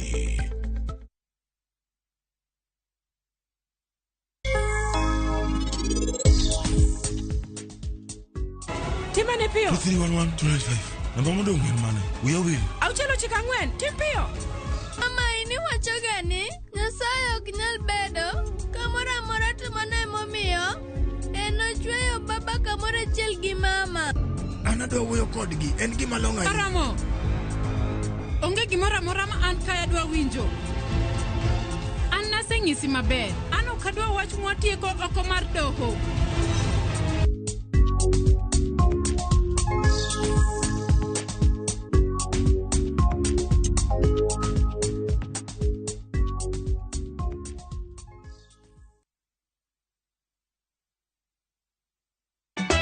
Ka osiep motegno kod johot moherore ritore. Nyako cha. Timondo ndisori. Wayudo ng'eyo tonggi. Ipani akia gik mitimoga. Kuro wengi donje matusi na ukweli donge. Yud mor e ngimani kokalo e gik matindo. Udogo shwag wene musajaka dala. Justice for all. Miane ngima Nyarkochia kod osiepene kachiel kod joodgi. I am busy. Gima ruoth omiyo kana wene jachien. Sama giromo gi pek mar ngima, joot kod osiepe.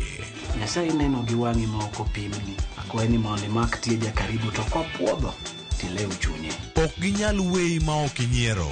Nyakocha irachna e joka. Koka ite to tegore mana ka ita puoyo maniego. Nyarkochia, tich abich ka tich abich, saa 1:55 otieno. Mana e Ramogi TV.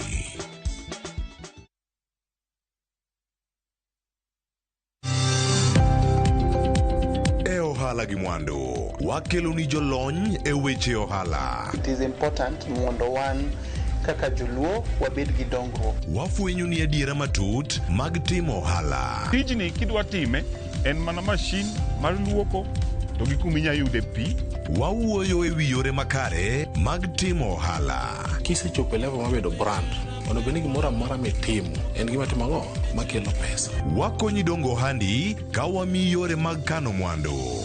Investment group kawache mana gi nyinge no en choko pesa kasto ikete kamoro kasto golo nyinyo. Mabiro konyi e kinde mabiro. Omiyo wakwayo ni ji duto ket pesa gi e savings mondo wapuonji kaka gibiro tiyo godo. Riwri kodwa chieng' tich ang'wen saa 1:45 otieno. Mana e Ramogi TV.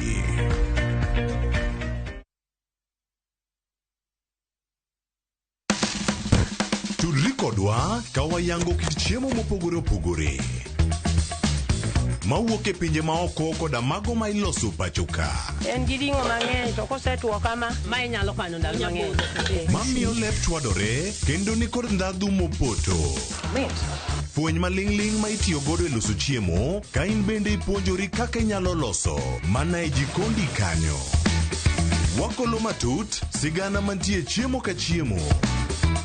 Ka waromo kod jotedo mamiyo ndhadhu bedo gi ngima. Ma rech minyalo chamo ka numu. Ok ochuno ni tede. Ok ochuno ni tede. Ikri mar puonjori tedo chiemo moa e pinje mopogore. Othonje ka othonje. Tedo gi chiemo.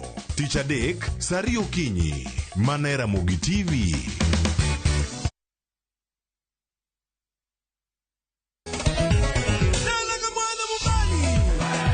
Ngoma Owake en od jothum. Ngoma Owake akelo ni mix mofwes.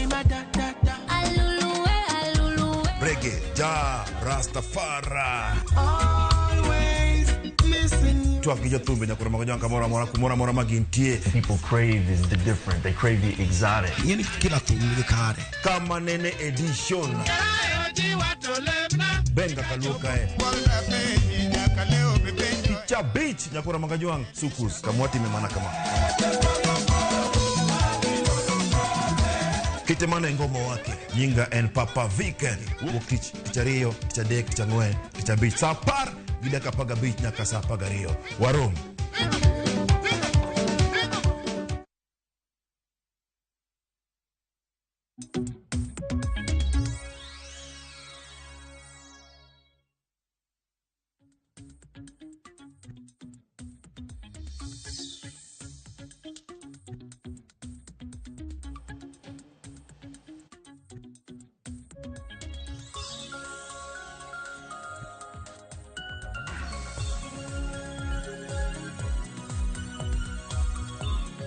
Nyakora Mogejwang oyawre kendo machiegni wantiere ka chenro mar mbako romo twak ma wadhi go nyime Nyakora Mogejwang twak e chal mar piny Kenya. Wada mana rango gik mopogore opogore mwada bedo kae ka wanono kendo wakoni gigo mosebedo ka timore Nyakora Mogejwang. Kaka iwinjo kacha ka Joyce dwaro chako e chal mar piny Kenya kawuono piny mangima dhialo Nyakalondo karudu chieng Nyakalondo e piny mangima Nyakora Mogejwang. Nyakalondo setaye yo machal nade weche mage mesebedo kacha ka iyudo kakalo e Nyakalondo setiegore yo machal nade tiwinjo ga mage mano kama wantiere kar kae kamaro media services ka wan kod gimoyo 14 tiende nango ikinde ma wantiere sani ka wadhi kodi achiel kachiel wadane mondo mwarangane chal mar piny Kenya to kinyi makawuono mondo mawachop kare wadhi bedo ka watudre kodi in bende achiel kachiel e chenro ni mar mbako romo wabera ni kod ng'eyo kachiel koda ka winjo pachi e chenro ni mawakelo ni sani kochako sani sa adek osekal dakika 24 adhi bedo kata e chenro ni mantiere achiel kachiel e mbui magwa mag Ramogi TV e Facebook X kachiel koda mano mara YouTube kamiyudo achiel kachiel e Ramogi TV ka turi koda bende e Facebook fan page mara yuda Cleophas Oloch X yuda @Cleophas Oloch turi koda bende ka warango chal mar piny Kenya SMS line oyawe na riadek auchiela no abedo kata e chenro nyinga Cleophas Oloch jakisumo kanya kwar mokeo nyaka sango tantiere kae kod wenda madami othuolo mondo miyo mosane oganda e chakruok mar higa kata kwadhi nyime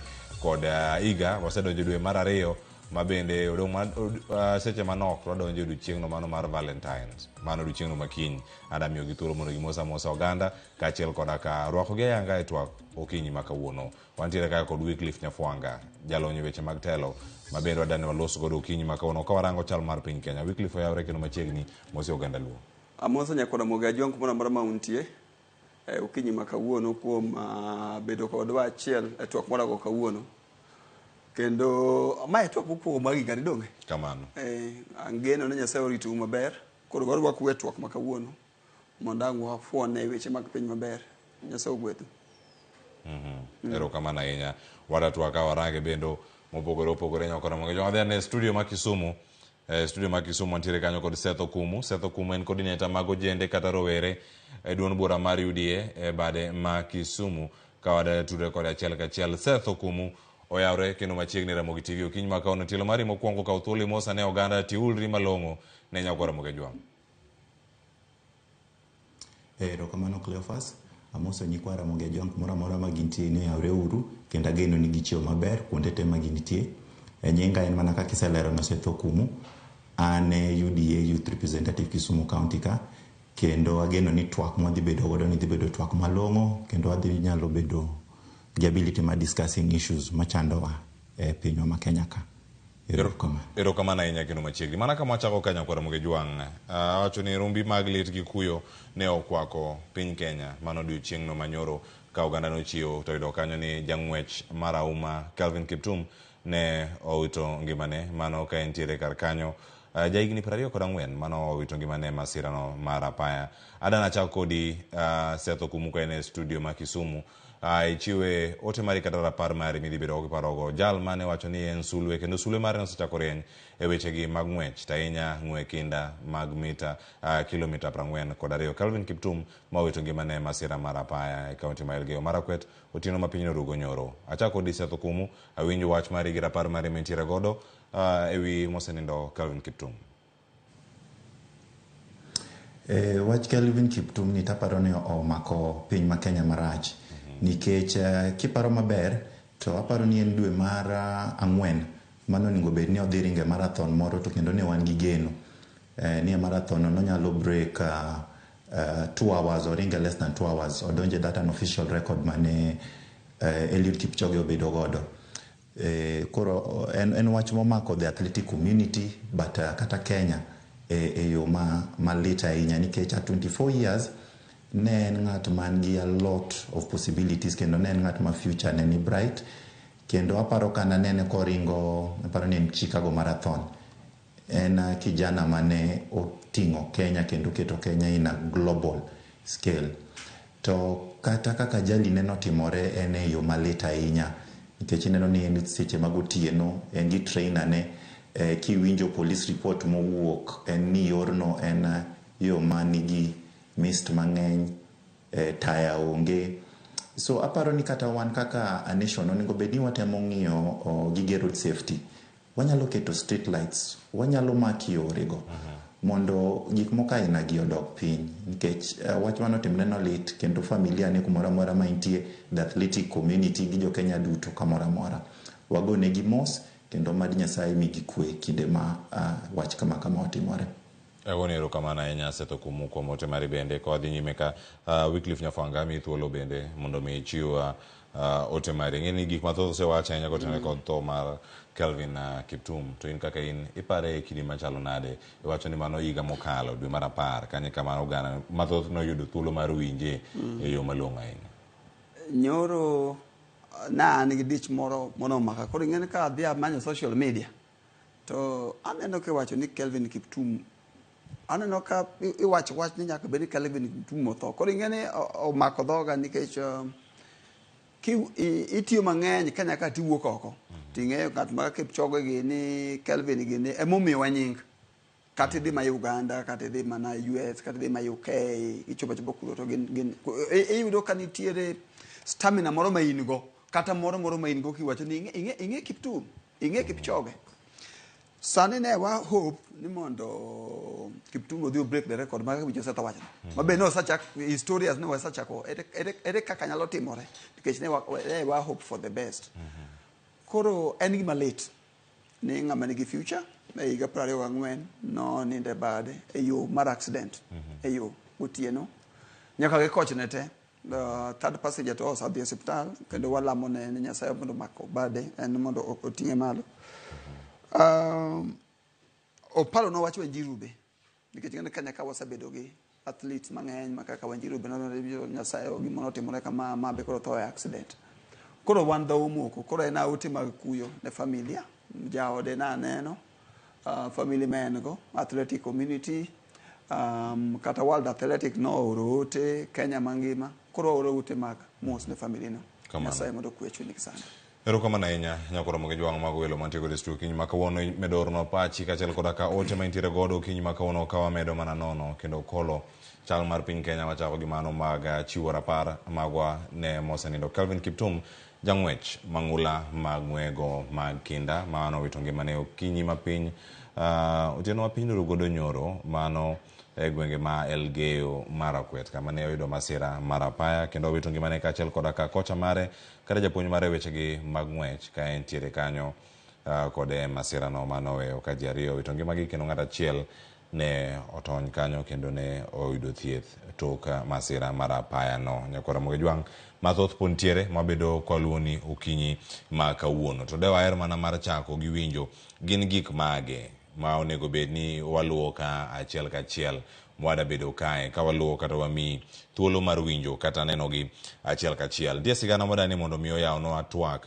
okinyi ma kawuono en sigana ma olosnwa kanyo kod nyawadwa Walter Nyambaga spika mar od bura mamalo mano Moses Wetangula bende koro oramo ni sirkal okomako od bura mamalo ma Fuanda tiende nang'o iwacho ni sani ka od bura koro duoga yanga od bura duoga yanga to spika wacho kanyo ni oyo wano komako ma Fuanda kendo onge simu mayudoga ka wuok oko mano kuom jatend piny Kenya mondo mi okadh kata okony kadho chike ma opogore kacha e od bura wadano winjane sigana ni molos kod Walter Nyambaga kato bang'e ang'aduoga winjane pach welo mantiere kod studio kinyi makawuono mana ka odong' seche to yawa yanga bunge bang' yweyo mar dweche ariyo bunge madhi yawa e kinde mantiere ng'ur ni jatend piny William Ruto ong'wano buombe mag od bura kendo maka Fuanda ni nyaka tim mana kaka odwaro gino ma spika Moses Wetangula kwedo mokalo. His Excellency has never called me to talk to me about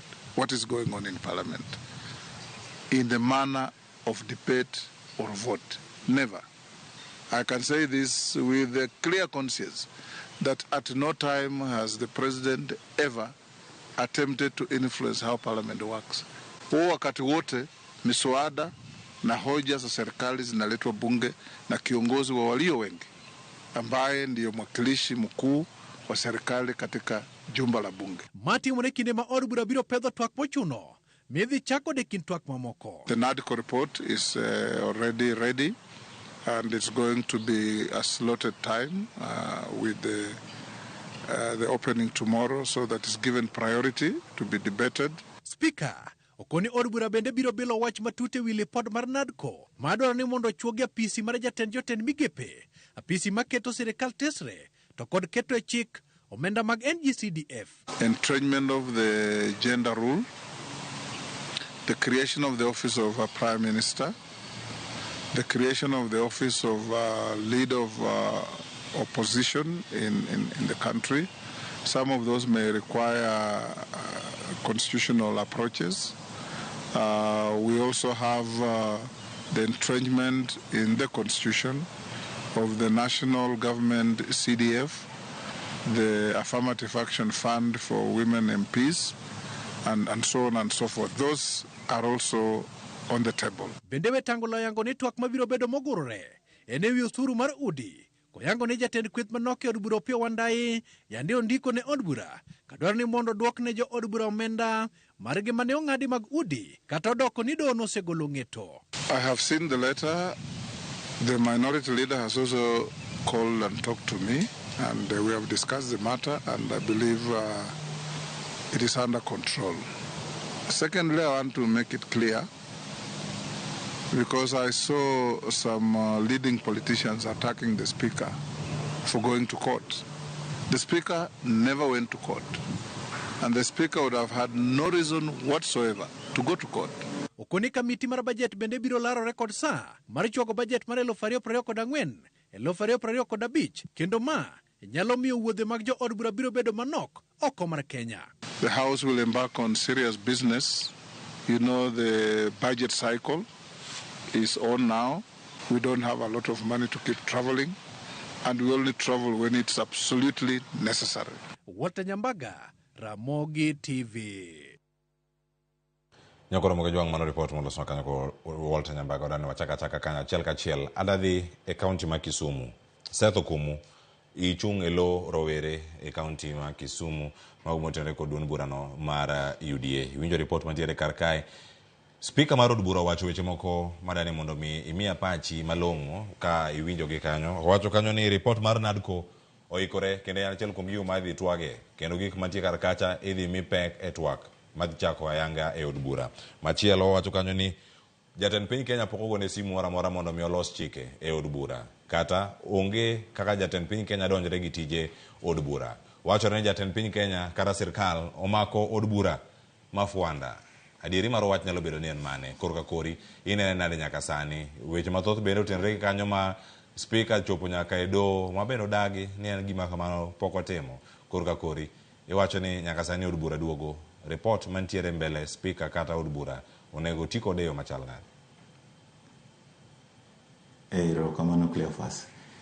Injo ka speaker owuoyo kanyo kendo wacho ni od bura parliament is independent. King'iyo chapter 8 wa mar katiba articles 93-94 gi set out parliament kendo tich ma parliament onego bed ni timo. To waduto wang'eyo ni parliament is an arm of government, wan gi judiciary, executive to kod legislator. Parliament no nigi kaka operate kendo parliament no nigi standing orders, en gi mikakati moketo monego bed ni otayo godo chenro. Ordinarily parliament ikelo ne bills. Kosekel negi bills to gi debate giketo gi bedo chike.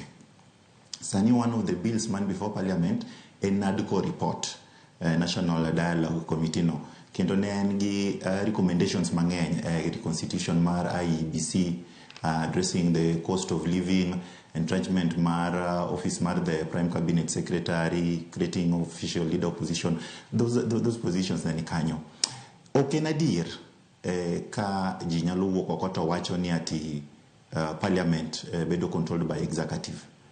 Nikech executive timo tich mopogore, parliament kendo timo tich mopogore. To parliament is made up of individuals ma wane mwayiero. To kinde ma wayiero gi ji nudhi election, Azimio ne nigi joggi, wan kaka jo Kenya Kwanza wabende ne wan gi jowa. E parliament kanyo ka bill pok obedo passed, obedo debated. Tingi to kendi loke kata sani the Finance Act ma wan godo. Inyalo paro ka nobedo debated do nitiere recommendations moko kanyo, clauses mano bedo dropped to moko kalo. So mondo ng'ato wuog oko to wach ni parliament bedo compromised ok en adier kata matin. Taero gima Speaker Wetangula wacho ni onge kinde moro amora ma President William Samoei Ruto osegone simu kata osebet kode piny ka nyise ni onego tim gimoro kama.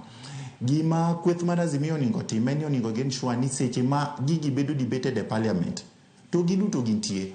Ok ni moko wuok odhi go simu oko, kiawa ni moko igine ludo ok nyal chopo dhi osiptal. Onego bed ni gibet e parliament to gi debate. Kapo ni the majority nigi numbers, well and good.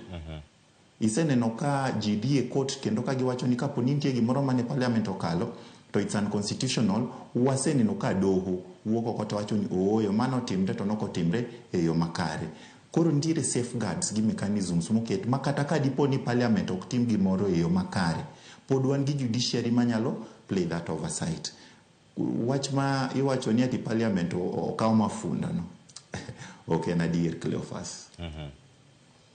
En ang'o manyalo bedo ni timore kinde meneno ka jatend piny Kenya kata kweth mare kalo chike makata odoko ni ero kwan mamalo to nitiere e od bura kar kanyo diluonge yo machal nade ka sirkal donjore kod tich ma onego bed ni timo kod mano ma wacho ni en bad sirkal ma ochung' ne loso chike. Koso manyalo bedo achiel kuom gigo miwacho ni ero ma en tich monego bed ni timo kod jatend kweth mathoth e od bura kata mag duoko jogi e laini, tich ma Silvanus Osoro osebedo kata timo kaka whip. Cleophas, ing'e ni executive ok kal chike. Joma kalo chike gin parliament. To parliament wan gi minority leader Honorable Pio Wandai kendo wan gi majority leader Honorable Kimani Ichung'wa. And so it is upon joma wacho ni ati chike mikalo gi ok kale yo makare mondo girali numbers e parliament kanyo mondo mi giwach ni ooyo chik mudwa kalo ni to ok en chik makare. Parliament kuma onego bed ni gitime lobbying no. Ok inyal wuok ka to itimo rally moro yo Jakaranda kata idwa wuok idhi timo randi moro yo Yalego Usonga kiwacho ni parliament to you are a parliamentarian, ibet in that house. Onego bed ni parliament kanyo miwuok e oko to you give reasons gimomiyo ok idwar ni chik no okal. Nikech ing'e ni siasa ma jogi goyo en siasa ma oko ema gigoyo koko to kochopo e parliament kanyo to kendo giling ok gidwa raise these issues. King'iyo kaka parliament nitiere kako bedo constituted, onego bed ni any issue ma deal gi legislation i address in parliament. To ka dipo ni issue no ok en constitutional, waseneno nyadinuoya ka kotwa mamalo owuok oko to wacho ni ooyo kata kapo ni nokal this particular law ok en constitutional, onego duoke. Point in case sani neno ka wan gi affordable housing mane oduok e parliament ka High Court owacho ni nitie gima notimre makare, Court of Appeal boko chiwo stay. Sani en e parliament. Gima jood bura onego bed ni timo en onego bed ni gidok e parliament. To gibet piny to gidebate to gineno kaka ginyalo regularize gino. Mano e tich monego bed ni gitimo e parliament. Ka ginyalo timo mano, tibiro neno ko bedo gi yot e chike mowagolo. Erokamano. Seth Okumu, coordinator mag ojende kata rowere mag UDA County ma Kisumu. Entiere kar kanchiel kachiel oduogo e studio ka mondo winja ne pacho Cliff Nyafwanga. Awinjo sama ne Seth Okumu ne wuoyo ni kino wiyi iyieri kata idagi gi weche moko mantiere kar kacha. Dwa wacho nade mako od bura ma Fwanda mano karango kanyo kod sirkal mamalo iwacho kanyo ni bende onge simbe madonjo kawuok e sirkal mano bad sirkal mano ma otelo kod jatend piny Kenya mano executive kanyo kachiel kod kanadko report mar thik ma bende kor nego bed ni bed achiel kuom gigo mitwak e od bura ka kor od bura duoga yanga. Cleophas ing'e ni seche moko ndalo moko na ane mbalariany ma US ayudo ne gipuonja ni policy moro amora mitim nitie two things. Nitie gimiluongo ni theory, analysis and practice. Ing'iyo theory kako gino nengo tim, ti analyze ikete practice. Sat wacho moro interesting ka. Ni Kenya ka ni judiciary is independent gi executive gi legislator. Mano ta dieri e chik. Now, penjo mokwongo monego penji mondo kik wabed ni wa jump the queue en niya. Be nitiere instance moro amora Kenya ka ma executive kata either directly or indirectly kata in sebedo ka ma executive ochalo gimen involve e chuno ang'owa e chuno legislature kata chuno bunge mondo lok chik moko riere tir. Mane penjo manadwa akeni set de nyalo duoke. Be nitie samoro mosaneno kwa kaw from Kibaki kwa biro from Grand Coalition nyaka Uhuru Kenya ka, although they are independent but sana no samora mora machalo gi executive za chulango ero Seth ni ya yes or no Seth ero duokane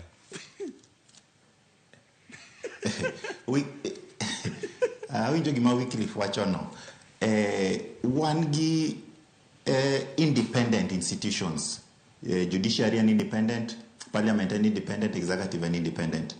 But abro yie ni nitiere kuma kendo gin dependent. Ok ni ati gin independent entirely. Ni neno ka aparo ni ndwe mokalo ni ka parliament kobedo represented gi Wetangula, president waka represent executive to kendo gi the judiciary kabedo represented by Martha Koome. Negi bet piny mondo migilosi. So theoretically to ayie ni inyalo bedo ni wacho ni gin independent. In practice, but practically nitiere kuma girade. Kendo nitiere kuma nyaka gi consult kendo kuma nyaka gi lose. Okay, sawa. Haya, Mimi ya wacho no. Samane pok affordable housing of the bill of the parliament. Benem abunge mayudi long state house for a meeting. Give president. Number 2, waduge ODM wakata Azimio. Beni chiek moro ma Azimio sa think independently mo the obunge magi bedo lobby digango gi serikal magi vote magi chiwo voting mopore gi manga dwaro gi ODM kata Azimio dwaro podi. Beni tiere samora mora ma UDA kata bunge magi UDA osa come against kata osa tamore gi maker dwaro mo go against podi. Koro a theory, judiciary is independent, executive and independent, ochung kare to parliament buchung kare. Lakini etiyo onge samora mora ma bunge party moteri e parliament. Mibiro yudo ke ji ngacha bro tamore do kone. Mane momiyo idwaro gimi luongo ni majority kanye e parliament. Nikech the moment minigi majority to beat ni kalo kati dwaro kato kutime nade kato ke dwaro. Chieng moro ne aneno ko buru senator iluonge ni Ofan ne wacho statement moro kana wacho gibomi aero pio ndai no wacho no pio ndai ok read instruction from Raila of learn the body language maranga mar Jacob mano buru no wacho kosa learn the body to act on speaker mar National Assembly ok read sime mondo koko act ni ma akoro girwa ok riti Ona nanda kaka discussion chakore. Bill kata uno ni bill moro kel sani. Ni donc sani nitie bill moro me loso mondo oket affordable housing obed anchored in law. In short, mondo mi court kik wachi ni noko time yor sheria dongi. Dongi UDA kelo mano. Sama gino chupe parliament. Be Wetangula rito mondo kero gondesini. Doriti, okoriti, mangiso ni kaluwore gi kaka processes and patterns dey. To nyalo make conclusion ni gini en girwa kata gini ok en girwa. Mane momiyo wawacho ni morality ok nyal bedo legislated. Bedo ni ng'at ma nigi rieko kako nigi ti e sirikal ok bedo legislated. Wang'eyo ndalo mane ji dhi e yiero mane timo irkalo bill moro ndalo mo yiero mane Milo Odhiambo gine kao pio kum speaker cha inyalo paro historia cha. Sama ne goye ang'o mene kelo koko. Benitie mbunge mora mora mane ni opposition mondo gojo na sirikal. Benitie mondo gojo na sirikal to ni opposition. Case I do the majority in parliament kisongo wacho ni majority have their way, minority have their say. Kono the independence of state institutions gina gimilu ngonango. Tiyo di mane mo medwaro ng'at moro. Menyal timne ma emo medo no ketwa bunge ma ber manyalo ti. Ang'o miyo sani Felix Odiwuoro kata wuone jalango ineno ni is a traitor. Why? Because gini political analysis titime koni. There is no day Wetangula wachadiri. Maler kabisa. President pokogo ne sime mondo ochwak bill ma support angowa serikal. But according to kaka yoredi inyalo soma sime pachini ma bill mar serikal. Wakwayo ni quality of debate na ndalo moko ne metiegi kapoko weti no wacho di ng'eni parliament and kuma quality of debate nie malo. Koro quality of debate bedo determine gi joma nitie. Koro enena kwayo executive ni mondo executive owe interfere gi gima dhi mbele. Na wawacho weche moko machalo National Dialogue Committee. Nitie ka tudra gi committee de yore na moko. Asaso mo report no, asaso mo proposal mare, asasomo gima ng'ana wacho NADCO idhi kele parliament. Ang'eyo ni nitie structure mono salose gano to gima no propose ngani bill kisa propose to nitie bilo ni implementation framework ere kaka gino nego fit up in the constitution. The issue of national government CDF mago gik madhi bile parliament gimoro kaka national government CDF dikano kata poko dhi nikech ang'e no carry the interest mar jo UDA kocha to carry the interest mar Azmi mag jo bura gi duto mag jo bura gi duto. Koro in theory, Parliament is independent. National government, national dialogue committee reporting. As long as you say ye or the card. Mangi so kaka wago siasa is independent in theory, token independent in practice. Aya, erokamano ahinya. Ng'eni wachiegni tieko twak machalo kama chielo mokwongo mantiego kar kae. Setho kumu abiro kuomi ka intiere e studio ma Kisumu. Ilernwa ne koro ka kori to inene e yo machal nade nikech koro kama chope ka NADCO report no chalo gino ma idhi bedo kacha ka itwake mokwongo. Bende nitie gi geno ni kae kama resruok dhi wuoke. Gigo mosebedo ka thago piny Kenya. Mokwongo weche mag yiero jo IBC ntiere kar ka, ntiere weche gi mag chano od bura, mag loso weche gi mag NGCDF kod mathoth mapod ntiere iye kae. En twak mano nego bed ni ichako godo adieri to bende odhi kelo resruok ne oganda jo Kenya masani kadhe pek mar ngima ma oganda duto rito ni od bura bende dhi kelo negi resruok. Erokamano Cliff. Mana adwoko Cliff matin ti gima Cliff owacho kanyo ma ok en adier. Seche ma wadhi e yiero to wadhi e yiero mondo mi ng'ama bedo president obed gi majority in the house. That is the essence momiyo ineno ka ji chung' e chama.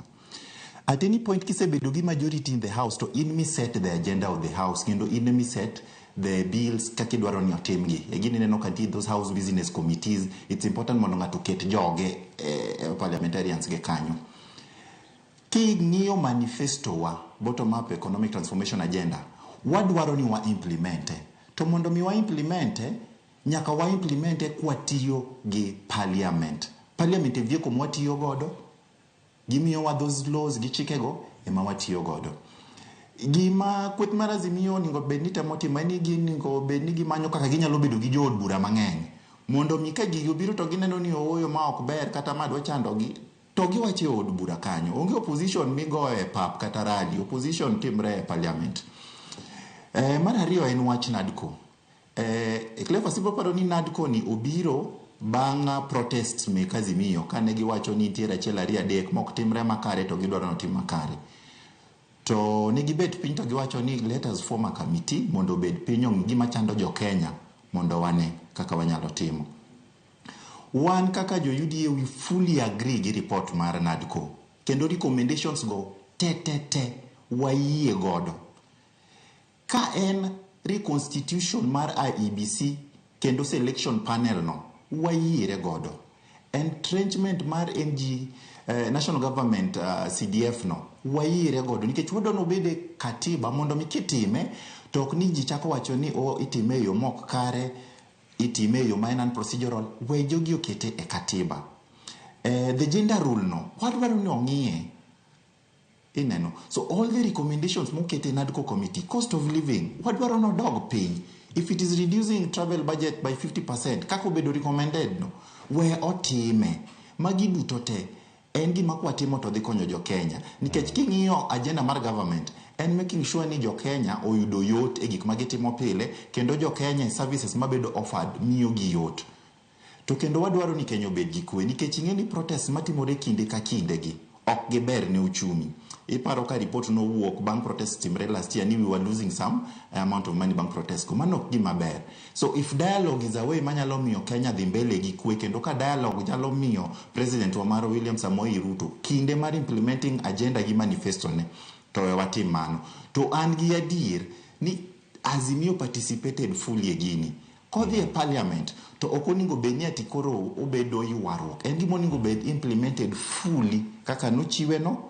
The appropriate legislations and laws oket in place mondo NADCO obed operational. Ka wanyalo timo mano, taparo ni mano bro miyo jo Kenya nafu kendo wach cost of living ni bro bedo largely addressed through that NADCO report. Aya.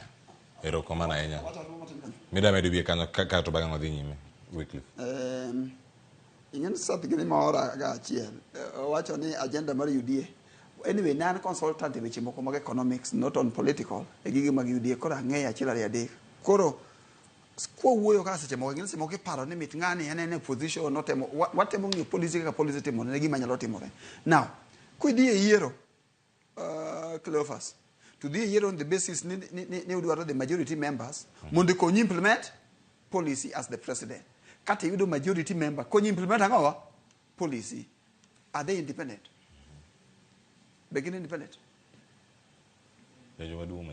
koro be parliament independent koro it is okay mane siasa ni mondo wadhi wayudi yiero wakao jowa mondo dhi implement agenda koro mano tene wasaloro wawe kama mondo kik wadonje kanyo national dialogue penye cha dhi mbele goso what tib after break aleza mbele awache national dialogue cha gimo bro kelen peace ka NGCDF bedo retrench gimeni katiba to office of prime minister kata official position otimnadi oketi donge ji odhi bedo piny ni koro wa discuss cost of living odhi otim gigi te national dialogue report ko bedo implemented koro what is the impact e jopiny gima gini biro kelo mondo be kik jopiny riti gimoro maduong' ni ne dhi e parliament ni koro wadhi yudo resruok onge gima gini biro kelo en mana kaka Seth osewacho kendo ayie gi Seth odhi kelo gima iluongo ni peace mondo mi peace bedi nyoro ne watimo policy moro mar rating to government manyiso ni ya nitie gima kisungu luongo ni ya physical violence mineno ji dhawo ni ji dhi e protest ni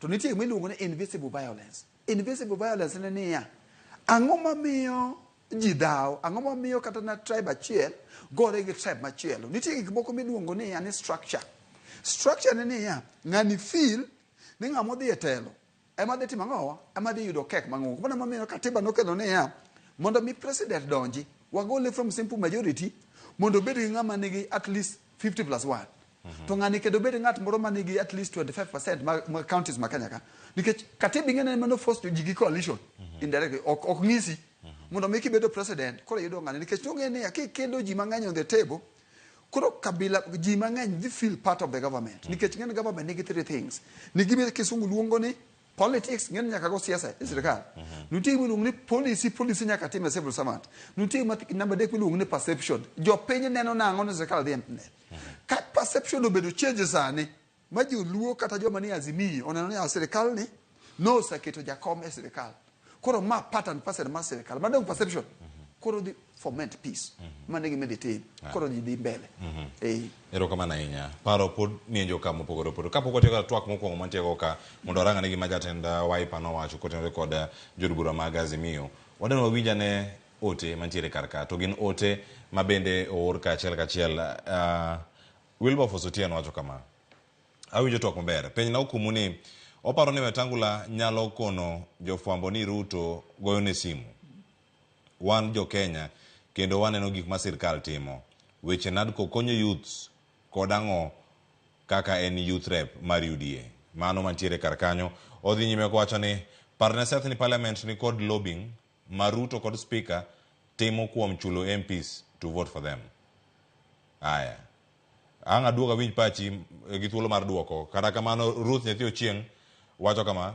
ndadhu tinde onge bunge od bura timo dwach sirkal walo e mang'eny bunge pacha kanu moja Seth kapok adhi twak machielo iwinjo ote modonjo kar kanyo kowuok kuom joneno kendo mano ote mowuok kuom brother Wilberforce kiyude kanya achiel kachiel inya mana duoke ane wacho ni wamiyo gi thuolo mondo mi gior penjo to welo man e studio bedi thuolo mar duoko kik adhi chenro machielo kapok iduoko ma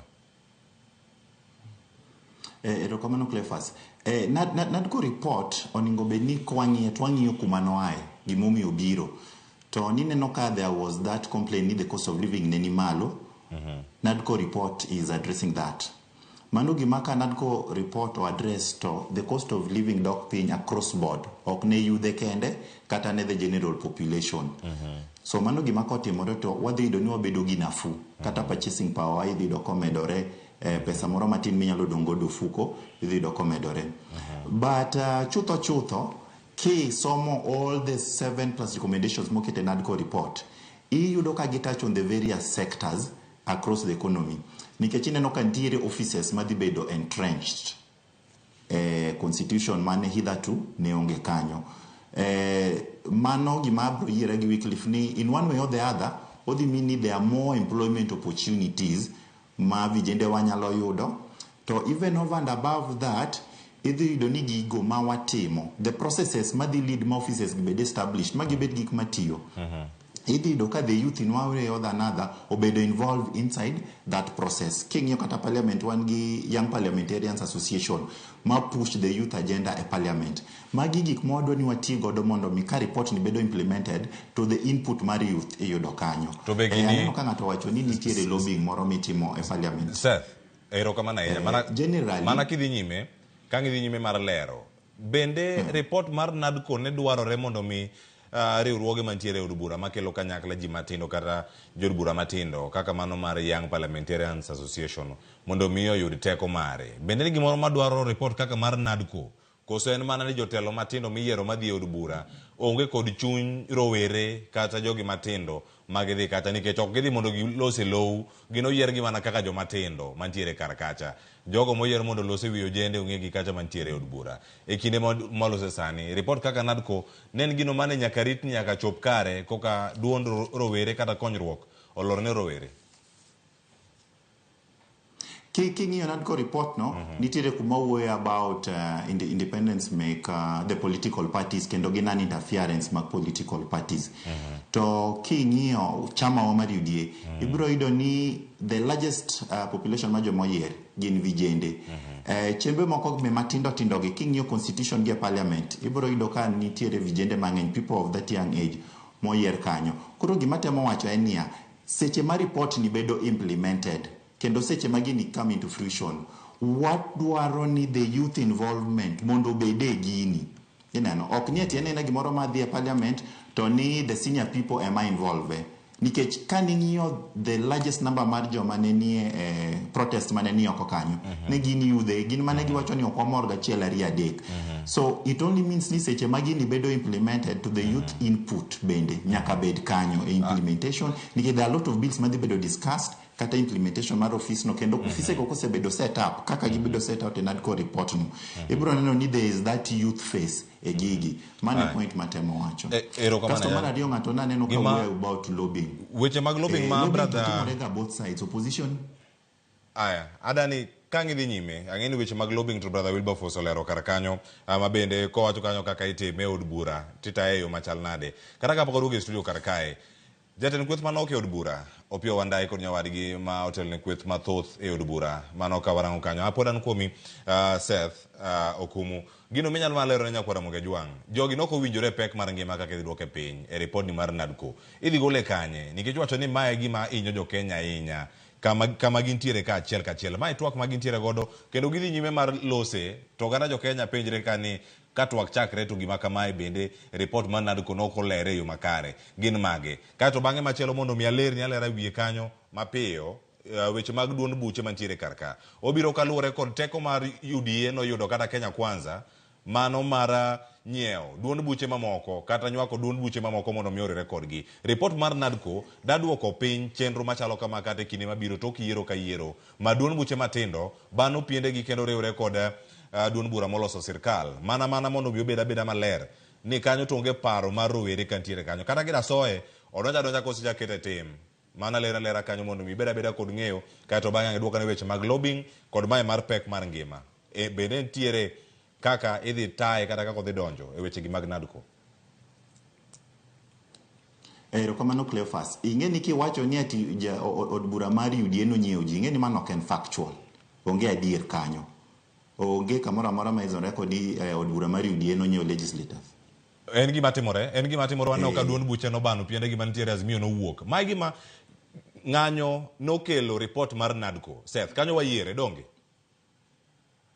En ang'o manokelo twak manokelo report mar NADCO? Nen ng'anyo. The protest manotimre. Mano ne biro kaluwore kod dwaro mag Azimio mane lieko kanyo ni nitiere duond buche mano bano piende gi kendo nowuok e duond bura mar riwruog siasa mar Azimio mano mi koro gidong gi kwan manoke od bura mondo mi Kenya Kwanza yud kwan mathoth e od bura mar kalo chike mopogore. Mano bende yiego koso obedo paro mopogore. There was that issue makata a court, it was litigated, Jubilee pod ni a court gi kesa inano. Marod Bura, the constitution mar Azimio kendo gi mar Kenya Kwanza. Some of its members, the kweth mar Kenya Kwanza. Aya. Weche mag lobbying ka watieko, kaito ango ka yueyo, kamano Seth. Lobbying generally, ingeni ka ingi majority e house, to ikelo agenda ni e od bura. Oningo beni ng'iyo kaka agenda nino nyalo kalo mondo mi implement manifesto ni. Mane gima timre world over kidhi kate parliaments man UK, kidhi parliaments man USA, mago timore ga kinde ka kinde. So it is upon those mawacho ni ati ginene, the laws mukelogi ok gin kare. To gibi gi the reasons kendo giket gi parliament mondo gine kaka ginyalo yudo numbers. Nikech king'iyo voting in parliament is basically about numbers and the laws miketo kanyo. So ineno ga kapogre aparo ka ni timo BBI parliament mokalo ni nitiere joma ne nie kweth mar Azimio mane ochung' to wacho ni ooyo kata kodwaro ni BBI ni okal kaka Otienda Molo kata kodwa ni BBI ni okal nitiere achiel ariyo adek monyalo loko mane gimo ningo be ni timre parliament kapo ni nitiere gimoro ma jogi neno ni rach tibire parliament aseneno kata od bura wani ka jo UDA moko wacho ni ooyo chik ni to close makama to de ber kwa loko. That is the essence of parliament. Koro ka ok ginyal time parliament to kara gidwaro ni gitime nade. Okinyal wuok oko tidhi e rally tichako wacho ni ka e kuma wadwa time opposition. Opposition ni ngo beni bedo organized to ging'iyo kaka ginyalo lobby e parliament mondo mi chike magi wacho ni ati their closest mok bergi otimgi from parliament. Erokamano. Ida medo moro matini be kaka to ka yue nikech sama riwe to serom. The politician kata jwana siasa di rally nyalo bedo classify kaka community engagement consultation mag jopiny. Koro kosa ngisi jopiny titingo jije tiduo kanye iduoge parliament. Dongine ka kisungulu nu ya chasing our own tail. Gimono chaka wachache makro sato chako tiekorego. Serikal bi jidhie competition mondo yud ji mang'eny mondo bi pass go agenda marukanye ai pal e od bura. Koro this sato nego yeye ni serikal chiku yie ne mondo many majority mondo kalgo mano chik kata ne man president bano chik. Parliament is independent. Koro it is up the minority part mondo lobby joka to penjo make jana mo penjo ngeni somo message adek penjo mo penjo mateko kodwoko enenia suppose ne wetangula no go ne sime ngeni wetangula ne siasa bonyalo bedo public wacho ni by the way ngeni ani go naga sime ko kaloko chi mano ko nyalo wacho donge mano penjo mo penjo kanyo koro wawe at that level mondo the next agenda erokamano ahinya koro mo jonga duoga mondo moranga ne koro ka Kalonzo Musyoka koro jiwo jod bura mag Azimio mondo mi otamre kalo chik mora mora mikelo od bura manyalo duoko kata manyalo keto ngima jopiny obed kama tek mane tok moduoko godo bang' yweyo ma kaosani chenro en mar mbako romo medornwa ote kawarango chal mar piny Kenya SMS oyawe na 3-6-000 yweyo mokwongo e chenro mar mbako romo wakawe sani kawaduogo twak dhi nyime kikidhi mabor.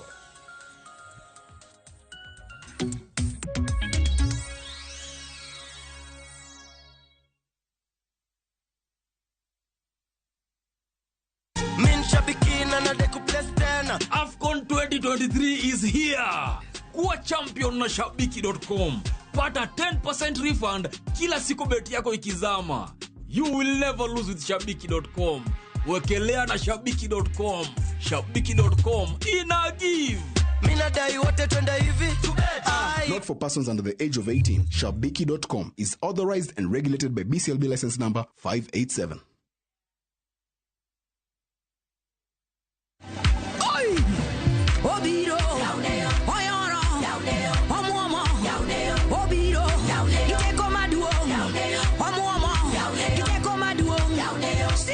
Mondo mi yud wer mar yawneo kaka skiza ton mari ni *811*343#. Ng'e malong'o ni Ramogi TV en ot mar jower duto te.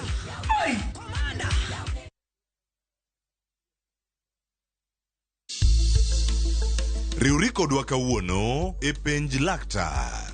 Wadhi bedo kod jalony Frederick Kotieno mar Equity Afya Kasarani kawawuoyo e wi raboyunga mana e penj laktar. Sapar gari odhiambo kik bai.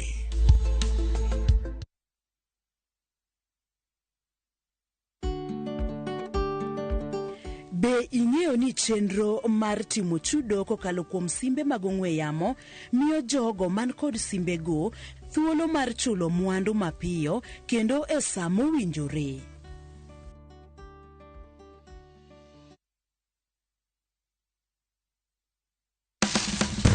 Tudri kodwa ka wayango kit chiemo mopogore opogore mawuok e pinje maoko koda mago ma iloso pacho ka. En gi ring'o mang'eny to kosetuo kama ma inyalo kano ndalo mang'eny. Mamiyo lep chwadore kendo ni kod ndhadhu mopoto. Fueny maling'ling ma itiyo godo e loso chiemo ka in bende ipuonjori kaka inyalo loso mana e jikondi kanyo. Wakolo matut sigana mantie chiemo ka chiemo. Ka waromo kod jotedo mamiyo ndhadhu bedo gi ngima. Ma rech minyalo chamo ka numu. Ok ochuno ni tede. Ikri mar puonjori tedo chiemo moa e pinje mopogore. Othonje ka othonje. Tedo gi chiemo. Tich adek, saa 2 okinyi. Mana e Ramogi TV.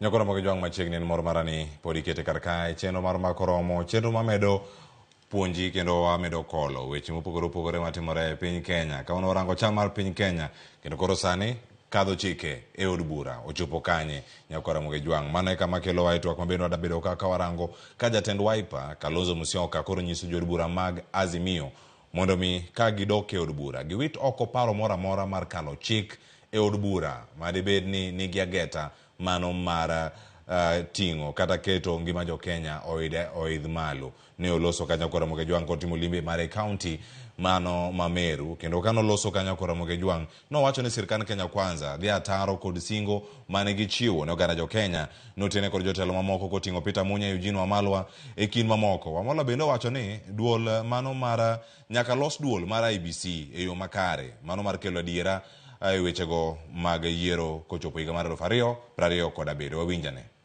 Finance Act tumeambia wajumbe wetu wa Azimio wakatalie kata mambo ya kuongeza wananchi ushuru kwa sababu maisha yamekuwa makali zaidi. Kwanza tumeanzisha mfumo wa kuokoa public officers wa Kenya ambao wako na payslip. Hata wewe mheshimiwa County Assembly MCA unakatwa kwa nguvu. Unakatwa kwa nguvu ati ukatengeneze nyumba. Na huku tunajua kuna wale wataalamu wekezaji ambao they can do affordable housing kwa bei ambao wananchi anaweza kununua. Muombee bunge letu la Kenya. Wanarudi kesho bungeni. Agenda yao ya kwanza ikuwe ni kuteremusha gharama ya maisha. Hiyo mnaunga mkono? Ya pili tunataka IEBC iwe reconstituted, iwe IEBC ya Wakenya wote. Ile sisi wote tunaamini na tutasimama nao 2027 tukitafuta urais ili bwana Zakayo aende nyumbani. Na ile inaendelea saa hii ni uporaji tu. Usidanganywe na mtu. Mkiambiwa mafuta inaenda juu, haiendi juu bure. Ni kwa sababu kuna mtu anapora.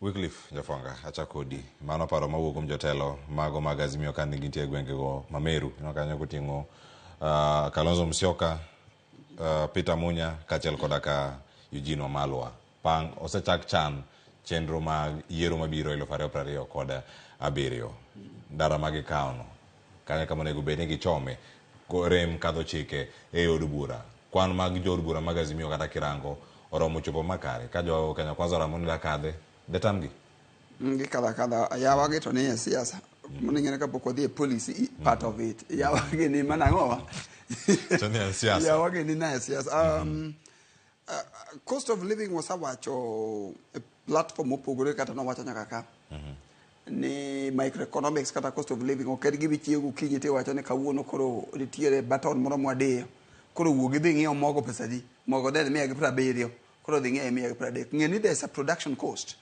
mana mogo ndalo moko ne ker machon Uhuru Muigai Kenyatta nowacho ni bech unga dok piny kichopo te yudo ka ng'ama no import ng'ama no kelo oduma koa Brazil no kele ka tax ni malo no sachulo tax kata ogoni mana kwan production cost to ngise ne an mai gi monenga use gini mondo ayud ohala kidagi ni do na use bei mapiny to mangiso ne kidwa na use bei ka en 170 tidwa na use 110 nitiere siling 60 koro mane subsidies cha mondo ng'awna koro iyudo ka en gima ok tim overnight ga microeconomics ok yire time overnight. Number 2, dola kaka winjo koro dola ringo ni dola osechopo 160 samora amora wa advice ga ema ne jo sirikal ne tim gimoro amora monetary policy mondo dola dog piny konyo na 160 ni thup ing'e nitiere export and importer ng'at ma uso mondo ne oko mangi ma uso mondo ne oko mangiso ni ebu chiemo maber ka dola otimona na dola medore nikech ing'e ko uso tichula en dola mangiso ne mbe ohande ni malo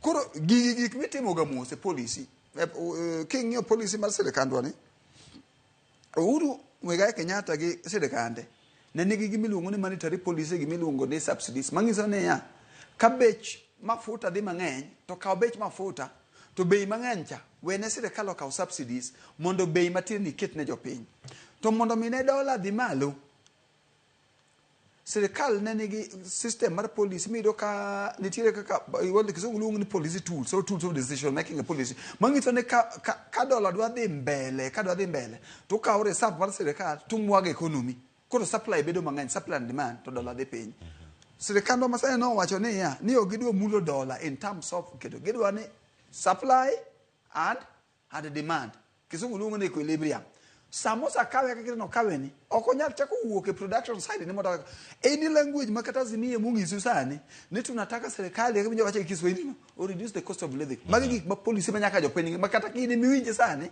sine excited ngeni Kalonzo wacho ma licha ahinya iwinji kuma malo wachecha IBC mabedo constituted ni dong ni edalo dong mobala dong ni edalo dong ene report mabiro kanye mabiro dura mero te wache nango now the issue madam cost of nini ilunga nango cost of ilunga nango housing cha ni winjo ka serikal masana wacho ni wakaw gini wadwoke kanye we wakaw policy ni watere mondo time through check kaka ne koto wache maker no sa wacho ni gisachako law process mar check to jalup ker machon Kalonzo Musyoka wacho ni cost mora mobire parliament ok bi medo cost of living kata gi siling adi siling achiel to the other side court no wacho ni kudo medo bei mora man affordable housing duoke kaje duoke parliament the argument kata kaka ji onego go mbake housing anene ya be housing agent in idwarot Professor Ndini nange fra mora chon no sa wacho ni ja Kenya mona mora ingene ni dala ne ingene nan gi ot ibi gini ni dala wini gi ot ma kisungu luongo ni if should come to push to nitiere kuma klewe wo kambe dhi midonjo tiluongo ni mamari unless ujo Nairobi okuge dala ingene ni giodi koro mago onego wa discuss the merits of housing be out important tangomo nengo tim to kilose to nango lose gi policy mane mam kete gi makisungu luongo ni optional koro magi kibori ratin moko ni azimio ok ne serikal magi ya policy issue monego beni rango makare setho kumu akeli twak nyalo bedo ni od bura itiyo godo mana kaka masin mar goyo ombulu e kinde mikalo chikegi kusenango matimrijo kanjo telo mag azimio bende kaloso jod bura wa kik ugo ombulu kata kik ukal ka upuodho chike machal kamagi ntiere e gwenge ma opogore de wachango kotenre kod paro gi duto mamienjo od bura itiyo ga tie kaka voting machine gin mana macho ni gombulu en yes kata no kwed kata uye e giduto kama gintiere karka de wachango kote record paro mamiyo ka wuoko mo koma nyangile mago maga azimio sani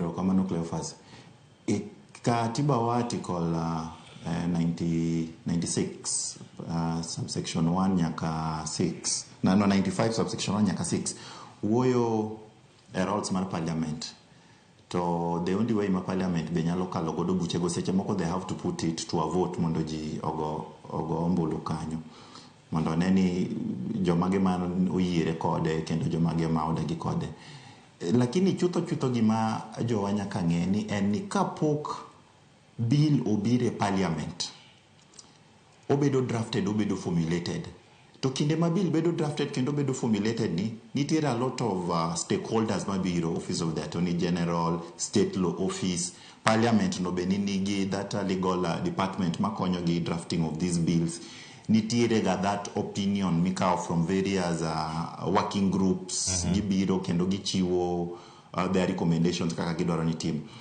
Ma at the point ma bill chope parliament no bedo debated, to nitiere joma ng'eny kendo nitie opinion mang'eny moseso in that bill mondo mikoko chope parliament. Ok en mana tich mar ng'ata achiel kende. Koro ka migosi Kalonzo Musyoka ka chung to wacho ni kudhi parliament do not vote for this bill. Mano is very misleading kendo mano gimoko ningo wuok from a senior person kaen nga mosebete parliament for long. Onge kaka parliament operate. He's been a parliamentarian kinde mathoth. Gimoningo beni gitimo en ni debate the merits kata the demerits of that bill. Ber kata rach mar bill no. To the only way minyalo timo mano en ka in on the floor of the house kendi chung tiwacho ni ooyo ma to rach to iwacho gimomiyo rach to gigo bedo recorded. Ma to ber tiwacho gimomiyo ma ber. Koro kata kadwa ni okale to wakale, but let us make amendments to this. Kamane kaka parliament oningo operate. Tabro yie gi Wycliffe. Policy issues gin gik makao kinde. Okinyal chung e rally tiwacho ne dwa ni cost of living odok piny to kinyne cost of living dok piny. Cleophas ibro paro ni ka wachako dwe mar December kwa biro January sani wane February. Bech mafuta osedok piny cumulatively. Anytime ma EPRA golo new prices tineno ka bech mafuta dok piny. En progressive, ok en giminyalo tim nyadichiel. So some of these issues ok gin ga issues ma inyalo chung tiwacho ni kawuono ni twadwaro ni bech mo odog piny by 50 shillings kata 60 shillings.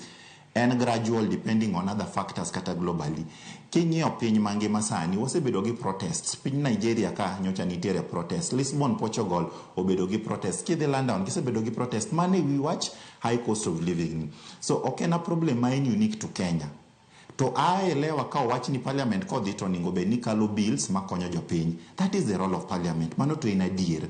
Mondo mi ka bill moro biro parliament ting'iye to be interrogated tiwacho ni bill ni kako biro en bill manyalo konyo jopiny. To kendo ka watimo mano to wadwaro input mar kweth mar Azimio miwinjo ka kori nyiso ni kik gi debate e parliament no. Ko ki debate e parliament kanyo kara gidhi konyo jopiny nade? Ang'o miyiero gi mondo gi boycott debate e parliament kosi yiero gi mondo gi debate bills e parliament? Office the consultation itimo throughout. Attorney General mancha winjo ko kwacho ni noko ero wach mar choko paro kata somo paro kawuok kuom haya wach malong'o pod wantiere karka nyakoro mag joma duogo mondo mi wabed kod twak ma pod dhi nyime karka kadho chike od bura gi tiende nang'o ka wantiere karka ne wakoni bende nyakoro mag joma achiel kachiel odhi ne kaunti ma Kisumu odiochieng' ma kawuono piny mangima mano ko kale andika no bende wol kanyo kod riwruogno ma UNESCO dhialo nyakalondo e piny mangima. Odiochieng'no ma dhialo nyakalondo e piny mangima nyaka sani ka wantiere kodi kachiel kachiel wadane mondo mi watudre kod nyawadwa Millicent Adhiambo ka entiere county ma Kisumu mondo mi yang' okonwa ne mathoth kotenore kod wechegi mago mag nyakalondo. Nyaka sani to jopiny parogi e yo machal nade. Mane gima timore nyakoro mag jwang' to nyaka sani yangore ni nitiere chenro mopogore opogore madhi nyime konde mag piny Kenya. Mano koting'o nyaka jal ma ochung'ne weche mag fwambo kata duol mochung'ne ute mag fwambo mopogore opogore kachiel koda ka tije mag fwambo mopogore opogore pacho kae ka gintiere aluora mano ma Kisii okinyi ma kawuono ka gidhialo weche go ma en World Radio Day. Kawuono na dhi achiel kachiel odiochieng' nyakalondo e piny mangima. Millicent Adhiambo nitie achiel kachiel koa e county ma Kisumu. Millicent Adhiambo oyawre uchio nade county ma Kisumu engima ni te bende sekedo thuolo kata mar tiyo redio kata tiyo nyakalondo to sechalo nade kata kokitiyo kata kiwinje korka kori kidhialo nyakalondo odiochieng' ma kawuono idhialo yo machal nade? Baro network iwuok e county ma Kisumu. Erokamano ahinya Cleophas. Achiel kachiel kwa wuok e kar dak ma Otonglo kapok adhi kaka adhialo odiochieng' nyakalondo abro chako kod pach jopiny mondo marang' anyisi ka watieko. Ka ok kamano nyakoromo ga jwang' kawuono piny mangima dhialo odiochieng' nyakalondo. Wadwa ng'eyo ni to nyakalondo osekonyo ji yo machalo nade? Berne nitie rachne, nitiere chenro ma bende oganda gombo no medie koso nitie moko ma gigombo no dhigo nyime? Ang' ne akaw pach jodak ma Otonglo kaendi mondo ginyiswa ni to ginto odiochieng' ma piny mangima dhialo nyakalondo ma bende gi dho ngere iwacho ni World Radio Day. Ginyalo dhialo nyakalondo e yo machalo nade machiegni. Abo chako kodi ing'ina kamera kasto ichak gi nyingi nyisa ni to in inyalo dhialo nyakalondo kata redio e yo machalo nade odiochieng' ma kawuono ma piny mangima paro bedo redio kod ji kata tij redio pacho kae. Karawe nyingi luonga ni Musa Depo mar Otonglo boda boda. Kadhialo gine redio Ramogi kaka nochakore. Radio te Royal Media mag SK Macharia go te. Radio Ramogi nokonyowa, osekonyowa mang'eny. Mokwongo an kane pod adhi skul, kane kwaro tho noland maber kendo nengo gi yot kabisa. An anyalo dhialo redio Ramogi gi tipege te kabisa. Kachako gi Charles Odhiambo, manager mar redio Ramogi no, odhi kodwa maber kabisa. Pok aneno rach ma koro aneno redio Ramogi en ni kigo simu vijende kaka youth kaka wan kamae. Ok mak simbi, iwinjo ma jodongo moko mawuoyo e redio kanyo, vijende to simbgi ok donji, mano kende manyalo wacho ni koro rach mar redio Ramogi. Redio Ramogi, redio ubino mar redio piny kae kata pacho ka inyalo dhialo yo machalo nade, ber redio rachne. Ber redio en ni osekonyowa mang'eny, kata kidhi karachuonyo iwinjo Ramogi, kidhi kia kata kune en Ramogi, osekonyo ji mang'eny e yore mang'eny kabisa. Mapiyo piyo ng'ama chielo inyalo dhialo redio machalo nade, ok ochuno nyaka obed redio Ramogi te, redio te biro mar redio like redio monyiew uwinjo godo channels mopogore opogore, inyalo dhialo yo machalo nade chagi. Okay, nyinga luongo ni Ezekiel Otieno. Anya dhialo redio te, stations te nikech gikelonwa first hand information machiegni. Iyudo ka jodongo mantiere research areas ginyalo that information very fast. Most of them they don't have televisions. Koro ing'eni koro ginyalo information mapiyo piyo because televisions requires electricity, but radio ntiere mako matiyo nyaka gi battery. Koro ginyalo information very fast. Nyalo naka nilando kata tije moko, ilando some important information moko idwa ni mondo kel rural areas. Koro radio no endo is the first hand information maginyalo godo information no. Yeah, beche be yot, alafu yudo ka radio they have different stations with different languages. Koro iyudo ka joluo nyayudo informations moko winj Kiswahili, Waluya be nigi stations gi nyayudo informations. Koro mano endo is the good thing about radio. Yeah. Kamano machiegni madama piyo. Bibi. Wawa makni kacha, inyalo dhialo redio machalo nade chagi. Erokamano, an kachawo gi nyinge luonga ni Peter Uma, jaboda boda motonglo, amoro gi redio Ramogi nyaka nochakre. Omiyo wayot kata ka gimoro timore e gweng'u, gichopo mapiyo piyo kendo wachno nyaka lande e yo makare. An amor kode, mano kende ema dapagora e redio Ramogi. Kawuono piny mangima dhialo odiochieng' redio, ok en ochuno nyaka obed redio Ramogi ama redio monyiew ni, inyalo yudo kata redio e simu, inyalo yudo redio idhi nyiew e duka mondo iwinj godo weche mopogore opogore. Koro inyalo dhialo redio yo machalo no, redio wuon. Redio wuon anyalo dhialo ni redio ber. Kata ka mora ma winjo kata ka ne apiko na ka winjo ka yawo redio e pikipiki, redio nyalo miya winji gimotimore kata kumopogore kuma ntiere. Koro adhial redio ber. Erokamano.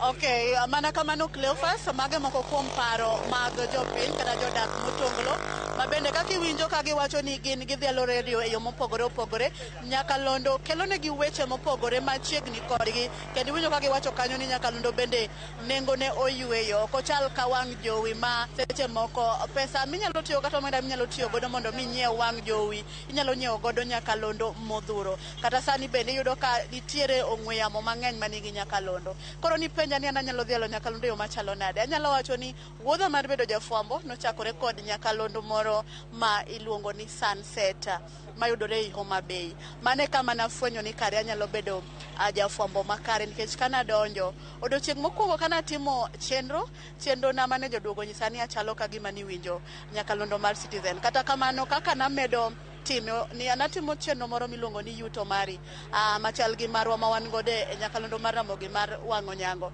Koro kaka namedo time odiochieng' kaka bende namedo tiegora, kendo kanyo bende kama ng'eyo na dholuo nochakore godo nikech jogo manayudo kanyo ne gin machiegni mar konya ni kada wacho gimoro tiwacho kama gi dholuo. Koro anyalo dhialo redio e yore mopogore nikech redio no e kuma kariana kata tija ni endi mar bedo jafwambo nochakore kod bang' kana tieko skul tawacho ni ok owinja ninde e gima somo ni nikech ma lekna we adhi achaka nena kod nyakalondo. Koro nyakalondo osekonya ahinya, tanyalo dhialo nyakalondo nikech nyakalondo en gino mamiyo ng'ato yot. Kamoro amora midhiye inyalo keto channel moro amora kata station moro amora mondo mi winj weche mopogore opogore, obed weche manyien, obed jogo mohero thum, obed jogo ma ohero tuke mopogore opogore mikelo e nyakalondo kod dhok moro amora minyalo yudo. Koro nyakalondo en gino ma osekonyo oganda. Koro adhiale e yo makende to nikech an nachako wachna gi nyakalondo kata wach tija e yo makare kod nyakalondo. Koro adhialo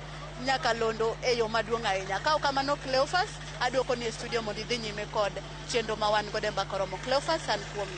Erokamano ahinya. Toka ka neno kondika Azimio la Umoja, kata kamano waloso weche mag redio ka gidang' amiyo wenda thuolo bende. Millicent, erokamano. Gima ilero nyakwara Mugejwang' ka nino mabe kacha ni lendo gi Kiswahili, ang'o mani pimi gi Radio Citizen ponono, nitiyo gi Kiswahili koso nitiyo mana gi dholuo podi ka intiere kakanyo, to safaro no iselero kaka nobedo mana mapiyo, ne wache gi dhok mane? Okay, kana chako, ng'eni kia skul, to seche moko be kaka inena ni ji mang'eny ne kiaga ni anyalo wacho dholuo. Koro kana donjo, dholuo migogo mbaka nanyalo, lakini mitimo godo chenro ne ok anyal makare. Koro thothne nawacho dhok adek kana timo shono. Iyudo ka alidho dholuo moro achiel, thothne ne en Kizungu, alafu Kiswahili ne ng'enye iye. Koro mokwongo kana timo to manejo biro na katieka shoni, Mili, to kawuono itero wa mana e Citizen, tapenje ni nade, ni dong Kiswahili gi English ne ng'enye shoni ahinya. Koro matek imakri kod jotene magikagi mondo migi puonji dholuo nikech chenro titayo maber. Koro kamano kaka nachako wuoth mar ng'eyo dholuo matiegora masani, anyalo wacho dholuo kenda pod amedo puonjora. Erokamano ahinya Millicent Adhiambo. Iwacho sani ilonye. Erokamano ahinya kuom miyowa ripote makare ka intie kaunti ma Kisumu. Gwenge ma Otonglo, nyakwara Mugejwang' oduogo e studio karakato mana mapiyo bende kotenore mana gi odiochienga nyakalondo ni. Wycliffe Nyafwanga, idhiale yo machal nade? Wando gik mopogore opogore mantiere karka, wang'e ma nitie weche gi mag nyakalondo matimore ka gi kae, mana ka warango gi chenro mopogore opogore. Onyalo bedo mane? Ang'eni kata pok wadhi e twak mano mabiro, mano kama ntiere karka.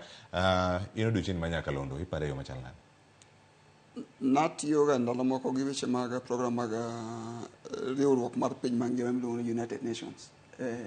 Pinje mag Somalia kuonde. To kano timo program ne yudo ka radio no kende ng'ato onge source moro amora mar information kako ne akodak. Koro nyakalondo kende ko kawo radio, ko kawo mulika muise simbe matin ni. Te mana chomogo to yudo radio. Koro radio ne menya loko ngimane, kata nyalo loko ngimane. Koro ne watiyo gi radio a lot. Nikech ata malo 70 ewi 100 ne nyalo bedo ni radio. To ne gin gi simbe matindo tindo. Koro radio en kucho wakawe kaka human right, kata ratiro mar dhano. Maka ni onge go to nineno kaka rach. Koro kaje mana fwenye teko mar radio. Nikech TV seche moko, TV ng'eni chon dong kani watu dongo, TV ne wacha joma ne omeyo mane nigi TV. To radio ne gima nyalo riwo ji together. Koro from kanyo kichata ka Kenya ka kibiro kiyudo yo mar riwruok kaka radio. Nikech ng'eni mida ni ng'eni na ang'eyo maber na kalo Kenya mas bate dala mo koro issue mag teko mar radio riwo ji kata human right kata kelo wiji pamoja kata kelo dongruok en gimo ng'e piny mangima momiyo adhialo jo TV kata jo radio kuom maber motimo. Erokamano ka odiochieng' jo radio. Wadhi dhialo gi nyakwara Mugejwang' odiochieng' ma kawuono. Ang'eni mana kaka ayudo pach Wycliffe Nyafwanga, yen ayud pach Setho Kumu bende kotenore kod weche gi mag nyakalondo odiochieng' ma kawuono. Idhialo nyakalondo kata iparo nyakalondo e yo machal nade? Ka irango sani kaka achiel kuom gigo ma itiyo godo mag chwalo paro kaachiel koda ka puonj ne oganda mopogore opogore. Wan ka wadongo weche TV gi noneno ga mana ka jirani. Koro gima notiyogo thothne ne nyakalondo ema ninyalo yudo information kendo ema ninyalo winjo programs mabecho becho gi. Paro ka wadongo to ne wanyalo winjo KBC ne nigi programs moko mane nyalo puonjo ji news mar saa 7 ndalo moko be ka betri rumo to mera ringurumo gi betri angidwa winjo godo news. Koro nyakalondo gima wadongo godo kendo waneno kaka ose transform gima wa kendo kaka progress mochopo kuma sani wanyaka ta bedo gi nyakalondo e simu. en gima is very crucial dispensing information. Nitiere gwenge ma kidhie to en nyakalondo no kende ema ng'ato nyalo tiyo godo mondo mi oyud information mawuok oko kendo ka donjo negi. To milestones moseneno ka the radio industry obedo godo chakre radio bi nyaka kumochope sani ni osebedo gima duong' kabisa. Kendo kata king'iyo sirikandwa kokalo through article 34 mar constitution no pod gimedo guarantee jo media kata jo radio go press freedom kendo yienegi wacho achiel ariyo adek kao maoni mek jopiny kuonde ma opogore. So radio no en nyakalondo en gimoro ma very crucial kendo osekonyo communication dhi mbele. To mana kaka odhi mbele no e kaka omedre mondo mi that reach ochop ne ji mang'eny nikech sani en gadier ni the main means mar communication machopo ne ji kuonde te obed nyandwat kata milambo en kokalo e nyakalondo no. Erokamano ahinya. Awacho ni mago moko kuom wechego mosebedo kanyo katimore nyakoro mag jwang' ibo konowa kokalo e mbui magwa duto te ni kama intiere kanyo to inidhialo radio e yo machal nade. Inyabedo kanyo ka iparo kinde machien kama intie kanya kwar kira gini gineno gi yo machal nade chenro mane biro mopogore opogore e nyakalondo. Wacho ni kama gintiere kar kanyo orende nyarende gik mopogore opogore kata ka neno nyakalondo itiyo gi nyakalondo mopogore opogore ibedo kanyo kod rapar odiochieng'ni ma kawuono. Nyakoro mogi jwagi mathoth ang' wakelni weche manyien kachiel koda kama biro odiochieng'ni ma kawuono kotenore kod odiochieng'ni mar nyakalondo e piny mangima. Ang' wadhi nyime nyakoro mogi jwang' e twak machielo kama wadanurang' ka wechegi mag chike kachiel koda kamago bende mag telo ma opogore opogore. Tainya magi motenore kod weche mag golo amuri mano ma onego bed ni bedo kar kacha ka nitiere apis mar Attorney General mano kama gintiere kar kanyo achiel kachiel. Nigi nyalo bedo ni gin paro mage mamienjo kinde ka kinde mana ka warango gi kar kanya kora moge jwang'. Iwacho ni koro kidwa ni mondo mi ogole kanyo mondo mi ogol amuri no kata public seal e apis no mar Attorney General mondo tere e tend migao mochung' ne weche jotije jopiny kata jotije piny owacho. Mano paro mochwal kanyo kod Daktari Raymond Omolo jagoro mongirore migao ni mano mar arita. En paro machal nade Wycliffe Nyafwanga? En gino ma nyalo bedo ni neno kagima en daro teko koso mayo teko Attorney General mapacho? Nono dhi neno kaka kawo teko mar Attorney General nikech public seal ineno kaka gino manigi teko office mar Attorney General ma kigolo office of Attorney General iyudo ka ji ong'eyo ga kopogore gi yore mag chik ten public seal. Koro pok ayudo ratiro kaka giwache ni nikech ng'eni nitiere gimo midwa gole nang'o tang'o midwa tere e office of public service. Mar ariyo kaluwore kes nonoga itimoga history ma Kenya ka gi migepe mang'eny iyudo ka migepe inyalo loki samoro amora. Iyudo kokawo public service oriw gi devolution seche moko kere ka ng'ichiwo gokinyi to pogo public service deriyo ochako kawo public service oriw gi en machielo. Koro an independent gima very important ne public machalo seal onego kawo to weyo office of Attorney General nikech kano a seal of the government is en kaka gima kisungu luongo ni legal entity nikech kumogoe en amuru mar japiny manyiso ni ma authority mar Kenya. Koro authority mar Kenya no nokete kacha nikech ni nene kaka ratiro mar chik. Koro niriwe kar chik ma kumogoe no onego bed gi gima kisungu luongo legal authority manyiso ni onego bed gi teko mar chik kumigoe no makogoe to ong'ene no goe office mabo mi teko mar chik. Now Raymond wacho ni mondo tero office of public service. Kamano mana kama olere kar kanyo mana mondo mowinja ne gino ma ogeto e oteku ni mano mar Attorney General. Winja ne sikane molos to kanyo kod Lydia Okeo ka otenore kod paro makama mochwal kod Daktari Raymond Omolo jagoro mongirore migao mar arita pacho kae. Jokanyo e migao mar arita nochopo e nyim komiti marango chike kod ratire pachoka, the Justice and Legal Affairs Committee JLAC. As a ministry, we had already picked this as one of the major amendments we needed to make. Negi chwalo paro madwaro mondo migol amuri mar sirikal e apis Attorney General kendo tere apis jatend migao mar jotije piny owacho. The amendment in clause 2 is in respect of section 27 of the Act that removes the custody of the public seal from the AG to the head of public service. Paro makamano kuro kelo kikruok mar paro kama kuom Uganda neno kagima ma en thuolo ma piny owacho dwaro mayoga apis Attorney General te kumare maluwore gi chike mapachuka. To my understanding, the Attorney General is also an appointee of the government, and even like before, he no longer has security of tenure. They can be appointed and disappointed by the president anytime. So he's part of the presidency. So why do you want to take away the public seal from a constitutionally established office? When we know the practice in all the Commonwealth countries is that the public seal is normally held by the Attorney General to an office that has been created administratively. Paro moko bende koro medo tucho ni dipo ni piny owacho dwa bedo kod teko ewi amuri mar piny owacho mar chiko chenro mag chiwo rak ma pachoka manyaka bed kod amurino kapuodhi e kind chenro mamoko. What is this that has occasioned this move and the need now to transfer this from the AG to the head of public service? And I mean, personally, I just want to put it clearly that I would be opposed to that. I have looked at the Constitution, I have looked at all our statutes, over 700 of them. I have not seen anywhere in the Constitution where the Constitution created the office of the head of public service. There is no office in the Constitution called the head of public service. It doesn't matter who holds.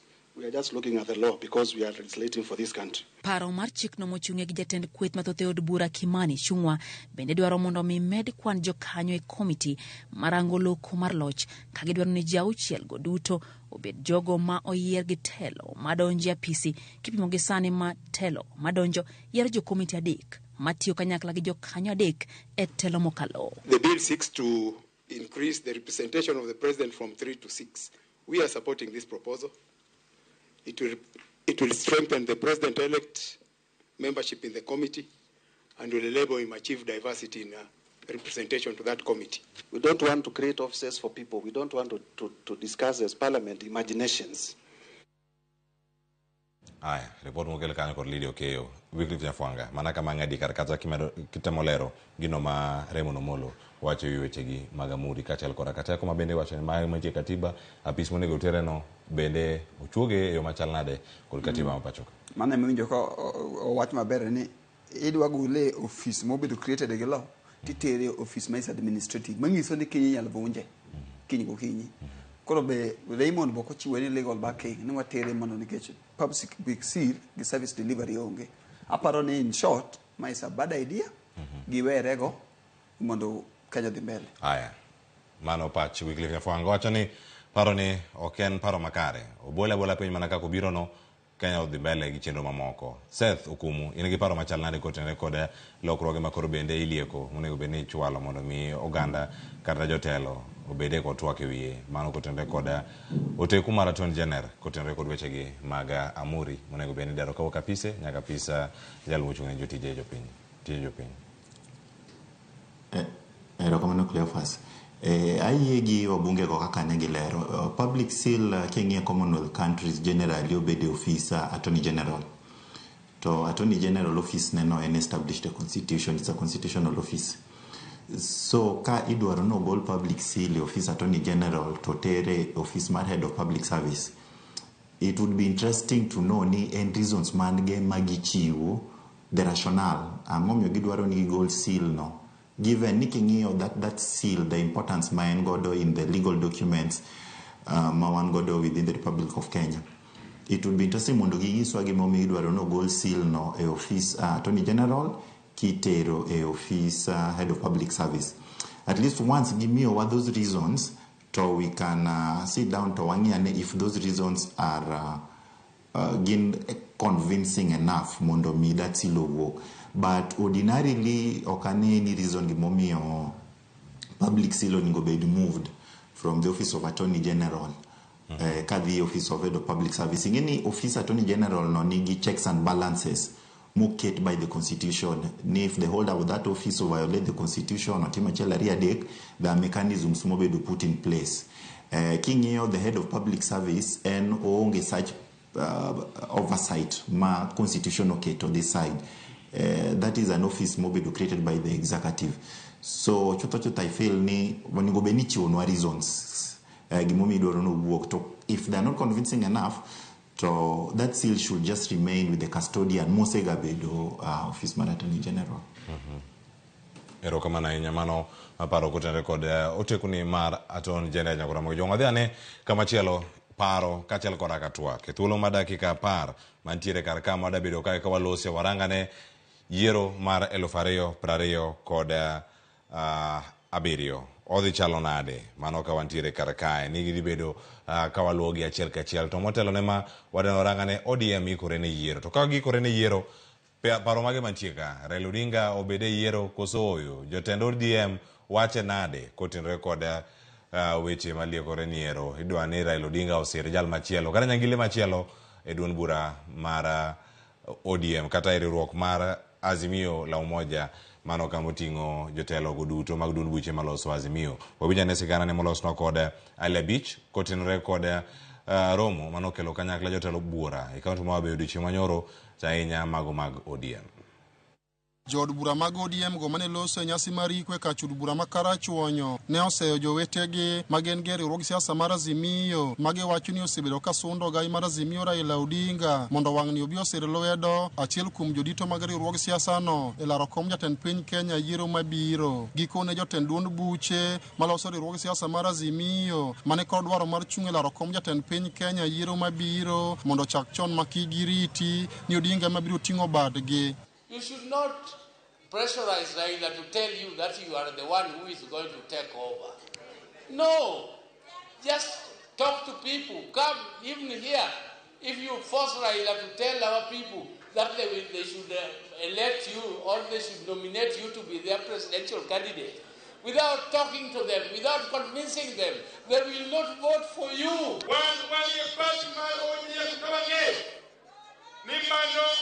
Mano endara malo kawalido African malo.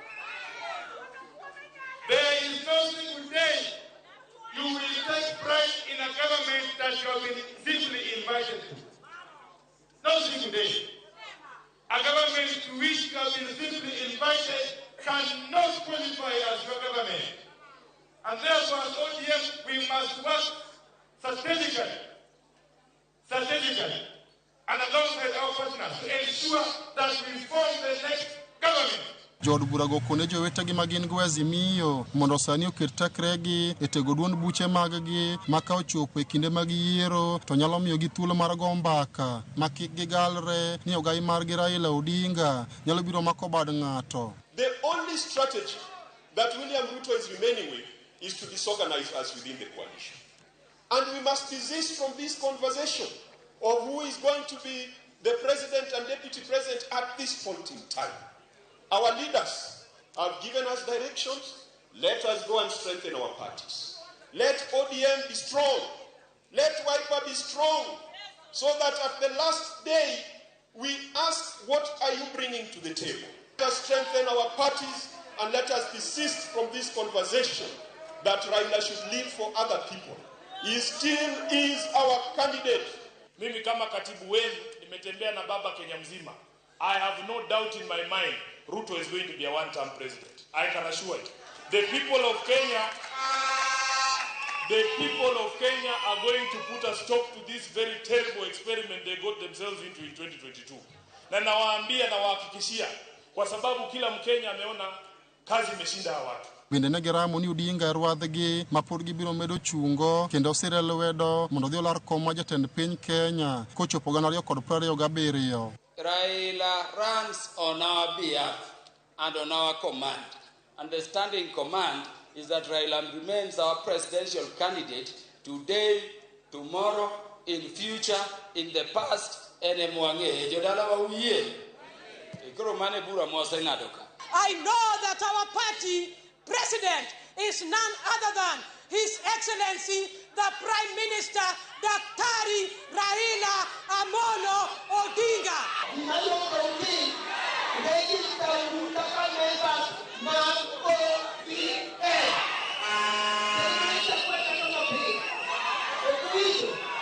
Alia Beach, Ramogi TV, Homa Bay. Adongi thuolo ma dakika 7 to atieko twak. Achako kodi Wycliffe Chafuanga. Mae paro mantie. Osechak goye. Winjo kanyo Moses Kajwang seneta ma Homa Bay socho ni ma ok twak onego bed ni ibedo go sani sama kare ni to en mane ka otenore kod gigi duto mantie ka Raila Odinga Kaluma Opondo Kaluma jaod bura ma Homa Bay Town be olero kanyo ni mae rodwa kinde mokalo sani e kinde mabiro. Ayawa gi ne tiyo tij opposition siapa mono ngisane usiep na mono ngisane jogi ne tijgi jogi tiyo tijgi statement makata ne gi pod wacho ni jatend piny duo ma Raila Odinga pod ne jatelo mar chama mar ODM kene ne jatelo ma wang'eyo ni dhi chung presidential candidate kata dhi chung kaka president. Ndalo moko na winjo ka Badi mano jabuda mogwel sani nowacho ka en constituency ni an ker masani ok adwa mak mana ka Raila mungisa da tigo ta tiyogo. In short, jok nenogi item fuon patch jatend ODM Raila Odinga nita Raila Odinga ne en oparo nang'o koro ing'eni statement moro wache e platform kanyo iwache mondo mi kik okel msuko e kind ng'at mowuoyo Raila Odinga. Sama Moses Kajwang owacho ni wan agenda marwa sani ok wadwa wacho wach mar ng'ama dhi bedo president. Kotemo wacho ni ging'eyo ni strategy en mar ng'a en mar ker mondo kel pogruok e kindgi. Kata kokelo pogruok e kindgi there's going to come a time manyaka to ng'ama dhi chung ne Azimio timnuok nade omany. Koro kian tawacho ni magi koro en siasa ne ji orome kar liel moro koro temo fuono wach ibaro dhi obed nang'o bunge na Opondo Kaluma wacho ni wan jakomwa jatendwa sani mar presidential candidate and Raila Odinga to na sana no benane ne gazette kenda ng'eyo gi sources na moko ni sirikal ma Kenya no sangiso jakom ne odo bedo proposed kom mar AU kang'ane fueki iluongo na jakom mar AU masani ndalo ne orumo mano gima nosewuok e oboke maben wasasomo maben land kuondegi nosawacho ne maber. Koro one day in politics en sama ng'eny koro we wariti wawinji ni to ODM de nade to giyiero ng'a to ere ka kod gi Azimio to kumodhi owachi mane kuma ji timo nade kuma ji delo. Ero kama na yaru ko na idu wach mari mugi karka Seth Okumu e studio wa Kisumu lero miwane pachi nitiere ote mabende nyo karka ka ukom japuonj David Osawa wacho ni aneno malera inya Cleo kawuono antiere od denda late matin wacho ni ka baba pod ngima to kucha en mare period Ramogitvlive paro biro mopogore kendo imedo mana wach magi paro mawuok e duno bura mag ODM kotenore kod yiero mabiro ng'ama dhi bedo kata kating'o bandera paro simienjo ng'ato dog dala gi mondo dhi obed motegno mondo mi ka jiromo tok kindegi ka ji ochomo yiero ng'ato bi duno bura mare motegno. Seth Okumu ang'a mi thuolo mar golo pachi ewi twak masani timede kanyo gi wach mari mogik.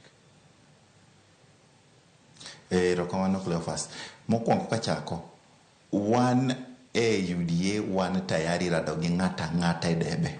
It doesn't matter ng'ama ibro kele debe no. Wan tayari mano gima jo Azimio nyaka ng'e. To jo Kiswahili bende no tiyo gi dho ngero moro ni lise mwalo lipo. Koro kiwinjo ka mana kaka Wycliffe owacho jogo nie tich ka gisechako wacho ni wan wakelo ng'ane ne depo ni mane ng'ama gidwa kelo adieri to it's their constitutional right ng'ato ka ng'ato yiene chung. Abduba Dida gini osechung nyadidek nyading'wen to gimbe pok gibedo kata president. Koro ng'ata nyalo chung mondo beda president. But more importantly, en king'iyo kuma iwacho ni parties odog o recruit. Kaluo waka, chama mar ODM ni ema nosebedo chama ma dominant. Chakre 2005 ko bedo formed. To ineno kaka systematically chama osetiyo gi jopiny to kendo jopiny iseneno kaka oseywa ka giwacho ni ooyo kata ka bed ni mae chama mane wan godo to ber moro maduong' pok obironwa kata gi devolution ni. UDA wuok oko kendo timo recruitment okinyi godhiambo door to door ka wa recruit ji kendo wakele chama mar UDA. Koro kaka gitimo recruitment gi e chama mar ODM kocha e kaka wabende watimo recruitment wa e chama mar UDA kendo wamedo tego chama wa kendo wamedo kelo ji rombgi duto e chama. One candidate wa machung 2027 and President William Samoei Ruto.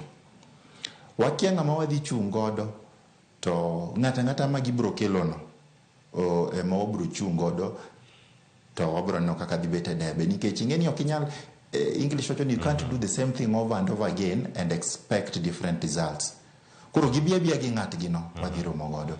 To katieko to nadwa nyiso jopiny ni gik matimore Kenya gi regard cost of living ok en mana Kenya, gini osebedo ka affect piny mangima kuonde mopogore opogore. King'iyo taxation wa kaka wabedo taxed at this point, ok en nikech en hero mar sirikal, but en nikech obligations mek gope mane wakao. Ka japiny deng'e ni gop Eurobond kata siling nokochopo Kenya ka, pesni go no the offshore accounts, and yet wan manyaka wachul pesni mane wakao go. So for us to be able to meet obligations go duto te, nyaka wabed gi that revenue stream mondo wagol. To kata king'iyo tax to GDP ratio wa mawan godo sani Kenya ka, it's around 16%. Nitiere recommendation mowuok e World Bank ka wacho ni onego wachore mochop nyaka 20% mondo mi obed sustainable. Koro nitie mechanisms mwatemo keto in place, nitiere tax base mwatemo widen, ineno ka KRA no the employ officers, enforcement officers, mawuotho kuonde ka kuonde, katemo widen tax base. Once we have widened that tax base, japiny dhi yudo nafuu nikech taxes ka inyalo duok gi piny ka wan gi that wide tax base mondo wa increase collection of taxes. Koro mbele ka to gik moko idhi los, kata bech mafuta ji oseneno ka dok piny, bech mogo dok piny. It's a gradual process kaka Wycliffe no wacho. No, these are policy issues, they are going to take time, but chutho gik moko dhi bedo makare. Nero kamana ahinya mano Seth okumu kuom mido thuolo matok kodwa bende okinyi makano kiwuok e studio ma Kisumu dakika oseromo 55 ma esa monego bed ni awuok kar ka. Koro Wycliffe Nyafwanga ami man like achiel kende ka mondo mi koro imiya wach mari mogik ka to wawuok koro ji odhi ochak paro sap buru ne jokopere kiny bende Valentines. Otherwise erokamano Cleo kuom host wa mana kaka wacho ga pile ni ng'ato ka ng'ato oyie ko yudo nje bure ki jangware tie matek kanyo ki japitho gwen ki ng'ama use duka ni moro matin watiyo to matek mondo magi tiyo matek opijana wasan tiyo makete matimango ema kelo mwandu koro watiyo matek siasa tigoyo to siasa boke ka emotionally ing'iyo gige ni tiyo matek mondo obed we hope this sirikal dhi neno kuma piny dhiye to gidhi timo the right thing mondo timre, opposition be dhi timo tije to wan te wa jo Kenya mondo Kenya ka kuo bede mondo wadhi mbele kaka jopiny. Erokamano ahinya. Awinjo kamano kuom thuolo mar bedo kod Ramogi TV odiochieng'ni makono ka watwak kendo korango chal mar piny Kenya. Kod Ramogi Jwang' sa pod en sa 4:55 nantiere ka kod jowetewa Sharon Ong'ao kaachiel koda ka Joyce Oduor. Wacho ni jogo duto mokelo chenro biro yo makare moting'o director odiochieng' ma kawuono Wuodu Yoma en Katwenga koso Kabudha. Aya Wuodu Yoma Kabudha mano Alex Obado kaachiel koda alange duto mantiere kanyo moting'o jo mak duol, engineer mar duol, jo mak picha. Eruru kamano ahinya nyaka jogo mokao picha ma kama okete mbui mag YouTube, Facebook kaachiel koda ka X kama nitie kanyo kod Betty Akinyi. Wagunu erokamano ahinya kuom yudo thuolo mar bedo kodwa e chenro ni mar mbako romo. Ka wakolo chal mar piny Kenya nataye chenro nyinga Cleophas Oluoch jakisumo kanya kwar mokeo nyaka Chango. Oriti masani wenda nano godo e studio med neno Ramogi TV e chenro mabiro.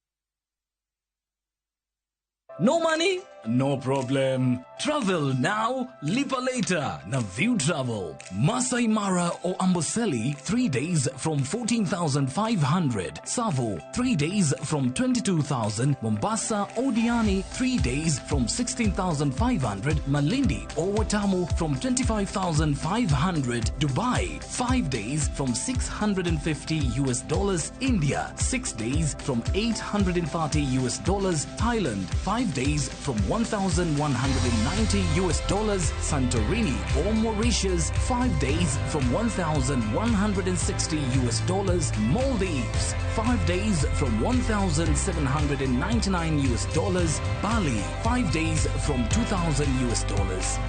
View Travel. Dream. Explore. Discover.